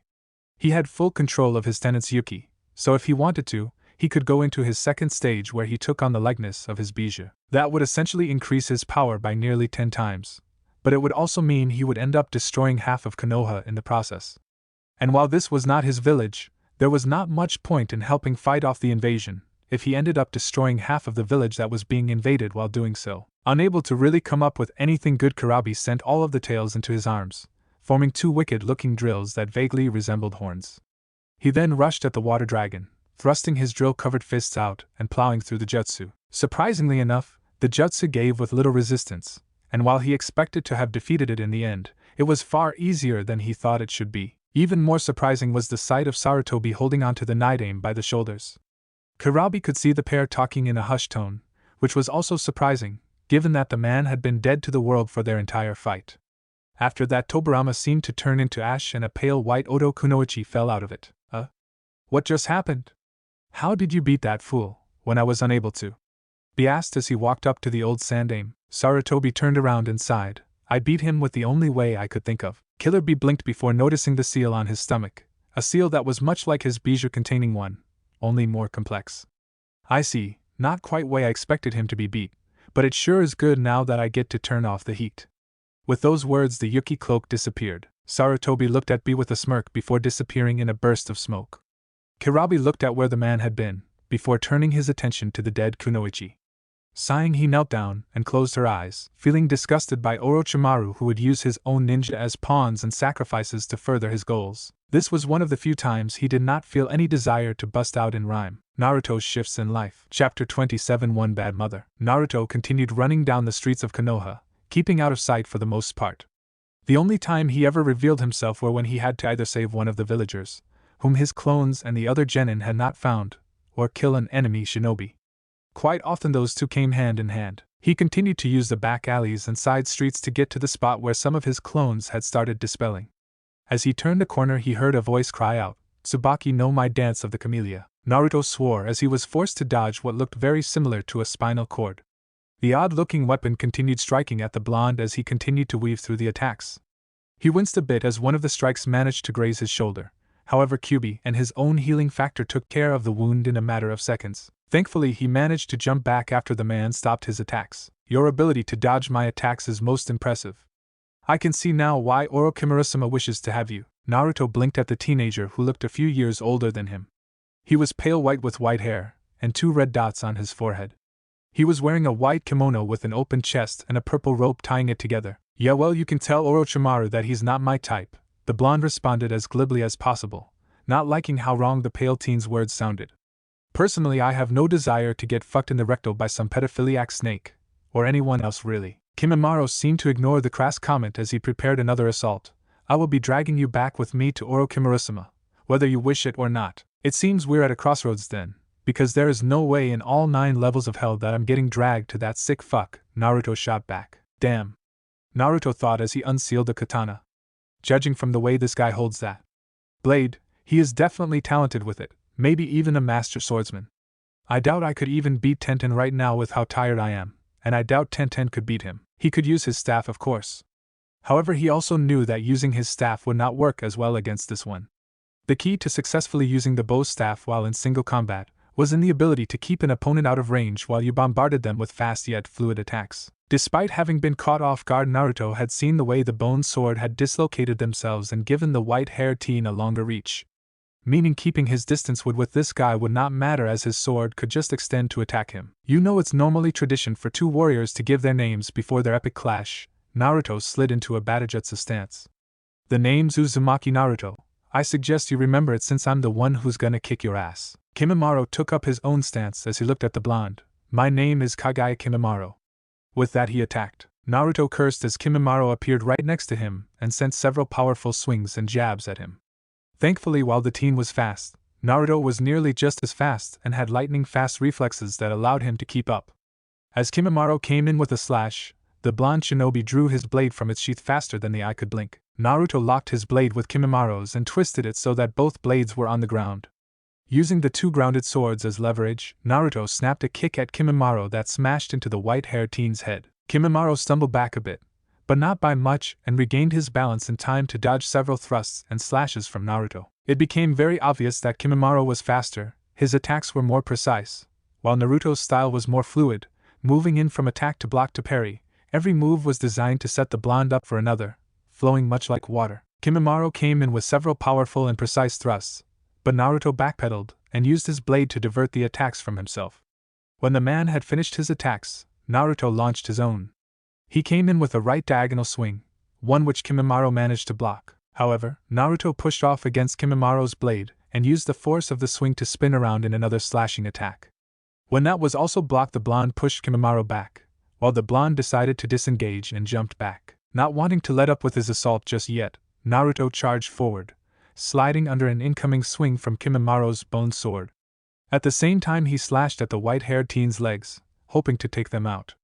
But it was not to be, as Kimimaro jumped over his attack and came down with a powerful blow. Naruto was able to roll out of the way and push himself up just in time to block the next sword stroke that came his way. Jumping back to gain a bit of space, the blonde shinobi began to channel wind chakra into his blade.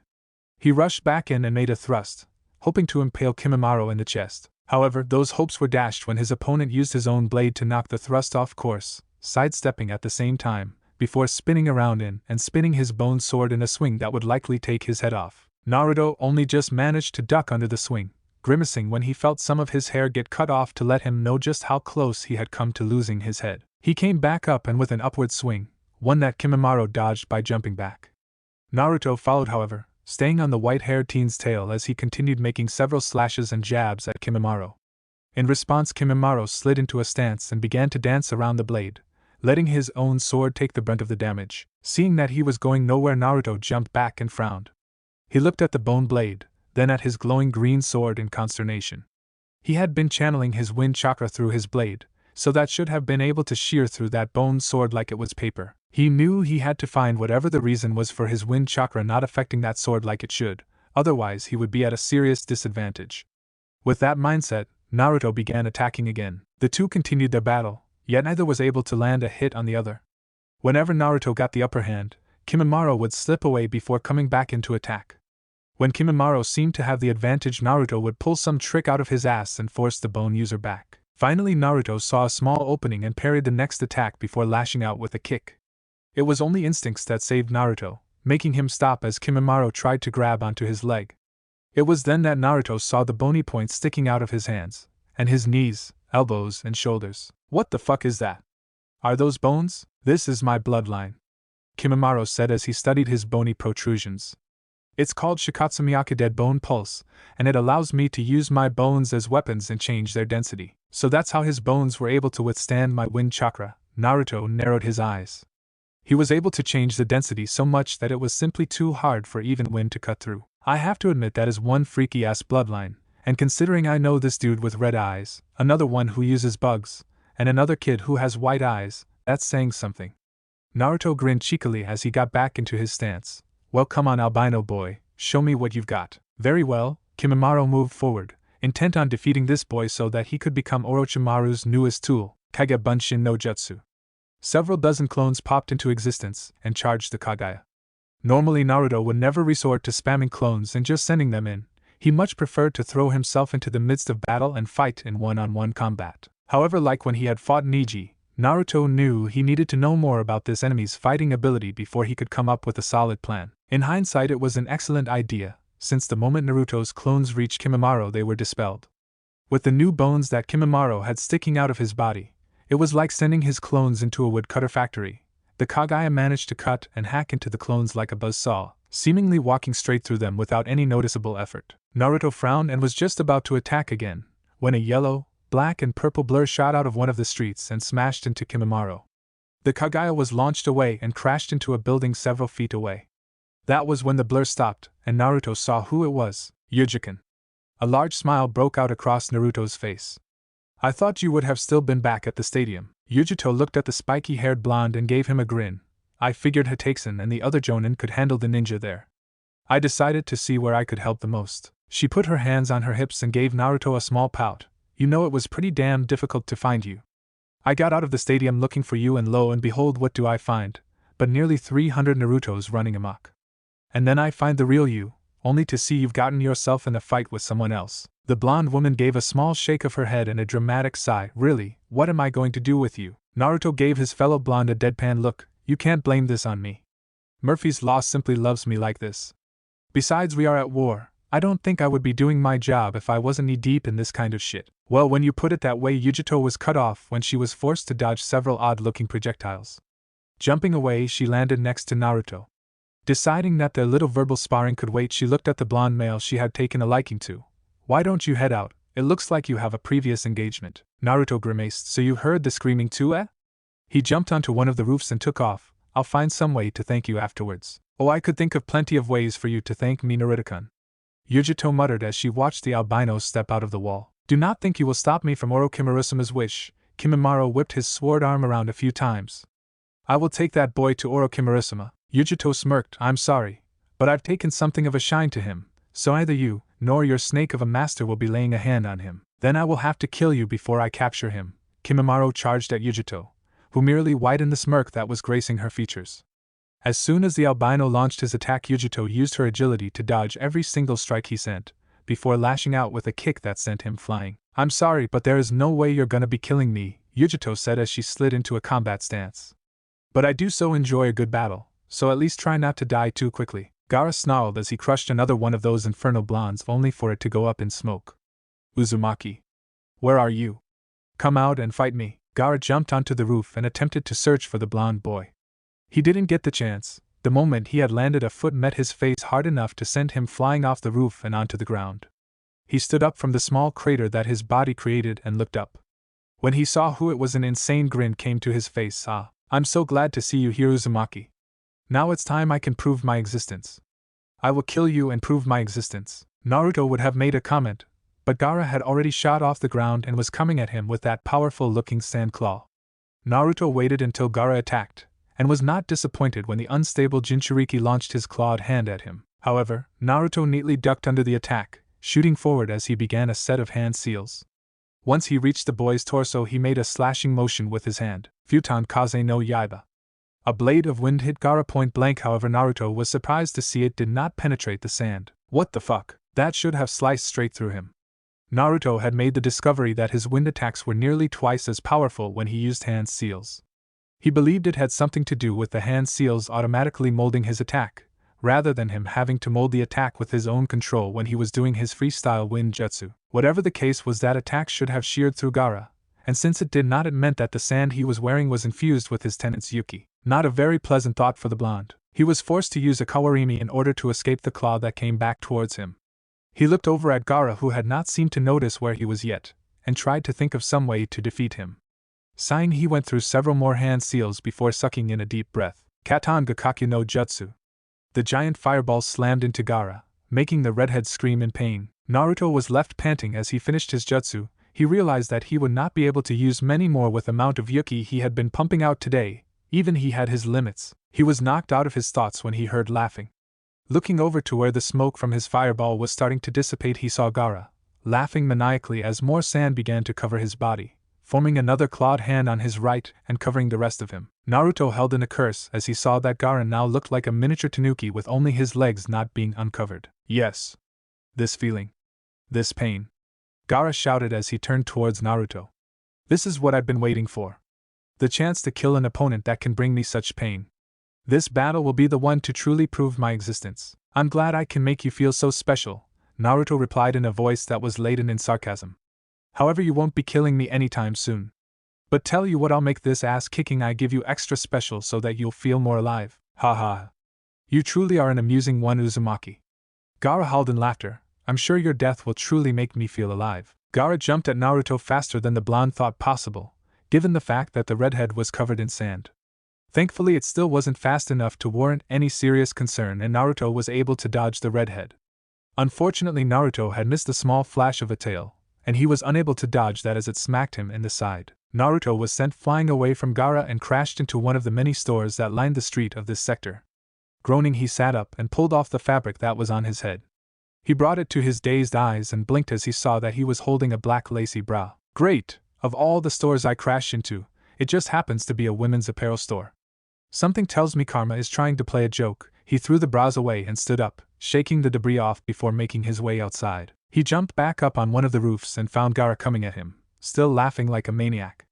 Looking around, he realized that he was at a disadvantage in such an urban area. He needed a place where he could set loads of traps since he was unable to really use any jutsu.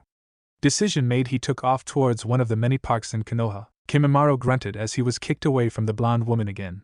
He was quickly becoming frustrated with her. Nothing he did seemed to be capable of defeating her. So far, he had tried everything he could to get in close and eliminate the blonde Kunoichi, yet she seemed to be far faster and better than he was, since none of his attacks thus far had worked, and he had only received more damage for his troubles. The narrowing of his eyes being the only sign of his frustration, he attacked again. However, like the last dozen times he had attacked, nothing he did seemed to do anything. Yujito weaved in between the attacks, using her great flexibility to dodge at seemingly impossible angles. As the attacks increased in intensity, Yujito waited for the openings that always appeared when people got frustrated. She finally found one and weaved herself under a powerful sword swing, right before she lashed out with a kick to Shikamaru's chest. However, she became surprised when a ribcage jutted out of his chest and caught her foot. Shikamaru spun around, taking Yujito with him as the woman tried to get out of his grasp. She did, and was sent flying towards a building for her troubles. Luckily for her, it seemed that having a cat demon sealed inside of her gave her the ability to always land on her feet. She channeled some chakra into the soles of her feet and clung to the wall, looking over at Shikamaru. Karamatsu no Mai Dance of the Large, Shikamaru exclaimed as he ran towards the blonde. Yujito jumped off the building and landed a few feet away from the albino. Seconds later the pair clashed, and Yujito narrowed her eyes as she found it much harder to get an attack in with the new bone protrusions jutting out. She was forced to dodge the attacks and jump away to gain some distance. She went through a few hand seals as Shikamaru came back at her. Right on Raiki lightning, release lightning ball. A cannon-sized ball made of lightning appeared in front of Yujito, who launched it at the Kaguya. Shikamaru was forced to roll to the left in order to dodge the attack, letting it sail on to hit a store and explode in a shower of sparks. He got back onto his feet and surged forward. When he reached Yujito, he began to spin, lashing out with not just his feet and fists, but also using the protrusions on his body to attack.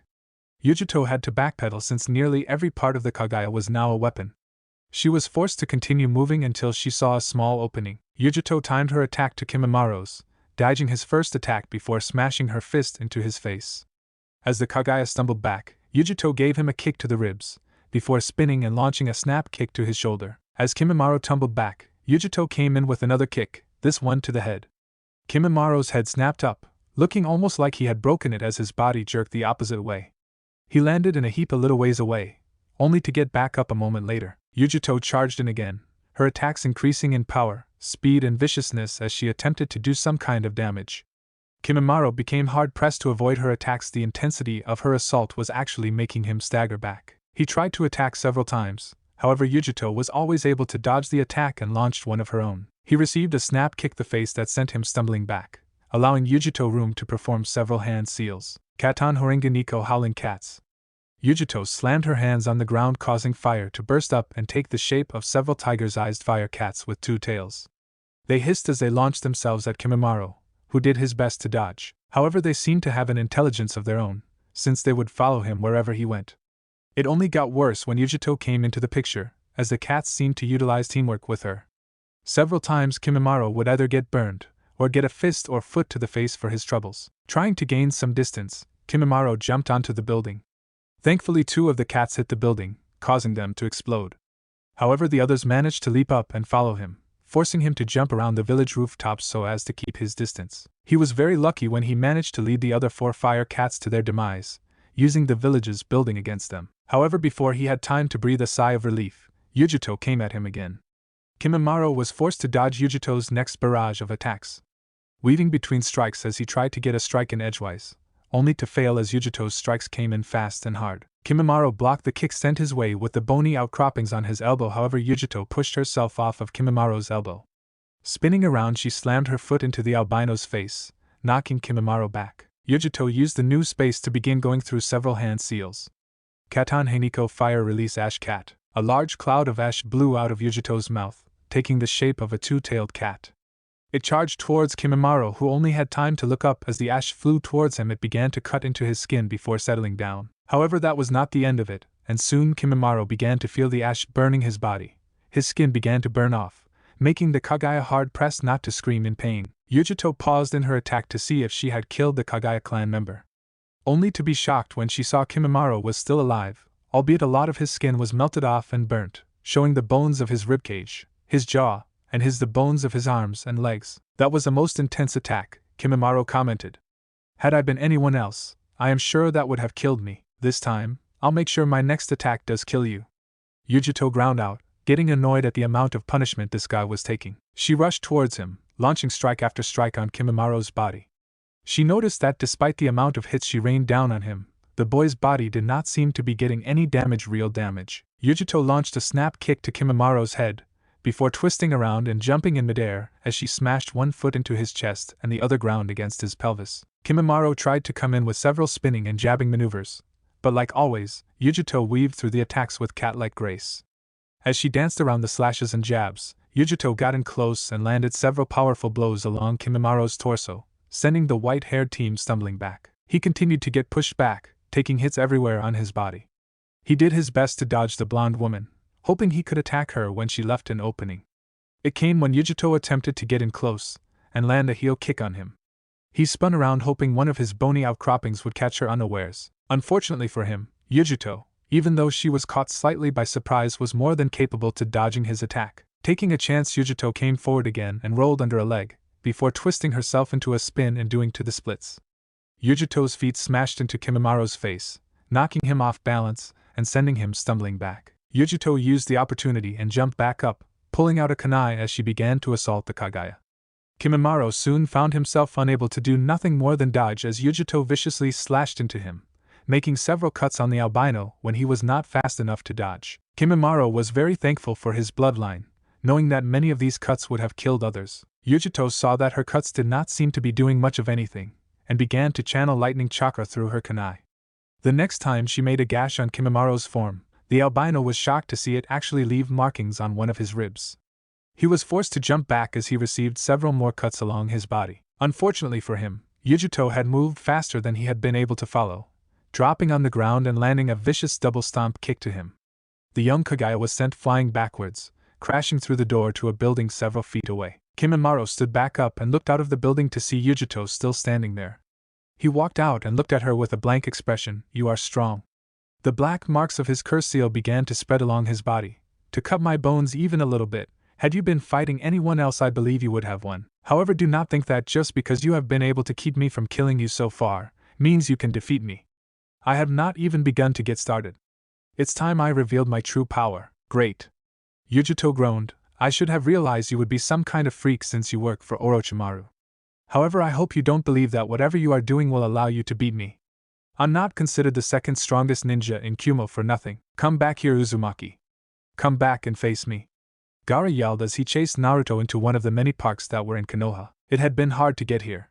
Naruto had been forced to constantly dodge Gaara's attacks, while at the same time making sure he had stayed in sight of the crazed redhead. It was because of this he had not been able to get over to the parks unscathed. His body was littered with numerous cuts and bruises from when Gaara had managed to smash his claws into him. Thankfully, they were being healed by Kyuubi and his own impressive regeneration and would not leave any permanent markings. Oh, shut the fuck up. Naruto shouted back as he dodged another sand claw. Who the hell said I was running, you little bitch? I just felt like a fucking change in venue. With all the goddamn property damage you seem to cause in a battle, I didn't want to deal with the shit it would raise after I kick your ass. Gaara laughed as he landed a few feet away from Naruto. You are quite entertaining, Uzumaki. Do you actually think you can win? I've seen the way you fight. You fight for others rather than yourself. That makes you weak. Unlike you, I fight only for myself. I love only myself and I live for only myself. It's because of this that I am strong. You cannot defeat me. You know, with the way you keep running those fucking lips of yours, you're beginning to remind me of Neji. Only rather than being some fate-driven bastard, you're just one insane motherfucker. Naruto frowned. And fighting for others is not a weakness. If you're too stupid to know what true strength is, then I guess I'll have to show you by kicking your ass Uzumaki style. Bring it, Uzumaki. Show me this strength of yours. Show me so that when I crush you, I will prove myself to the world. Gaara jumped at Naruto, lashing out with a claw. Naruto jumped out of the way, letting the tree branch he was on take the damage as he landed on a tree several feet away. He looked up to see Gaara had grabbed onto a branch with one of his clawed hands and was using it to swing himself around. Naruto waited until the last moment to slide under another one of Gaara's sand claws, placing multiple explosive notes along his arm. Flipping over Gaara, Naruto smashed his feet into the back of the other genin's head, making the redhead stumble forward. He placed his hand in a hand seal and smirked. Boom. Gaara let out a roar of pain and frustration as his left arm exploded, shooting sand everywhere. However, the sand quickly reformed and the red-headed, unstable Jinchuriki turned his attention back on the blonde, launching himself at Naruto with even more fervor. Snarling, Gaara raised one of his clawed hands, sand beginning to form sharp and pointy shapes along his arm. Suna Shuriken, Sand Shuriken. The Genin Turnmonster announced as he tossed several dozen sand projectiles at Naruto. The blonde's eyes widened ever so slightly before he regained control and began to weave through the hailstorm. While he was not as agile as, say, Yujito, he was still able to dodge the projectiles. However, as soon as he had finished dodging, Gaara had just finished his preparation to attack. Using his clawed arms to grab onto a pair of trees he was standing between, leaning back before using the leverage to shoot off like a rocket. Naruto could only look up in shock as Gaara came towards him at speed something so large and unwieldy should not be capable of making. Naruto had no time to react as Gaara launched one of his clawed hands at the blonde's chest and swatted him away. Naruto bit down a yelp that threatened to escape him as he was sent rocketing away, smashing through a tree before hitting another one hard enough to leave an indent. Naruto groaned as he fell to the branch below him, spitting out some of the blood that had congealed in his mouth when he bit his cheek. He stood up and hissed a bit as he felt his ribs mending themselves back together. When it was finished, he looked around and blinked when he did not see Gaara anywhere. However, he instantly realized that any time Gaara disappeared, it was probably not a good thing. He jumped off the tree branch he had been on, and just in time too. For as soon as he did, Gaara dropped down right on top of the spot Naruto had been standing on, shattering the branch like it was made of clay and sending a shower of bark everywhere. Gaara landed on the ground and looked for Naruto, snarling when he could not find the blonde. Where are you, Uzumaki? Are you afraid of me? He chuckled maniacally as a smile came to his face. That's it, isn't it? You fear me. Because unlike you, I fight only for myself. While you fight for others and it makes you weak. Naruto rolled his eyes. Are we going over this again? Don't be stupid, Gaara. I don't fear you. Gaara looked around as the voice seemed to echo everywhere. However, I'm also not stupid enough to fight someone like you head on. The basic shinobi rule has always been for ninja to fight from the shadows, a lesson that seems to have been forgotten long ago when flashy jutsu came into the picture. That's why I've decided to kick it up old school to kick your tanuki ass. Naruto came up from the ground behind Gaara and slapped an exploding tag on his back. Sayonara, bitch. Naruto leapt away as Gaara swung an arm to smack him, but the blonde merely ducked under it and placed another exploding tag on him. Growling, Gaara tried again, spinning around and hoping to catch the blonde off guard, but Naruto had predicted this and placed his hand on the other arm as he jumped over, leaving another exploding note on the redhead. Naruto closed the distance and put an explosive note on Gaara's chest, before leaping over him when the sand-covered genin attempted to swipe at him. As a last act, Naruto slapped an explosive note on the back of his head before jumping away and forming a hand sign. Katsu. Boom. A large explosion consumed Gaara's form and the sound blocked out the redhead's cry of pain. An entire 20-foot radius around the redhead also disappeared, taking many of the trees with it, and creating a shockwave that knocked down many more. Naruto landed several dozen feet away from the explosion and smirked as he took in the power of his customized explosive notes. Now that's what I'm talking about. The blonde crouched down on a branch and tried to look into the dust his explosion had kicked up. Did I get him? No, Kyuubi piped up for the first time since the battle began. I can still feel that Tanuki's yuki swirling and gathering around the redhead. You've definitely injured him, but he's still alive. Damn. Naruto sighed as the explosion cleared to reveal Gaara. The red-headed Jinchuriki was definitely injured. The sand that had surrounded him was falling off in globs, making it look like melting skin. He was breathing fairly heavily and was hunched over. Uzumaki. Uzumaki. Gaara shouted as he turned towards the blonde genin. I will kill you. I will. You will die by my hand and prove my existence. You've been saying that for the past several hours, yet you have yet to actually come through on that threat, Naruto shot back. Face it, all the power in the world means nothing without finesse. Which you, my Tanuki friend, lack. This coming from the one who just blew up half a park, Kyuubi piped up. Don't get snippy with me, miss. Destroy entire mountains with a single swipe of her tails. The amount of mass destruction I caused was completely unintended, and I only used those explosive notes because I can't use jutsu. Unlike you, who simply prefers to destroy everything she sets her sights on when she transforms into a giant nine-tailed fuzzy. Oh, big words coming from such a small kid. Perhaps you should come inside the seal and we can settle this little account now, and I can beat your ass in my human form just to show you how powerless you are in front of me. As tempting as it is to get smacked around by such a beautiful woman, we're going to need to hold off on that. It looks like our little Tanuki is getting ready to attack again. Naruto was right as Gaara was now barreling towards him, using his arms to launch himself further across the ground. Naruto jumped deeper into the forest where he decided to continue playing his game of cat and mouse, though with how the battle had progressed, it was hard to tell who was the cat and who was the mouse. As Naruto continued to jump, he set an explosive note on one of the branches, and the moment Gaara leapt onto that branch ignited it, letting Gaara be caught up in another, albeit smaller explosion. However, Gaara merely barreled through it, using his arms as protection from the explosion. Kyuchin, how's my yuki? The blonde asked as he dodged a claw swipe from Gaara. Well, I've been pumping your reserves with my own, so I would say around 50% again. You know, you're very lucky you're a Hanyu, otherwise I would not be able to do this, and you would be dead from overexposure to my yuki. In the month-long training period, Naruto had for the most part come to terms with the fact that he was no longer human. While it still bothered him that he would outlive all of his friends and loved ones, and he doubted he would tell anyone of his status, he could at the very least recognize the benefits being a half-demon had. So instead of getting upset at the reminder of his status, Naruto merely grinned. Then I guess I have to thank you for giving me such an amazing ability, Kyuchin. Well, when you're done with the Tanuki you can come in here and thank me properly, Naruto-kun. Despite the situation, Naruto blushed a bit at Kyuubi's seductive tone. Somehow the blonde should have known the vixen would continue teasing him even if they were in a life-and-death situation. Shikamaru was right, women are troublesome. He shook his head to get his mind out of the gutter that her words invoked thanks to all of the sexual situations he had been in the past few hours. Instead he turned his attention back towards the mentally unstable Gaara. Gaara leapt towards Naruto, launching a claw at the blonde, who merely jumped over it and began to run across the arm. However, the redhead wasn't about to let Naruto do that, and sent out his other arm in the hopes of impaling his enemy. It wasn't to be, as Naruto used the tree-climbing ability to stick under the redhead's arm and continued running towards him.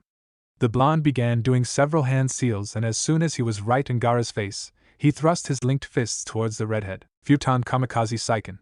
Two wind-shaped fists pounded into Gaara's form, sending several gouts of sand flying off as two fist-shaped indents formed on his chest.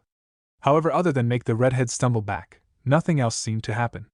Not that that would deter Naruto, who had already begun another set of hand seals. Futon Sun Kamikaze no Tatsumaki Wind released double tornadoes of the divine wind. Naruto thrust out his fists as he jumped away from Gaara, and two fist-sized tornadoes shot towards the redhead. Gaara brought his claws in front of his face in order to protect him. The tornadoes hit, smashing into Gaara's arms, and this time the jutsu ended up tearing them apart. The sheer force of the jutsu sent Gaara sailing backwards to smash into several trees, shattering them and sending him flying before he hit the ground below. Naruto panted a bit as he let the jutsu go. He looked over where Gaara was lying down, looking for all the world like a puddle of sand. Ha. I think I got him pretty good with that last attack. Stupid fucking sandbag. Maybe now I can get some sleep, this guy. Gaara muttered as he struggled to get off the ground. He looked over at Naruto, who was too busy cheering about how he would finally get some sleep to pay attention to the unstable Jinchuriki. There's no way I'll lose to a guy like that. Naruto, who had been hoping to get some kind of break, felt his eyes widen as a huge spike in both chakra and yuki came over him, originating from Gaara. Oh shit. Don't tell me he can transform again. Naruto was forced to jump back as Gaara became completely immersed in sand, swelling until he reached the sky. The blonde couldn't keep the whistle from escaping him as he stared at the now gigantic Tanuki. His eyes could just barely make out Gaara on top of him. For a long moment all fighting within the village ceased as they caught sight of the large one-tailed demon. The mere sight caused fear amongst a lot of the Konoha shinobi who remembered the battle against the Kyuubi. Yujito smashed her fist against Kimamaru's face, sending him rocketing back and into another building. She smirked as she felt the power of Nibi flowing through her. This battle had turned out to be a little more than she had expected once the pale kid had let loose with his curse seal. Though once she had released her Bijuu's power, the curse seal seemed to pale in comparison. The purple energy of Nibi had entirely encased the blonde's form, taking the shape of a cat with two swishing tails behind her. Thanks to her intense training from an early age, Yujito was able to use Nibi's powers to its full potential without giving in to the bloodlust that was inherent with the use of Yuki. Almost as soon as Kimamaru stood back up, Yujito was on him, swiping at him with her now Yuki-covered hands. The attack tore away chunks of Kimamaru's flesh, and sent the albino spinning away. Kimamaru landed on the ground with a thud. He looked up and was forced to roll out of the way as Yujito came crashing down, smashing a foot into the spot he had just previously been, and leaving a small crater when she hit. Almost as soon as Kimamaru stood back up, Yujito was upon him. Her speed was nearly triple what it had been before, and Kimamaru, despite his curse seal, was completely unable to keep up. He tried his best, lashing out when the rare occasion presented itself. However, Yujito was able to either block or dodge the attack entirely, right before she would lash out with an attack of her own. Her fighting style, despite being nearly 30 times more vicious, was just as fluid as it had been from the start. Yujito snap-kicked Kimamaru in the face, once again sending the boy rocketing back. As soon as he got up, he tried to use his spine sword to lash out against Yujito. However, the blonde merely weaved underneath the attack, before her hand grabbed onto it and pulled him towards her. Yujito smashed her fist into Kimamaru's chest, letting go of the bone blade as the white-haired teen was sent back again. Kimamaru resisted a groan as he stood back up. This girl was a major problem.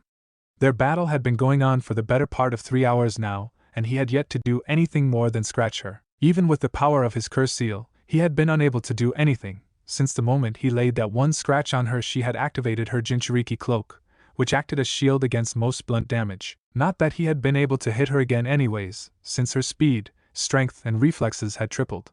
Even though she could not use any jutsu without fear of overloading them, she was still kicking his ass. He thought about using his second stage curse seal, but it was easy to realize that he would still be unlikely to kill Yujito, especially given that she had the entire village with which she could hide in. On top of that, he had his illness to worry about.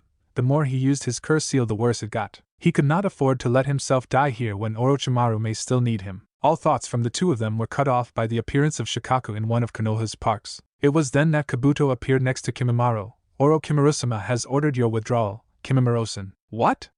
Asked Kimamaru in shock. But I can still fight. I can still help. Cough cough. Kimamaru dropped to a knee as he began coughing up blood. No, not again. Why is it acting up now? Kabuto shook his head. You used the cursed seal's power too much, and on top of that, you are fighting the Jinchuriki for the Nibi. In any case, the battle is, for the most part, over. We need to get you medical attention. I understand. Kimamaru stood up, only to cough up more blood. Kabuto placed a hand on Kimamaru's shoulder, and the two sank into the ground. Yujito frowned as the pair disappeared. Sighing, she let her Jinchuriki cloak fall. Looking around, Yujito looked over towards Shikaku. Should we deal with that problem, kitten? No, if we were to battle Shikaku it would cause tremendous collateral damage. Yujito smiled as she saw a large puff of smoke. Besides, I have a feeling Naruto-kun has it well in hand. Oh, this is so not good, Naruto thought to himself as he looked over at Gaara. He looked at himself to see that he was covered nearly head to toe in sand. This totally sucks. How am I gonna get out of this? How the hell am I even supposed to fight something that big? I would need. Ahe stopped and blinked as an idea to beat Gaara came to him. Hey Q, can you give me a bit of Yuki? Within the seal, Kyuubi blinked in confusion. I don't see how my Yuki can know. She said, paused as she realized what he wanted to do. Yeah, I can. Here you go. Thanks. As Naruto felt a small surge of Kyuubi's Yuki, he brought his thumb to his mouth and swiped at some of the blood that had gotten there from when he was last thrown, and began to make a few hand signs. Gaara held out his right hand. Sabakuso, Kuchios no Jutsu. There was a massive burst of smoke and Naruto found himself standing atop of Gamabunta. Jumping down on his nose, Naruto turned to the massive summon. Hey there, Bunta. You want help me out with Big Bad over there? Naruto jerked a thumb towards Gaara. I take him out myself, but he seems to have grown too big for me. The Ichibi no Shikaka. Gamabunta blew out a large ring of smoke as he looked the giant San Tanuki, no can do kid. Why would I want to go out of my way to fight a guy like that? Because if you don't, I'm gonna end up as nothing more than a bloody smear on the bottom of his foot. Naruto deadpanned. Besides, aren't summons supposed to help their summoner? Well, that's tough, kid. But I never accepted you as my summoner. We haven't even had a drink yet. Gamabunta heaved a massive shrug. Until we share a drink together, I can't accept you as my summoner. You expect me to buy you sake? With the amount of income one make? Asked Naruto. Are you forgetting that I'm nothing more than a genin? There is no way my sorry ass would be able to buy enough liquor to get you even slightly buzzed. I doubt I even make enough to get myself buzzed. As I said, tough, Gamabunta said in an uncaring manner. Fine. I really didn't want to do this, but you leave me no choice. Naruto sighed before turning to Gaara and raising his hands to his mouth like a microphone. Hey Gaara. Gamabunta here says he can kick your motherfucking Tanuki ass back to the time of the Rakuta Sannin. You dare mock me? I'll kill you. Gaara screamed as he went through several hand seals. Tanuki Nairi no Jutsu, feigning sleep jutsu. The star-shaped pupils began to spin wildly on Shikaku as the Tanuki shouted, I'm free. Hell yeah. It's time to party. It looked over at Gamabunta, and look. There's something to kill. Futon Rankuden. A giant bullet of air towards the giant toad summon. You know, I think I'm starting to hate you, Gaki. Gamabunta grunted as he jumped away from the bullet. Hey, if you had just listened to me and helped, I wouldn't have had to do that. Naruto looked at Gaara and rubbed his chin in thought, though. I'm not exactly sure how to beat an out-of-control Bijou.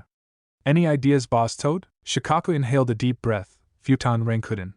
He launched another massive ball of air at Gamabunta, who decided to counter with his own attack. Suetun Teppadama? Ha! Why don't I give you a hand with that, Bunta? Naruto flew through his own hand seals. Futon Rankuden. He sucked in a breath before hitting his stomach, releasing a powerful cannonball of wind. Said ball hit the water bullet, increasing its speed and power nearly threefold as it smashed into the wind bullet sent by Shikaku. The wind bullet was destroyed and the water bullet continued on and collided with Shikaku himself, knocking the giant demon back and sending it crashing to the ground. A little ways away, both Kankuro and Tamari watched the fight in shock. When they had seen a fully transformed Shikaku appearing in the middle of one of Konoha's parks, they had assumed that it was going to start going on a rampage. However, they had been surprised when not only did Gaara not start smashing through objects, but that a giant toad would appear as well, and was now fighting off Shikaku. More surprising still was that they had spotted the familiar form of the blonde who had beaten Gaara in the first place on top of the giant toad summon. Who the hell is this kid? Asked Kankuro. I always thought his first battle was more luck than actually being able to beat Gaara. But now he's going head to head with him again and winning. Hey, that wasn't too bad, Gaki, Gamabunta complimented as he watched the great demon fall back. Of course it wasn't. It was awesome. Naruto grinned as he watched the giant sand demon try to get back up. So how do we do this? We need to wake up the host. The boy on his head is acting as a medium for the Shikaku. A good smack should do it. I could pepper him with one of my attacks. Naruto offered, though that would most likely kill him. Then it's a no-go. Killing the medium during a full possession may very well release the demon. Since it already has a form, it wouldn't need the boy, so we need to get in close then. Naruto said, alright. Get me near that son of a bitch, and I'll wake his ass up. These hands aren't very good at grabbing things, Gaki. Gamabunta held up his webbed hands. How would you suggest I get a hold of him? Naruto scoffed. I don't need you to grab onto him, just get me close, I'll take care of the rest. Hey Kyuchin, think you can give me some juice? Of course, Naruto-kun, just be careful, you've already used the tail once today and this will leave you drained, so no more strenuous activity after this. Gotcha. Light me. Naruto felt Kyubi's Yuki running through him again, and prepared himself for what was either going to be the most awesome thing he had ever done, or get his sorry ass killed. Orochimaru grit his teeth as he looked at Sarutobi, who was currently holding onto his shoulders and had his sword pierced into the old man's chest. Behind the old Hokage was Enma, who was on the ground with snakes entangling his form. He was holding onto the sword to keep it from going any further into Sarutobi's back. It was at this time that the snake Sannin was regretting his decision to let his old sensei use the jutsu he had told Orochimaru about, letting his curiosity for powerful jutsu override his common sense. It had only been after Sarutobi had gotten a hold of him that he realized just what the old man had done. Their battle had been intense, and they had clashed across their little arena for several hours, launching jutsu, battling with staff and sword. Neither had really been able to get the better of the other. Sarutobi was old, his age had made him far weaker than what he had been. Had this battle happened several years ago, the aging Hokage would have no doubt won this battle, but his age had made him unable to keep up with his former student physically. However, the old man was also cunning and had used his experience and crafty mind to make up for this weakness, thus making Orochimaru unable to really kill him. Perhaps had the two resurrected Hokages been able to battle Sarutobi, the fight would have been different. As it was now, Orochimaru had only gotten a lucky shot when Sarutobi had decided to put an end to the battles that had been going on. The old man had known it would come down to this. The Edo Tensei was a jutsu that only had a few counters that worked, and the only strategy he could use was to seal the Shodai and Nidaime Hokages using the Shiki Fujin, the same jutsu that had been used to help seal the Kyuubi inside of Naruto. The snake Sannin looked up to see the robed and purple-skinned Shinigami floating behind Sarutobi, its hand plunged deep into the old Hokage's back, going through the man like a specter and into Orochimaru himself. Orochimaru could feel his soul leaving him as the seconds ticked by. It was the singular most painful thing he had ever felt, like his very being was getting burned by fires that were even hotter than the black flames of Amaterasu. He looked back towards his old mentor and mentally cursed the man out with every word he knew. "I will not let your ambitions ruin this village anymore, Orochimaru." Sarutobi panted out as blood began to dribble down his mouth. "Both of us will now be going into the belly of the Shinigami, where we will face each other in eternal combat as our souls are consumed. Curse you, old man! I will not be dying here." Orochimaru twitched his fingers, trying to make the sword in Orochimaru's back dig itself in deeper. It did not budge much, but he saw Sarutobi wince. He looked back down at the arm plunged into his chest, and saw that his soul had moved back in a little bit. However, much to his displeasure, it was pulled back out again. "My ambition will not die here, you old coot. This will accomplish nothing. I will still watch this village burn to the ground. Everything will be consumed, and I will not be satisfied until I have destroyed everything you have ever held dear. This village will crumble before the day's end." The elderly Hokage stared at his student for several long seconds before he smirked. "You should know better than to underestimate the shinobi of this village, Orochimaru. Each one of them is fighting to protect their home, giving their all and letting the will of fire burn within them. They will not be defeated so easily. Even should I die, so long as there are still Konoha shinobi left to fight, you will not win." Within one of the market districts in Konoha, dozens of Oto ninja ran through the now nearly deserted streets. The place had become eerily quiet. However, all that was about to change. Several hundred shurikens suddenly poured at them from above, killing many Oto ninja with strikes in the head, and injuring many more. Those who had survived looked up to see a female Anbu kunoichi with purple hair and a cat mask, along with a dozen other Anbu ninja. The one in the cat mask raised her sword. "This is for Hayataken." Several dozen Suna and Oto shinobi were surrounding a man with long white robes and white eyes with veins popping out of them. He watched calmly while his enemies moved around him, not bothering to look behind since his eyes already knew they were there. "Come on! It's just one man," an Oto ninja yelled out. This had the effect of all the ninja charging at him. However, in that single second the man began to spin as chakra poured out of all of his tenketsu points. Hakushukaten. A large blue dome of chakra appeared around him, blasting the Oto and Suna ninja away with enough force that when the ninja smashed into rocks and trees, they ended up going right through them. When the attack ended, the only sign it had happened was the round trench that surrounded the man. Hayashi looked to see all of the enemy ninja were dead and allowed a small, almost unnoticeable smirk to grace his features. "The Hyuga are the strongest clan in Konoha, remember that. Baika no Jutsu." The loud voice sounded out as Akimichi Chuza, the father of Chuji, grew several times larger than the buildings he was walking amongst. He held onto his halberd in one hand and made a swipe at his feet, almost similar to someone sweeping the dirt away with a broom. And like when that dirt was swept away, so too were the many Suna and Oto ninja who were in the way. On a building just a few meters away, Naro Shikaku, Shikamaru's father, was facing off against several enemy shinobi. "Men, this is so troublesome. Know that this is the end for all of you." Kegekubi Shirbari no Jutsu, Shadow Neck Binding Jutsu. The four ninja who had been captured by the man's previous jutsu were now subject to getting their own necks snapped by their very own shadows. Shinranchin no Jutsu, Mind Derangement Jutsu. Came the shout of Ino's father, Yamanaka Inoichi. As soon as the name of the technique was called, one of the Suna shinobi he had been battling began to attack his comrades, lunging at them with a kunai. "What the hell do you think you're doing?" screamed one of them as the kunai was plunged into his stomach. "Two don't know. I can't control my body." Soon the sounds of screams were all that was heard as the Suna ninja killed his own teammates, before he himself was killed by Inoichi. With the attack finished, Shikaku appeared next to his longtime teammate, while Chuza stomped over to them, still standing several dozen feet above his comrades. "It's just like old times, isn't it?" Chuza guffawed with a booming laugh. Shikaku smirked. "You said it. Nothing like the reunion of the old Ino Shikucho trio." Within one of the forests owned by the Aburayan clan, Shibi and his son Shino watched impassively as their Kikai bugs swarmed over the Chunin who had tried to attack Konoha, only to retreat when Konoha began fighting back.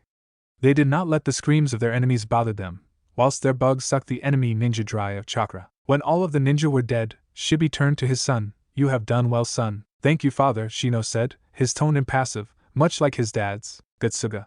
The cry came from above, and the 3 Oto ninja only had time to look up before a spinning drill slammed into each of them. The ninja cried in pain as they were ripped into small chunks of flesh. The spinning drills soon revealed themselves to be 3 dogs, which quickly jumped onto the roofs and joined 2 female kunoichi and a much larger and older canine. "That was a nice attack, Hana," Inazukatsu complimented her daughter, before turning her attention to her companion. "Are you ready, Kuramaru?" "Of course, Tsuma-sama." The aging dog with the eye patch barked. Ibiki looked at the giant snakes in consternation, not at all happy with their inability to take them out. Right now many of the ninja with him were trying to stall the giant triple-headed snake, launching jutsu after jutsu at them. But this did not seem to have any visible effect on it, other than to make it mad and lash out against the jonin attacking it. The snake was slowly but steadily making its way into the village, and with that giant tanuki already here, he did not want another large creature to get in and wreak havoc. To make matters worse, there were more Suna and Oto ninja pouring in through the gap that the 3-headed snake was making. And with his ninja starting to fatigue, it would make them easy pickings for them when they caught them. Damn it. We're not equipped to handle this. However, just when all hope seemed lost, 2 things happened to lift morale. The first was the shocking appearance of Gamabunta over near the giant form of Shikaku. This had many people rallying at seeing the giant toad once again facing down a demon, much like it had when Minato Namikaze had summoned it during his battle with the Kyuubi. The second was the loud shout of Kuchios Yatai Kazushi no Jutsu summoning Jutsu Food Cart Destroyer. After the shouted jutsu, a large toad with 2 swords strapped to its back descended on top of the 3-headed snake, smashing the thing flat and sending it back to the summoning realm. "It's been a long time, hasn't it, Ibiki?" A voice came from atop the toad. "My, what have they been feeding you? You've gotten so big, compared to the little shrimp you used to be, Jiraiya-sama?" Ibiki shouted in shock. If Jiraiya was here, then who had summoned Gamabunta? "That's right, little chickadees. Open those small beady eyes and stand in awe," Jiraiya shouted as he began hopping left to right on one of his feet, the master at dealing with the most freaky and unusual things. "It's the one, the only, Toad Sage of Mount Myaboku. The great, the gallant Jiraiya-sama," had the sight of the large toad and the appearance of a man who was famed as being one of the most powerful ninja in Konoha not brought fear upon the Suna and Oto ninja present, they would have all face-faulted at the utterly ridiculous entrance. Not that it stopped several of the Konoha ninja from doing so. However, those who already knew of the man's general eccentricity were not bothered by this and were greatly relieved, albeit also confused to see the Gama Sennin. One of those people were Ibiki himself, who shunshined onto the toad, bowing his head to the white-haired man. "Where's Saratobi Sensei?" asked the white-haired man as he turned to Ibiki. At the stadium Jiraiya-sama, Ibiki stood back up. "If I may ask, since you are here, who is the one who summoned Gamabunta-sama?" Jiraiya looked at Ibiki and smirked. "Why, the newest summoner of the Toad contract, of course. Agaki, whom I hear has gotten rather famous for his many pranks in the village, and someone whose will of fire burns brightest. You are a fool, Orochimaru. A monster in human flesh. You hunger for jutsu, but in your quest for power and jutsu you have forgotten where true strength comes from." Sarutobi grinned as Orochimaru grit his teeth in both anger and a small amount of fear. It is only when a shinobi protects the things and people most precious to them that they find true strength. As Gamabunta closed the distance between them and Shikaku, the 2 giant creatures began firing off their respective jutsu. Naruto narrowed his eyes as he watched the overgrown tanuki get closer. 50, 40, 30 feet. That should do it. Naruto waited until the next attack created a nice distraction for him, and then he jumped up and over the explosion, using the added boost from Kyuubi's chakra to give him that extra reach. Naruto descended on Gaara face first, using his wind chakra to add speed to his descent before flipping around. "True strength comes from protecting something precious to you?" Orochimaru asked with a sneer. "You've gone senile in your old age, Sarutobi Sensei. It's no wonder this village is burning as we speak." Sarutobi, despite the pain he was in, and the blood pouring out of his mouth, smirked. "I think this is enough. We both know that I do not have the power to suck your entire soul out. However, do not think I will be just letting you walk away. For you, a man who is obsessed with learning all of the jutsu in the world, I feel this will be a most fitting punishment.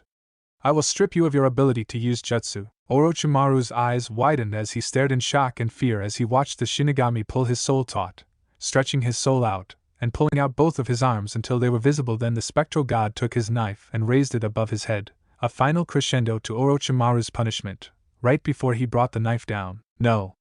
Stop this. Orochimaru's shout went unanswered and he watched in horror, and then pain, as his ghostly arms were cut off and consumed by the Shinigami. Fuan seal. Sarutobi shouted as he made a hand seal. A flash of brilliant white light shot from Sarutobi's chest as the Shinigami's hand retracted, taking the old Hokage's soul with it. When the light disappeared, Sarutobi was panting heavily as a seal similar to the one on Naruto's stomach appeared. Meanwhile, Orochimaru was forced to watch in horror as his arms went from their pale white to black, and a burning indescribable pain came over them. There. It is done. Sarutobi panted. Both of your arms have been sealed inside of me and your jutsu are now inaccessible to you. No longer will your hunger for jutsu be quenched, you damned old fool. Orochimaru cursed, all sense of composure and sanity lost in his world of anger and pain. Give me back my arms. You are pathetic, Orochimaru. Your arms are gone, forever in the grasp of the Shinigami. Sarutobi started to sway as he felt his life force leaving him. Farewell, my sad former student. It is unfortunate that we will not meet in the next life. Damn you, old man. Orochimaru cursed and swore, using every vulgarity he could think of. However, Sarutobi could no longer hear any of it. He looked at his former student with a content smile, closing his eyes before life left him. Rise and shine, you son of a bitch. Naruto smashed right into Gaara's shoulders. The force of the blow sent them both straight through Shikaka's body, forcing it to collapse on itself since it no longer had a medium to hold it. The pair crashed straight into the ground as sand fell down all around them. Holy shit. Gamabunta mumbled, almost fropping his pipe as he watched the obviously insane blonde stomp a mud hole straight through Shikaku. Jiraiya's definitely picked an interesting one this time. I'm actually pretty interested to see how this will end. Unfortunately, I'm nearly out of chakra, but I look forward to seeing more of what this Uzumaki kid can do. With that, the giant toad disappeared in a puff of smoke. Naruto grunted as he dragged himself and Gaara out of the now giant sand pit, spitting up the sand that had managed to get in his mouth.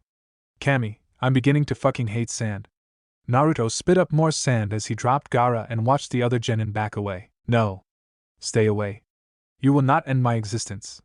Gaara shouted as he tried his best to back away from the blonde genin. Oh, shut the fuck up, you damn pussy, Naruto shouted in annoyance. You're a shinobi, aren't you? You deal with death every fucking day. You son, you need to grow a pair if you're afraid of a little thing like death. Naruto began rolling his shoulders, listening to them crack. Kami, I'm so fucking tired. If I don't make chunin from this, I'm just gonna say screw it. I need a vacation. Gaara looked at the blonde who had basically just trounced him, and was now acting as if nothing out of the ordinary had happened. How? How are you so strong? I always fight only for myself, yet you beat me. What makes you so strong? Naruto rolled his eyes. That's easy. I'm strong because I don't fight for myself. I only fight to protect my precious people, my friends and those I've begun to consider family. Gaara looked confused, but I don't understand. Why would you fight for anyone other than yourself? Naruto sighed, because they saved me from myself. You and I are a lot alike, you know that? Hated for something we had no control over, for something that was done to us by others. I remember the glares, the hatred, and the isolation I suffered because of my burden. However, unlike you, I worked hard and eventually gained friends, people who accepted me, who saved me. Naruto glared at Gaara, and if you ever try to hurt my precious people or my village again, not even Kami will protect you from my wrath. Naruto shifted his attention when Gaara's two siblings jumped down from the clearing and got into fighting stances. The blonde just shook his head. You really don't want to be doing that. I'm tired, I'm pissed, I've got sand in places I really don't want to think about, and I just beat the piss out of the guy who scares the piss out of you too. Mess with me, and I'll give both of you a beating that your ancestors will feel. The two Suna siblings glared at the blonde who had dismissed them so easily. However, the blonde noticed this and merely gave the two a grin. Now then, we're all going to go back to Konoha proper, and I'm gonna take you two into custody. And by me, I mean we, and by we, I actually mean her. Naruto pointed behind the pair, who could do nothing as they felt the butt end of a kunai hit the back of their necks, knocking them unconscious. Yo Yujikin.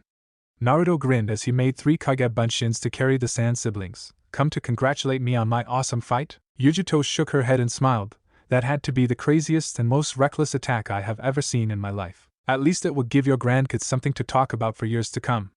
I have a feeling this battle is gonna be something they put down in the history books. The blonde Konoha ninja tried to move only to fall flat on his face. What the hell? Looks like those 3 Kage Bunshin you made used up nearly all of your Yuki, Kyubi informed him, You've only got enough to keep you conscious. God damn it, that sucks. Naruto complained. I just got finished kicking ass and this totally killed my awesome factor. Perhaps you should learn to converse your Yuki more, Kyubi suggested as she snickered at her container's plight. Sometimes it was the little things that could make her smile. Shut up. Naruto grumbled before he felt himself being lifted off the ground. Looking to his left, he saw Yujito with his arm over her shoulder, and her arm wrapped around his waist. He gave his fellow Jinchuriki a smile. Thanks, Yujikin. Yujito looked at Naruto and smiled back. You're welcome. She paused before giving him a grin. Though I hope you don't expect me to carry you around after every battle you have. Naruto smirked. Are you saying you don't like being this close to me, Yujikin? You seemed to be pretty content feeling me up the last time we were doing this. When he saw her blush, Naruto added a point for himself. Deciding to take it a step further, he added, not to mention you pinched my ass. I still have to get you back for that, you know. Having gotten herself under control, Yujito looked at him with a smirk of her own. Oh well then, be my guest. She bumped her hip into his. It's right here waiting for you after all.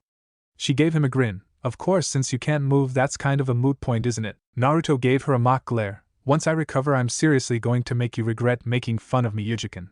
Don't be like that, Naruto-kun, the blonde woman purred. You know I love you. You sure don't act like it with how mean you're being. Naruto sniffed, meanie. The two continued their game of words as Yujito led/carried Naruto back into Konoha. Little did the blonde shinobi know that tragedy was waiting for him after the battle. Several days later, two figures stood atop a small hill overlooking Konoha. Both of them were wearing black cloaks with red clouds and straw hats on their heads. You know, for having come out of a war, they seem to be doing pretty good. The much taller figure said, Are you feeling nostalgic being back in your home village? The shorter figure looked up, revealing a pair of red eyes with 3 tomo in each. No. Chapter 28 The Search Begins. Naruto stared out at Konoha from his spot on top of the Hokage monument.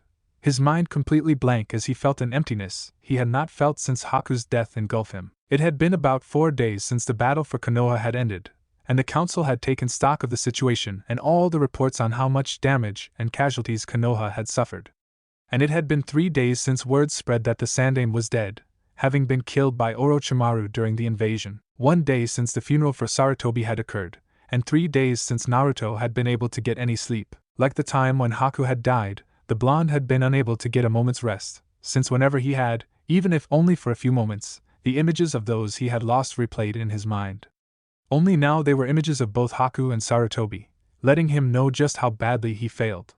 The thoughts of if only played in his mind. If only he had been stronger. If only he had been there. If only he had been able to kill Orochimaru in the forest of death, then none of this would have happened. He knew that such thoughts were pointless, that these kinds of thoughts could not change the past. Yet it was these thoughts that seemed to be the only ones that had been running through his head for the past 3 days. Thoughts on his failure brought him to thoughts on just how wrong Sarutobi's death felt. He may have always joked about the man being old, and needing to give him the Hokage title before he died, but a part of Naruto had never really thought the old man would die. Sarutobi had been around since almost the beginning of the village's founding. He had seen all 3 of the wars, was the Hokage for 2 of them, and had ruled Konoha through its most turbulent times, even taking the title back after the Yondaime died to seal the Kyubi. To Naruto, the Sandaime had always seemed eternal, a figure that would never die. Yet he had, the man who had the longest reign of any Hokage, and in Naruto's opinion, one of the most successful, was gone. He would never hear the old man speak of the past, or berate him for some prank, offer him a piece of advice, help him through any of the hardships he faced. He would never get to see the old man's pride as he gave him the Hokage hat and title. There were a lot of things he would never get to do with the old man again. It was odd, the pain he had felt was just as intense as it had been when Haku died, and so was the feeling of failure. And yet, for some reason, Naruto could not find it in himself to cry like he had when Haku had died. Even when he had been at the Sandaime's funeral he could not cry. Flashback. Naruto watched with a sense of detachment as Sarutobi's 2 teammates spoke on behalf of their now dead comrade.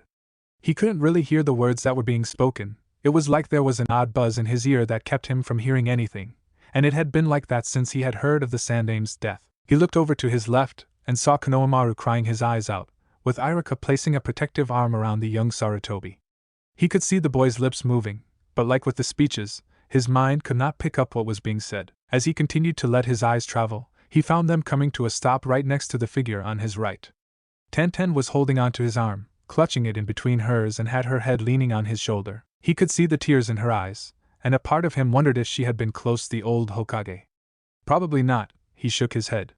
I spent a lot of time with Gigi and never saw her with him, Still, that did not make her sorrow any less, he knew. The sandaime had been a constant of the village for a long time, nearly 70 years or so, and Naruto knew that he was friends with Kaido, having seen the sandaime in the shop on occasion when he had gone in. A little while after the speech, people began to walk up to Sarutobi's coffin and set a white rose on it, a tradition that had been passed down in Konoha when grieving for the dead. It was supposed to be a symbol of rebirth, or something like that. As the people continued moving and passing their flowers onto the coffin, it began to rain.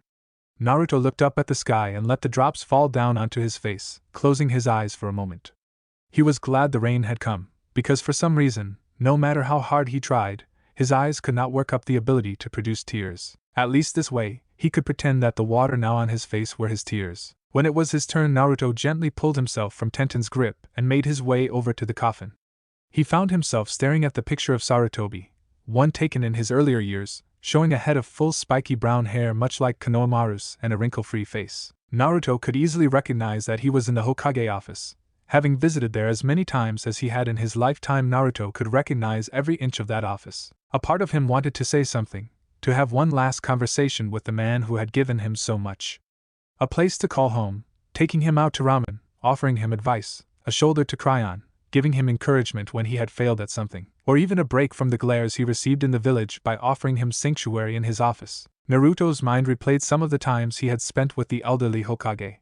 Like when he had done his first prank of putting itching powder in the entire collection of a clothing store's stock.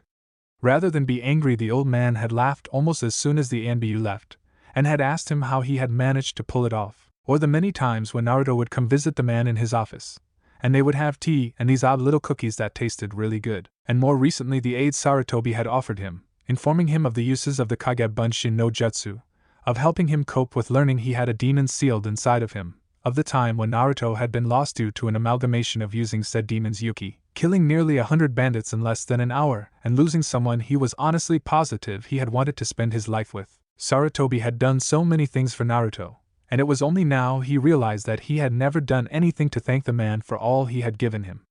Naruto felt that the least he could do now was offer his thanks for helping him as much as the elderly Hokage had. Yet when he opened his mouth, no words came out, and Naruto found that in the end, all he could do was place the flower on Sarutobi's coffin and walk back to where he was standing. After that he just watched as the other people put their flowers down, until all the people had finished and left.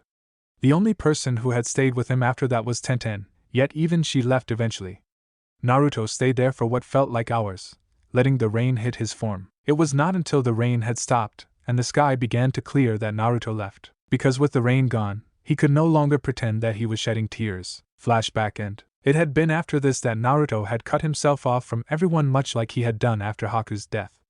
Even Kyuubi could not reach him, though not for lack of trying. He knew it was not something he should do, and that he was going to get an earful from both Anko and Tenten later. But right now he did not want to deal with anybody. He knew what he would get when he met them. And he did not want their pity, or any form of platitude. It just wasn't him. He was not one for receiving pity from others. He had never had it when he was forced to grow up on the streets, and he would not have it now. Jiraiya could not repress the sigh that escaped him as he looked out over the village from where he stood, leaning against the rail from on top of the Hokage tower.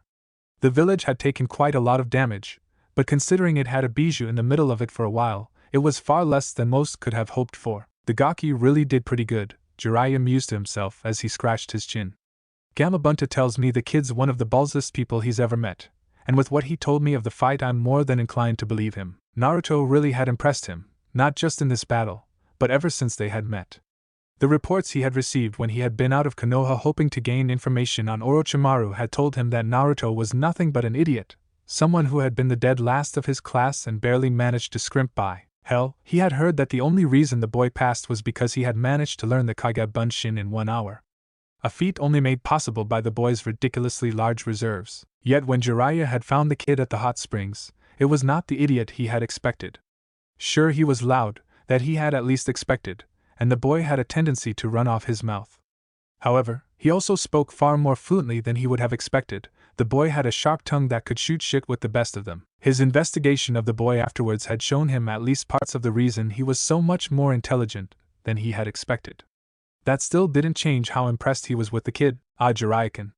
There you are. Jiraiya turned around and suppressed a groan when he saw Hamura and Koharu, 2 of the 3 elders on the Konoha Council.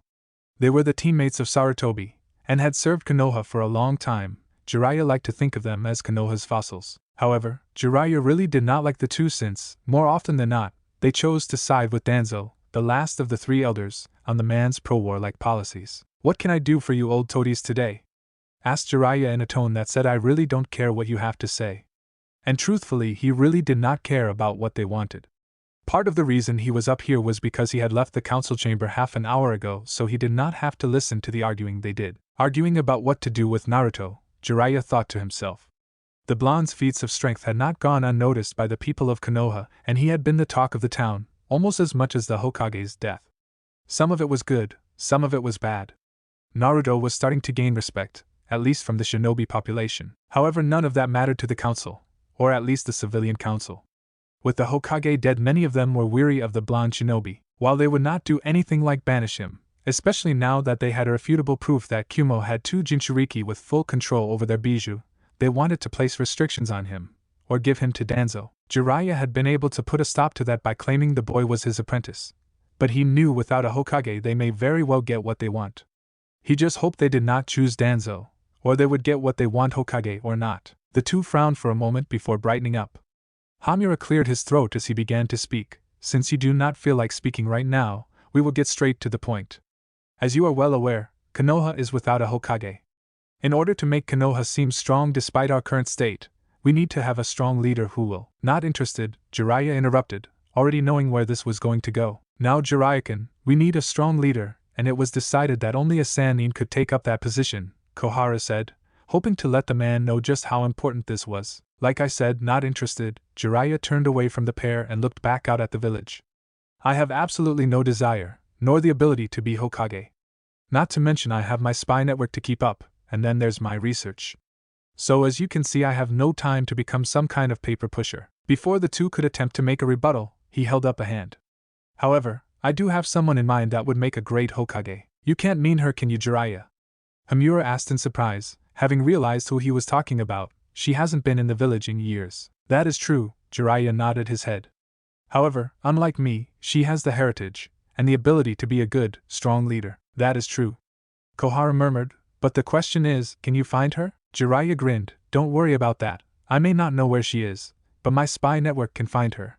I'll set out in a little while to begin my search." Hamura nodded. "In that case, we will select a group of ANBU to escort you and—" "That will not be necessary," Jiraiya said. The last thing he needed was a bunch of fogies following him around. "But Jiraiya-kun, you can't go alone, at least let us send Kakashi-kun." Jiraiya shook his head. "All those people would only slow me down." Then he blinked for a second before smiling. "Actually, there is someone I know that I would like to take with me.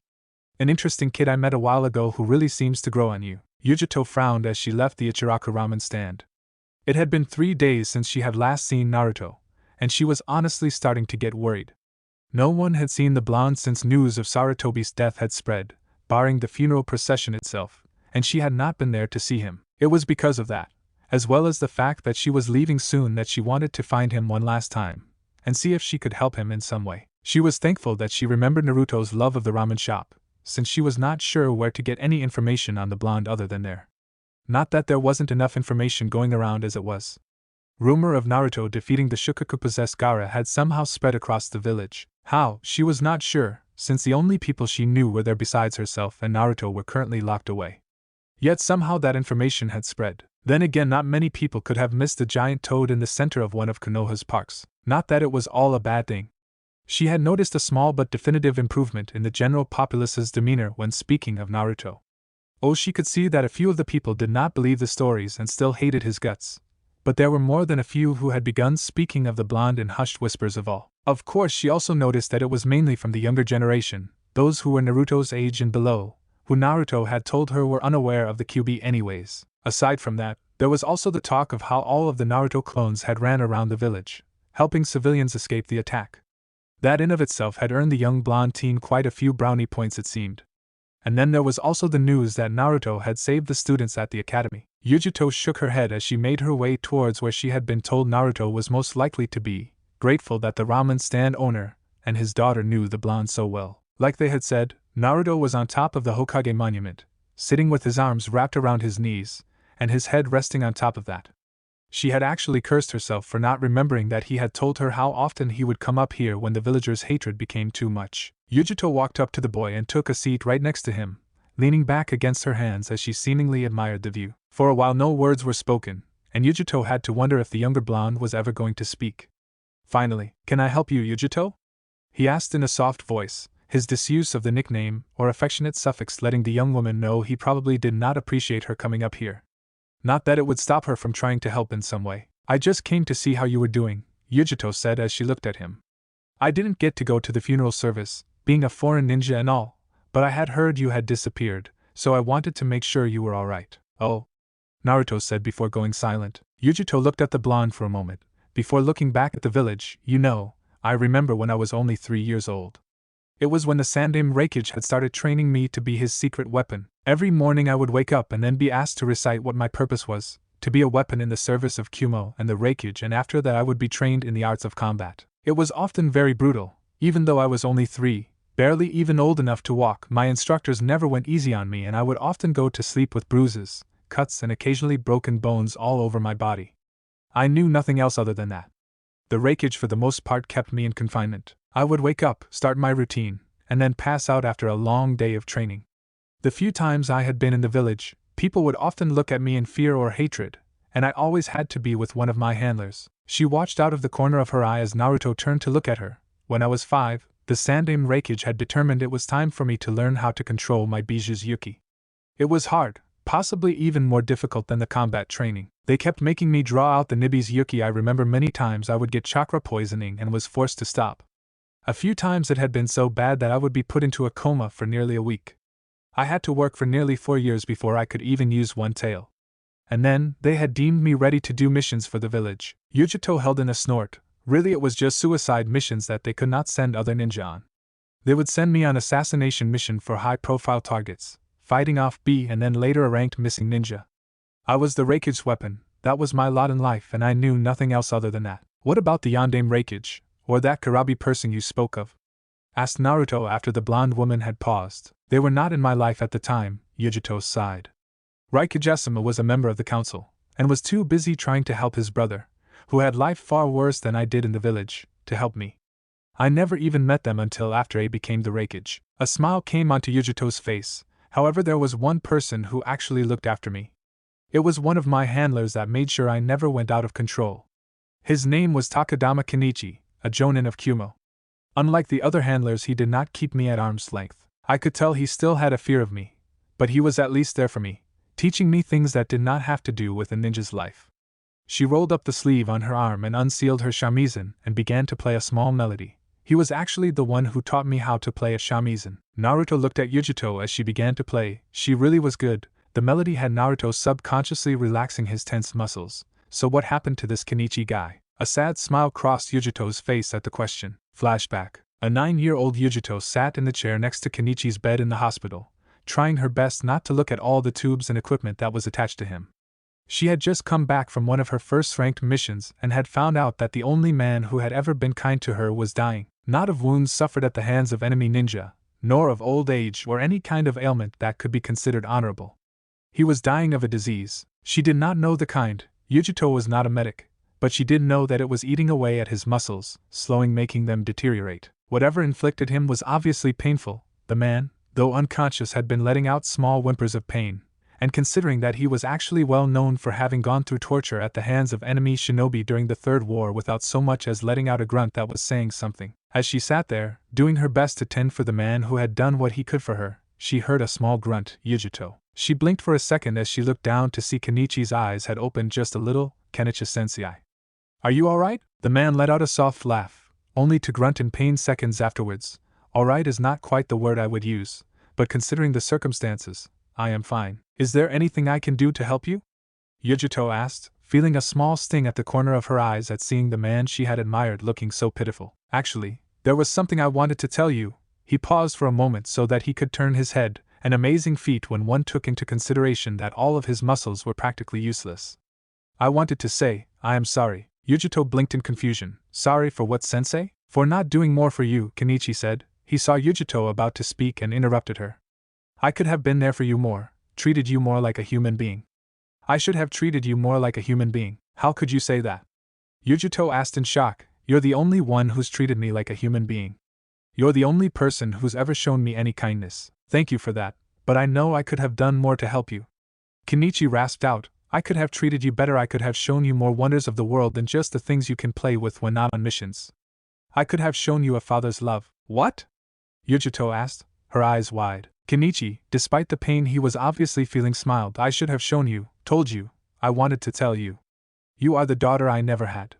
And if I were to have a daughter, I would want one just like you. Yujito grit her teeth as she tried to hold in the tears that were now really threatening to spill out. It's okay to cry, you know, Kenichi said softly. Yujito shook her head. No matter what happens, true shinobi must never show their emotions. Kenichi let out a sigh. Right now. You are not a shinobi, Yujito. You are a human, a young girl. There is no mission to complete. There is just you and me. You can cry here. The flood dam broke and Yujito began to cry. Flashback end. He died when I was 9 years old. Naruto winced. I'm sorry. Don't be. Yujito gave him a soft smile. It happened a long time ago, and though I still miss him, I always carry him where it matters most. Just you will always carry the people you love where it matters most. Naruto blinked in confusion. Where is that? Yujito smiled as she poked him in the chest. Right here. Naruto looked down towards his chest, where her finger was still poking, before looking back up to see her smiling at him. Unconsciously a smile came to his face as well. He looked back at her hand, which he noticed with some amusement was still poking him. He grabbed onto her hand as he moved himself down in the cross-legged position. Thank Yujikin. Yujito blushed a bit, a small light pink tint coming onto her cheeks at the heartfelt thanks. You're welcome. She gave him a smile as she brought their hands into her lap and began to rub her thumbs against his hand. A second later she smirked. As I said before, you know I'm always willing to help a cutie like you. Not cute. Naruto mumbled with a pout, causing Yujito to laugh. They stayed that way for a few more minutes before Yujito had to leave and meet the Raikage at the gate so they could go back to Kumo. It was a rule set down among all hidden villages that foreign dignitaries could not be present in the village without a Kage, or at least an acting Kage. The only reason they had been allowed to stay as long as they had was because of the help they gave during the battle. Naruto sighed as he looked back down at the village. What do I do now? He tapped his chin a few times before smiling. I think I'll go get some Ichirakas. Tuchiaja-san, how about some ramen? Naruto shouted as he sat down at his reserved spot. Tuchi came out of the back and, spotting Naruto, gave a grin. Well, what do you know, the missing ninja is back. You know I am, and I was worried about you. We haven't seen you since the funeral and you haven't come here in 3 days. Sorry about that. Naruto scratched the back of his head as he gave a sheepish grin. I was dealing with some personal issues. The old ramen stand owner nodded in understanding. I gotcha. Well, the ramen will be right up, so just sit tight. Naruto nodded and let his mind wander until his food was brought to the table. Naruto grinned as he snapped a pair of chopsticks and dug in. As he continued to inhale the food as if he had not eaten in months, which was sort of the truth as he had not eaten ramen in, well, at least 3 days, a familiar man with white hair stepped into the bar. Jiraiya-sama? Tuchi exclaimed in surprise. To what do I owe the honor? Jiraiya laughed. Now there's no need for formalities like that today. I just came to pick up the gaki for a mission. Naruto blinked as he realized the man was talking about him, not that it wasn't obvious from the way he had placed a hand on his shoulder. Sighing, Naruto slurped up the last of his broth before setting it on the table and looking at the white-haired man. So you need me for some kind of mission, Ero-senin? Jiraiya's right eye twitched. What have I told you about respect gaki? Naruto tapped his chin and thought, you know, I don't really remember. He grinned as he saw the man's eye twitch more. Not that it would matter. If Sarutobi-Ajisen couldn't get me to show respect, there is no way you could get it from me. I swear the youth these days. Jiraiya mumbled. So what is it you need from me? Asked Naruto, standing up. I need you to help me find a certain person.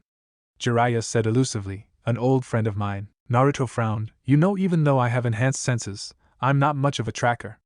Wouldn't an Inuzuka be better for this sort of mission? Jiraiya rolled his eyes. I don't need a tracker gaki. I have plenty of experience in finding people. Then why are you asking me to come along? Asked Naruto in confusion. I mean, wouldn't I only slow the great Irasama down? Jiraiya gained several tick marks on his head. I swear, you and your stupid nicknames. I'm not doing this so I could have help, and this is going to be a little slow, since the person I'm looking for is pretty elusive. Well then, why do you want me to come? Jiraiya rolled his eyes. I was getting to that, don't be so impatient. Anyways, as my apprentice, I was plan on teaching you a jutsu while we travel. One that makes the Chidori look like child's play. Naruto held in a wince at hearing the name of the jutsu that killed Haku, right before he registered the rest of what the man said. A new jutsu? When the man nodded, Naruto grinned. you've got yourself a deal, Erosenin.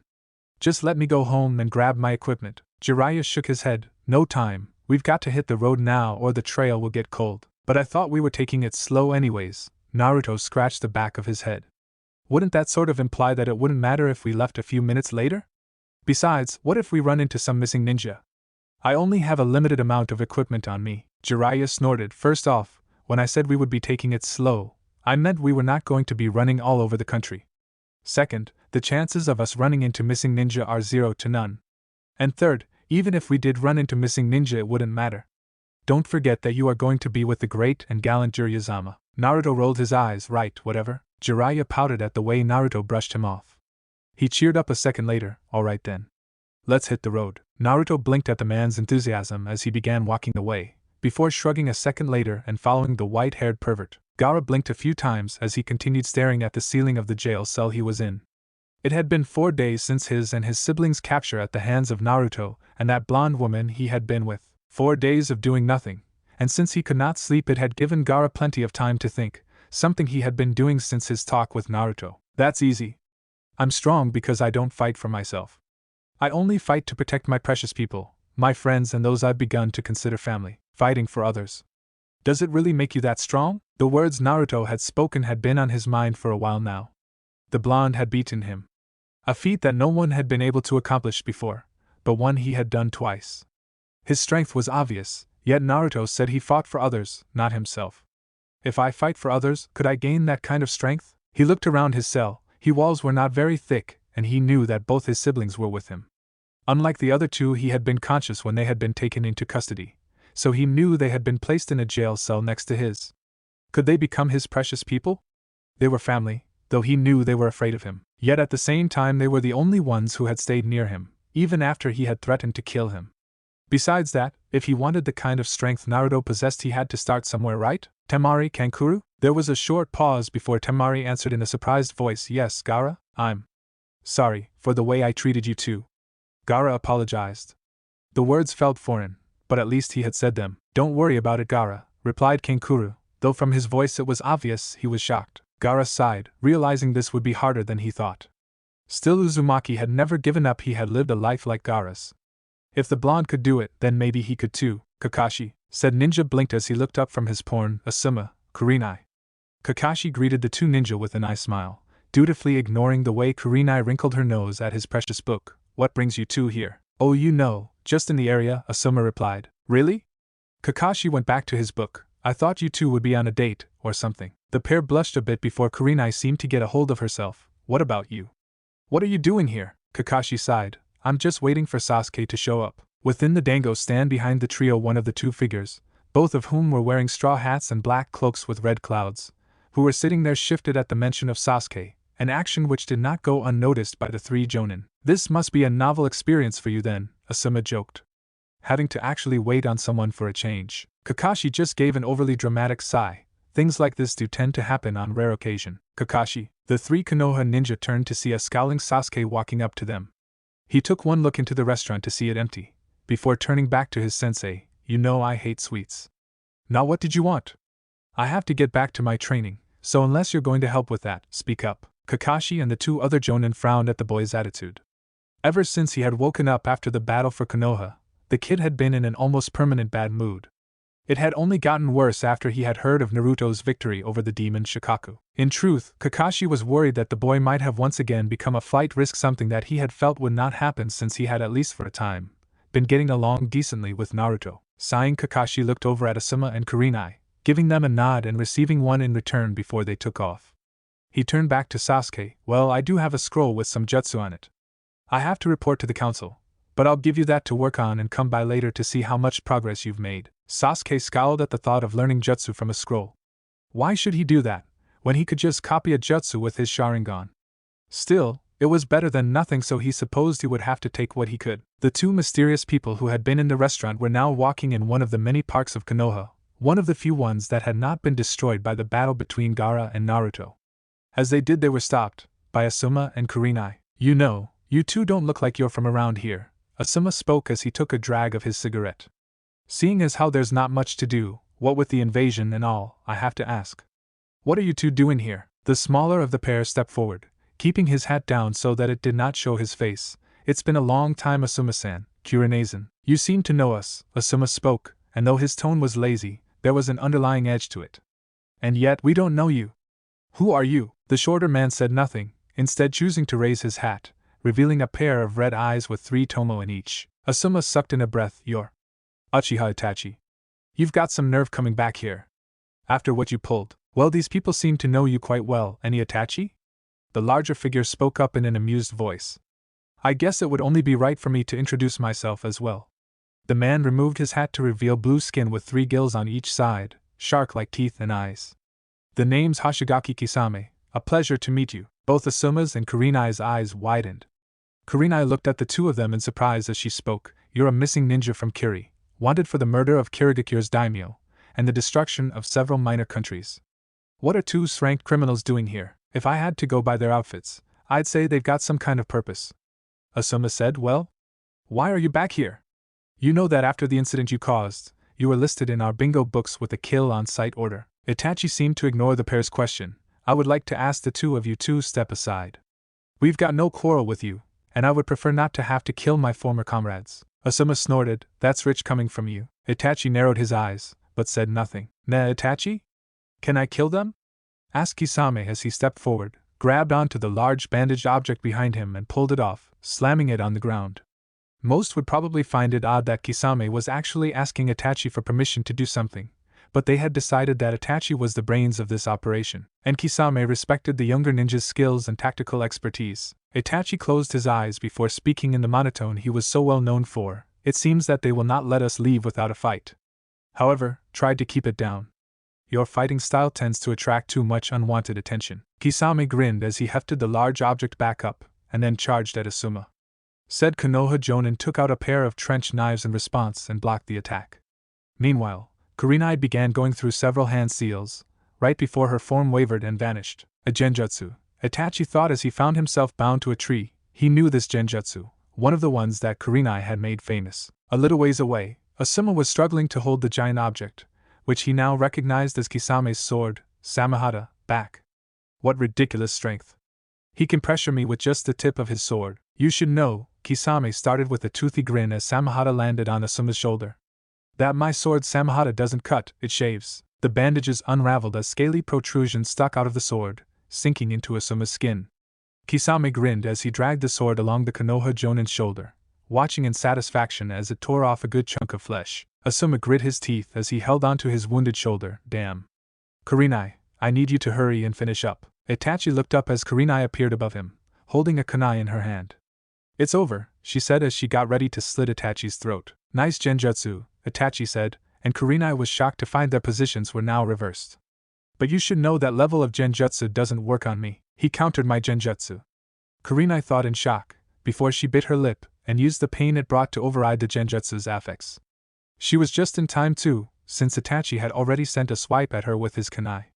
She managed to duck under it. However, Itachi had already known she would do that and sent a kick at her. Kurenai saw it, but realized she would not be able to dodge. So she did the only thing she could do in such a situation, crossed her arms and hoped to lessen the blow as much as possible. "Kurenai!" Asuma shouted as he saw the raven-haired beauty get sent flying. However, he ended up having other things to think about when he was forced to dodge a sword wing from Kisame. "You don't have time to be worrying about others," Kisame said with a grin, before he started swinging his sword again. Kurenai coughed up some water as she breached the surface. She was about to stand up when the voice of Itachi sounding behind her made her freeze. "Your genjutsu is most impressive, Kurenazen. However, this is the end for you." "Itachi," a new voice spoke up. Asuma grunted as he dodged another slash from Kisame, sidestepping the attack. It was then that he saw an opening. Moving in, Asuma aimed one of his trench knives at Kisame's head. Seeing this, Kisame smirked and moved his head just a little to the side, letting the blade pass mere inches from him. However, he became surprised when he felt a cut appear on his cheek. "What?" He looked at Asuma's trench knives and saw that they were glowing a bright green, allowing the blade to be extended by several inches. Growling, he jumped back and went through a set of hand seals. "Suetun Sukudan Water Release Water Shark Projectile Jutsu," came a twin cry. Water shot out from the river in 2 different places. Both of them were launched and ended up taking on the likeness of a shark. The first one came at Asuma, only to be intercepted by the other one. The second shark-shaped water missile drilled into the first one, canceling them both out. Hatake Kakashi. Itachi looked behind him to see Kakashi standing next to Kurenai. He looked over to see the real one near Kisame, his hand still in the hand seal he had done when copying the Shark Man's jutsu. Well, Hatake Kakashi, Kisame grinned. I hear you and Zabuzakin got into a little tussle a while ago. I've been wanting to fight you ever since I heard about it. However, before Kisame could actually start fighting, Itachi cut him off. No, I'll handle this. Your fights tend to take too long, and you have already given us a lot of unwanted attention. Remember our mission. Kakashi looked at Itachi with his Sharingan eye. Your mission? And what's that? Nothing you need to be concerned with, Itachi said right before he flung several shuriken at Kakashi. Said copy ninja went through several hand seals. Suetun Sujin Hiki water release water encampment wall. Water from the river shot up around Kakashi, blocking the shuriken as well as a Suetun Suigaden that Itachi had managed to launch without Kakashi even seeing it. When the water wall fell back down, a Kage Bunshin of Itachi appeared behind Kakashi and stabbed him with a kunai. However, Kakashi merely turned into water, revealing him to be a Mizu Bunshin. Mizu Bunshin, eh? Kisame smirked. He seems to be quite skilled with Kiri's jutsu. You are most impressive in the use of that eye of yours, Itachi complimented. Despite it only being an implant, you wield it like a true Uchiha. Kakashi's eyes widened as he pushed Kurenai down. Get down. Boom. The Itachi who had appeared behind the pair exploded, causing Asuma to shout out as he rushed onto the water to make sure the two were alright. Luckily, Kakashi had managed to kawarimi him and Kurenai away. However, it had been a close call and the silver-haired Jonin was breathing rather heavily. It is truly remarkable how you are able to use that eye of yours so well. However, even if you can wield it like an Uchiha, you are not of Uchiha blood and some things will forever be out of your reach. Itachi looked at Kakashi with his impassive eyes. And now I will show you just why we are known as the strongest clan. I will show you the true power of the Sharingan. Kurenai. Asuma. Close your eyes and don't open them until I say so. Kakashi shouted frantically. Only those with a Sharingan can defeat another Sharingan. You are correct, Itachi said as the two other Jonin closed their eyes. Only a Sharingan user can defeat another Sharingan user when it comes to Genjutsu. However, that is only in the context of a full-blooded Uchiha. And you are not an Uchiha. Now allow me to show you the power of Tsukuyomi. The Tomo in Itachi's left eye transformed into a pinwheel shape before everything went black. Kakashi found himself hanging on a cross in what looked like an inverted realm. The sky was red with black clouds and the Konoha Jonin could see that his skin was an odd bluish pigment. Welcome, Kakashi. Kakashi turned his head to see Itachi standing in front of him with a katana. Welcome to the world of Tsukuyomi. Within this world I am Kami. Here I control everything, space, time, everything. And for the next 72 hours you will be subject to feel the pain of this katana stabbing you. Without further speaking, Itachi stabbed the katana into Kakashi's abdomen, with said man letting out a pained grunt. A second later it was over, and now there were two Itachis, both of whom stabbed their katanas into the silver-haired Jonin. This continued on, and each time Kakashi was stabbed, the number of Itachis stabbing him increased. And when Itachi ran out of room to stand, another Kakashi appeared and began doubling the amount of punishment the silver-haired Jonin took. When it was over, Kakashi could scarcely breathe due to the pain he was in. I see you are still conscious, Itachi commented. That is good. After all, we still have 71 hours, 59 minutes and 59 seconds to go. 3 seconds later, within the real world, Kakashi had dropped to his knees, panting hard as he tried to stay conscious. It's fortunate that Itachi also seemed to be having a small problem. A trickle of blood was running down his left eye. Oh, you're still alive, eh? That's quite impressive, Kisame commented at seeing Kakashi still conscious. That jutsu is quite devastating, I hear, capable of breaking people's spirits very easily. I'm surprised you used it though, Itachi. You know it's not very good for you to use too much, are you? After Sasuke? Asked Kakashi as he tried to catch his breath. No, Itachi closed his eyes and let his left one reverted to its normal Sharingan state. We are after the legacy of the Yondaime. Asuma and Kurenai felt their eyes widen, wondering what they meant. Meanwhile, Kakashi was also surprised, but it was because he knew what Itachi was talking about, as well as the truth about Naruto's parents. I see. So you're after Naruto. Or perhaps I should say you're after what's locked inside of him. That is correct, came Itachi's emotionless response. So it's true then. You along with 9 other rank criminals are collecting the bijou for some sort of purpose, Kakashi said. Itachi was surprised but hid it well, so you know. I wonder where you learned that information. It doesn't matter in the end. Kisame, we need Kakashi alive, but you may kill the rest. Hehehe, I'm going to enjoy this, Kisame grinned. The shark-like man charged towards the 3 Jonin, however he was halted as a shout came out of nowhere. And then, just like the shout, Kisame received a kick in the face that came out of nowhere and sent him skidding backwards. As he stopped skidding across the water, Kisame looked up to see what had to be the creepiest-looking man he had ever seen. "Who the hell are you?" the shark-like man asked. "I am Konoha's beautiful green beast, Mato Guy," the man proclaimed. "Heh, what an odd-looking man. It looks like I'm gonna have to pay you back for that hit you gave me." Kisame shouldered his sword. "Kisame, do not take this man lightly," Itachi said. "It's okay, you two, you can open your eyes now," Guy said to Asuma and Kurenai. It was at that moment that Kakashi fell over unconscious, causing Guy to lift him up in a fireman carry. "What about Itachi?" Kurenai asked. Kakashi said, "We can't look him in the eyes." "Do not worry. I have trained myself to defeat the Sharingan. I find that so long as you look at the feet, you should be safe and still be able to follow your opponent's movements. So when you open your eyes, just look at the feet." "Guy, we don't have your level of training," Asuma stated. "Well then just try your best," Guy replied. "Kurenai, I would like you to take Kakashi to the hospital." The green spandex man gave the silver-haired jonin to Kurenai. "Asuma and I will deal with these two. You've got a lot of guts, thinking you can take us on," Kisame said with a grin. "Kisame," Itachi stopped the swordsman in his tracks. "We cannot afford to make this a war, and I sense the NBU on the way. We will retreat for now." Kisame sighed as his hand left his sword. "That's too bad, I was so looking forward to a good fight."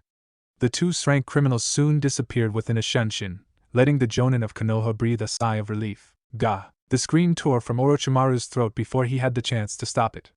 He had never been in so much pain before. Not only did he have to deal with the pain from his now dead hands, he also had to deal with the pain from Kabuto reattaching the nerve endings of his recently sewn-on legs. His fight with Sarutobi had been a complete disaster. He had not been counting on the Raikage and his brother to be there, but even with them he had been confident he could have won in the end.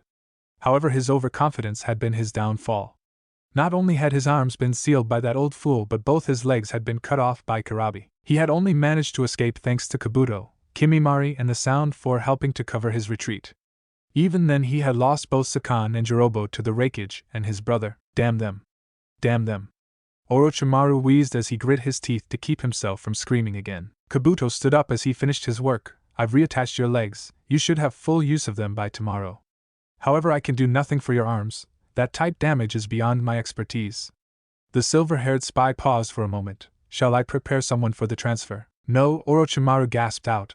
"I will not transfer into anyone other than Sasuke-kun." A worried look crossed Kabuto's face. "Orochimaru-sama, the damage to your arms is extensive, and we have no idea how long it will take to get Sasuke-kun. It may be prudent to transfer now." "I said no," Orochimaru hissed. "I will not transfer my soul to anything other than one who has the Sharingan." "But what about your arms?" Orochimaru took a deep breath as he began to think. He would definitely need his arms, otherwise he would be incapable of using jutsu.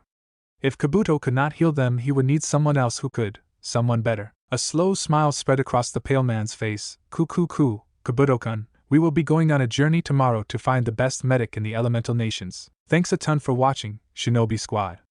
I hope you had as much fun as I did putting this epic what if together. Make sure to smash that like button, subscribe, and hit the bell icon so you never miss a single twist in the story. Drop your thoughts, theories, or even wild ideas in the comments. I read every single one.